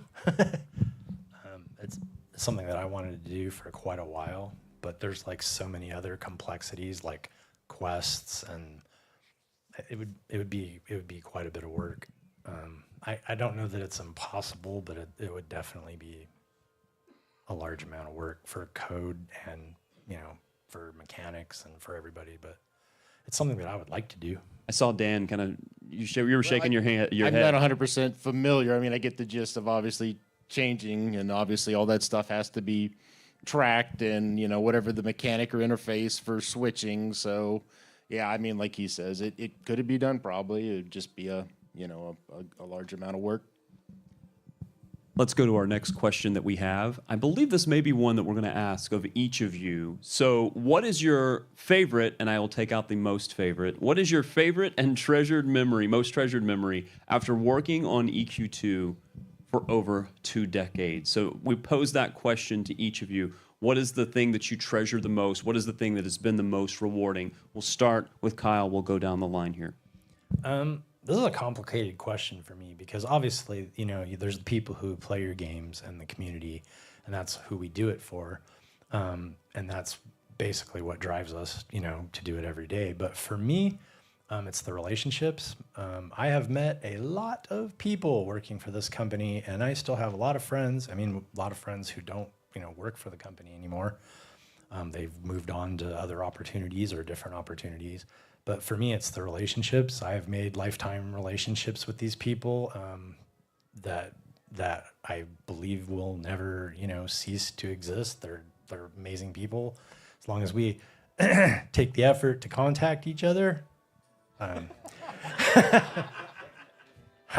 Yeah, but it's really been the relationships. Nathan? 2 different answers I want to go into. One is the personal connections. Being able to be part of something where I can see that lives have been touched and hear those stories of people who are struggling, and that EverQuest II was there as a safety net, but also a community so that they could still communicate and they could get over what challenges they were facing at that time. Just hearing those stories and knowing that I'm somehow a part of that is both baffling and humbling. And so that is like always going to be the first thing that comes to mind. The second is the stories that I get to craft. And I'm a child of the 80s. I played with all sorts of different intellectual properties growing up. You know, you get to play with all sorts of toys. And that's what I'm doing to this day, is I feel just like I am this steward of somebody else's like world. And yet I get to play with their toys. And I'm having a blast with it. So whenever I get to do that and feel like I'm putting something in and honoring what has come before is just such a great memory for me to be able to hold on to and be like, I got to do that. Dan? Kind of go back to, you know, when I was in QA and then working on devs. So back when I was in QA, I mean, a dev was just a name on a release note. It was a name on an email. Never saw these guys. We were in this building. They were in that building. So, I mean, one of the biggest thing is when I, you know, finally became lead, I started having meetings with these guys like, oh man, I'm putting, you know, a face to a name now. So, in kind of like you said, just meeting people and getting the opportunity to work on the dev team, like those are by far the best memories. Tim? Hey, Kyle, am I allowed to mention the beer-a-thons? Oh. Well, those were great. We did them once a year. I would definitely say exactly what Kyle said. Obviously, the relationships and working with all these people for so long and so closely, you really get to know them. But game-wise, seeing players go into the expansion or reading the forums and seeing them post stuff and being, you know, leveling along with them and watching them explore and kind of like, you know, shadowing how they see stuff and explore stuff, and are they going to catch what I put in there, or are they going to talk about it? And sometimes we're disappointed, like they didn't see that, you know. But those are my favorite moments.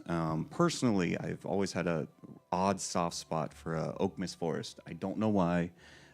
It's just intimate, and you know, sun's coming through the trees, and it's, you know, it's a very small zone. It kind of hits all the like classic tropes, and I just really like. There's also no bushes in Oak Forest, like. But that'd probably be it for me. Dave, get the last word. All right. Well, obviously, we always talk about the fan connection. I mean, you can't beat that, being able to make games, love making games. And like Kyle said, it's, the friendships and things you don't realize, like Kyle mentioned, keeping connections. Like, when we were in office, Tim and I would go for walks every day. Like, that was our lunchtime walk, right? And then we start working from home. And one time I hit him up on Teams chat. I'm like, hey, we haven't talked in 4 months? He's all bullcrap. I'm like, no, dude, check the chat. We haven't talked in 4 months. And like Kyle said, it's like keeping those connections. Sometimes you get so locked down, and so working with the people we love, making those connections, and then just daily, like Tom and I are like kids, man. Well, we get to make stuff. He animates it. We have such a blast. We have a blast making games, and we get to build this for our players who appreciate us, and we get that feedback, and it can't be more rewarding. And our players do appreciate you. Let's give a big round of applause to our panel. Kyle Valee, Nathan McCall, Dan Hosford, Tim Heidelar, and Dave Brown. Thank you guys so much. Now, coming up, we're going to go to a quick break, but then after that, we'll have some closing remarks from here at Fippy Fest.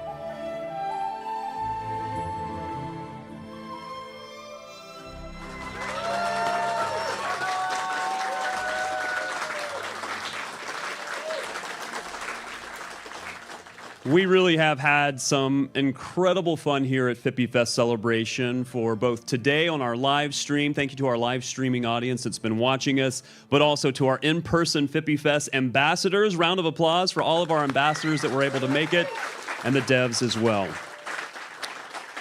We've seen some amazing art. We've seen some new expansion information and more information about EverQuest's 31st expansion, The Outer Brood, and EverQuest II's 21st expansion, Scars of Destruction, will be revealed in the producer's letter in the fall. So if you want more information on that, you will have to wait just a little bit longer, but I think we've given you a good sneak peek. We've also learned about the Origins official launch server. We talked a little bit about it today. We talked about it during our EverQuest II panel. That is June 19th at noon Pacific will be the launch of the Origins server. So looking forward to that. I know there's some players here that are looking forward to it as well. And of course, we all have the huge amount of content that is happening in game for the Year of Darkpaw in EQ, the Anniversary Tower, monthly free giveaways in EQ2. We've got the Masquerades of Divinity.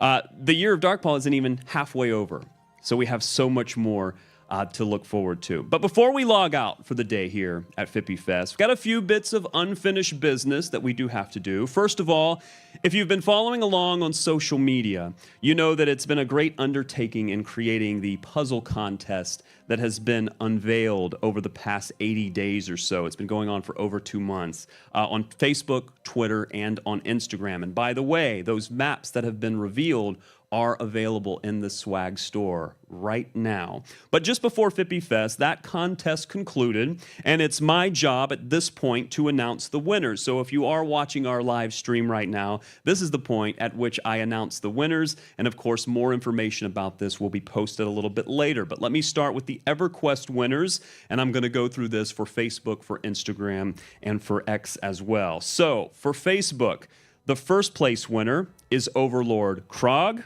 The second place winner is Kate Seguros, and I'm going to do my best to try to pronounce all of these as some of them are Twitter handles and things. But for Facebook, the third place winner is Jordan Hall.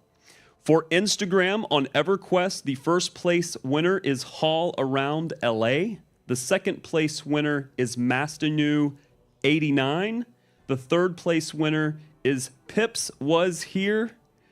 For X, or formerly known as Twitter, it's a different Pips, I'm pretty sure.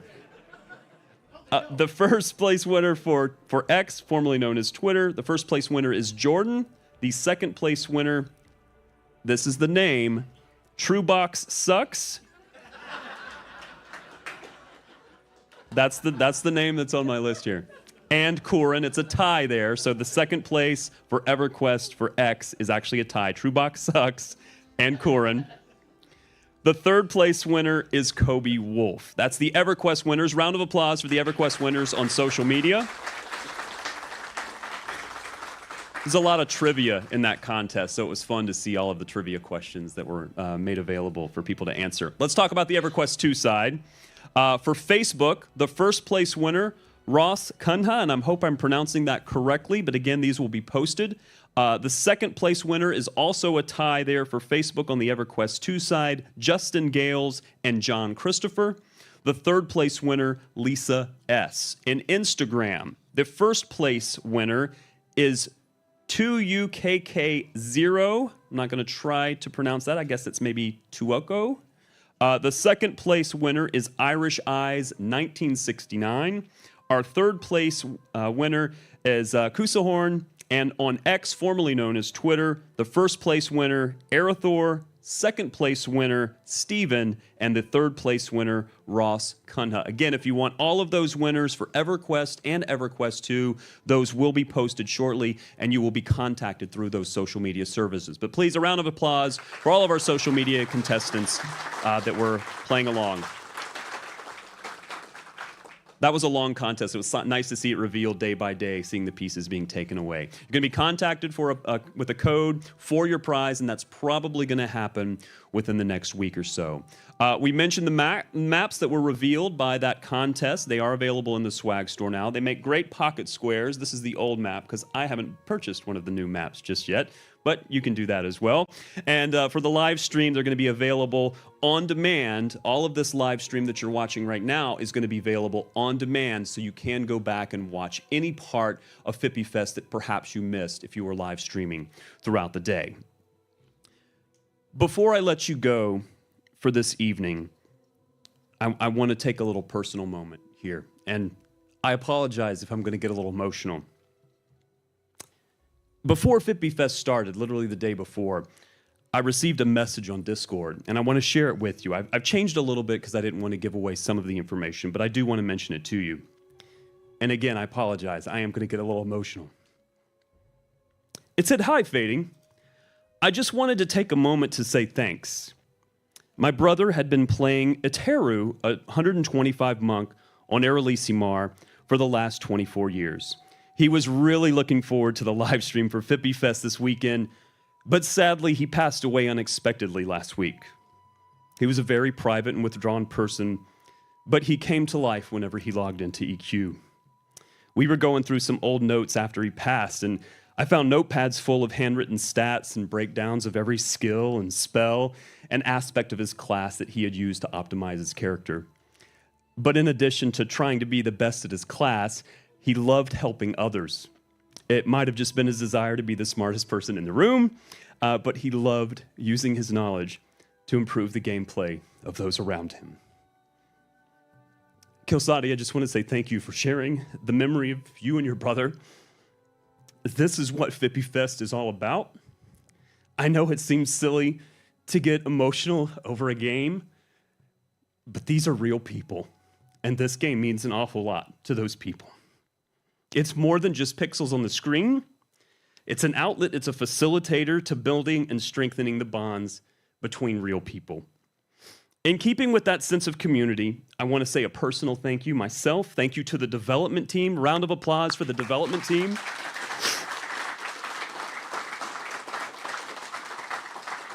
Both past and present, that continue to build and enrich this world of Norath that means so much to us. But also as a fan of EverQuest, this is a dream come true to be at a fan event, but also to be able to host this fan event. And it has really been a true joy, and I thank each and every one of you for that. I want to thank Daybreak Games for understanding the need for this event. There is a need for this event. The players, the developers need this event as well. It is so important to the community. I want to say thank you to Darkpaw Games for all the hard work that they put into this event, to Fippy Fest. The developers for taking the time out of their very busy workload to spend a little bit of time reminiscing about these worlds that we inhabit. And especially Jen Chan, thank you so much, without whose leadership the Darkpaw team would not have the extraordinary efficiency that they do today. Absolutely, a round of applause.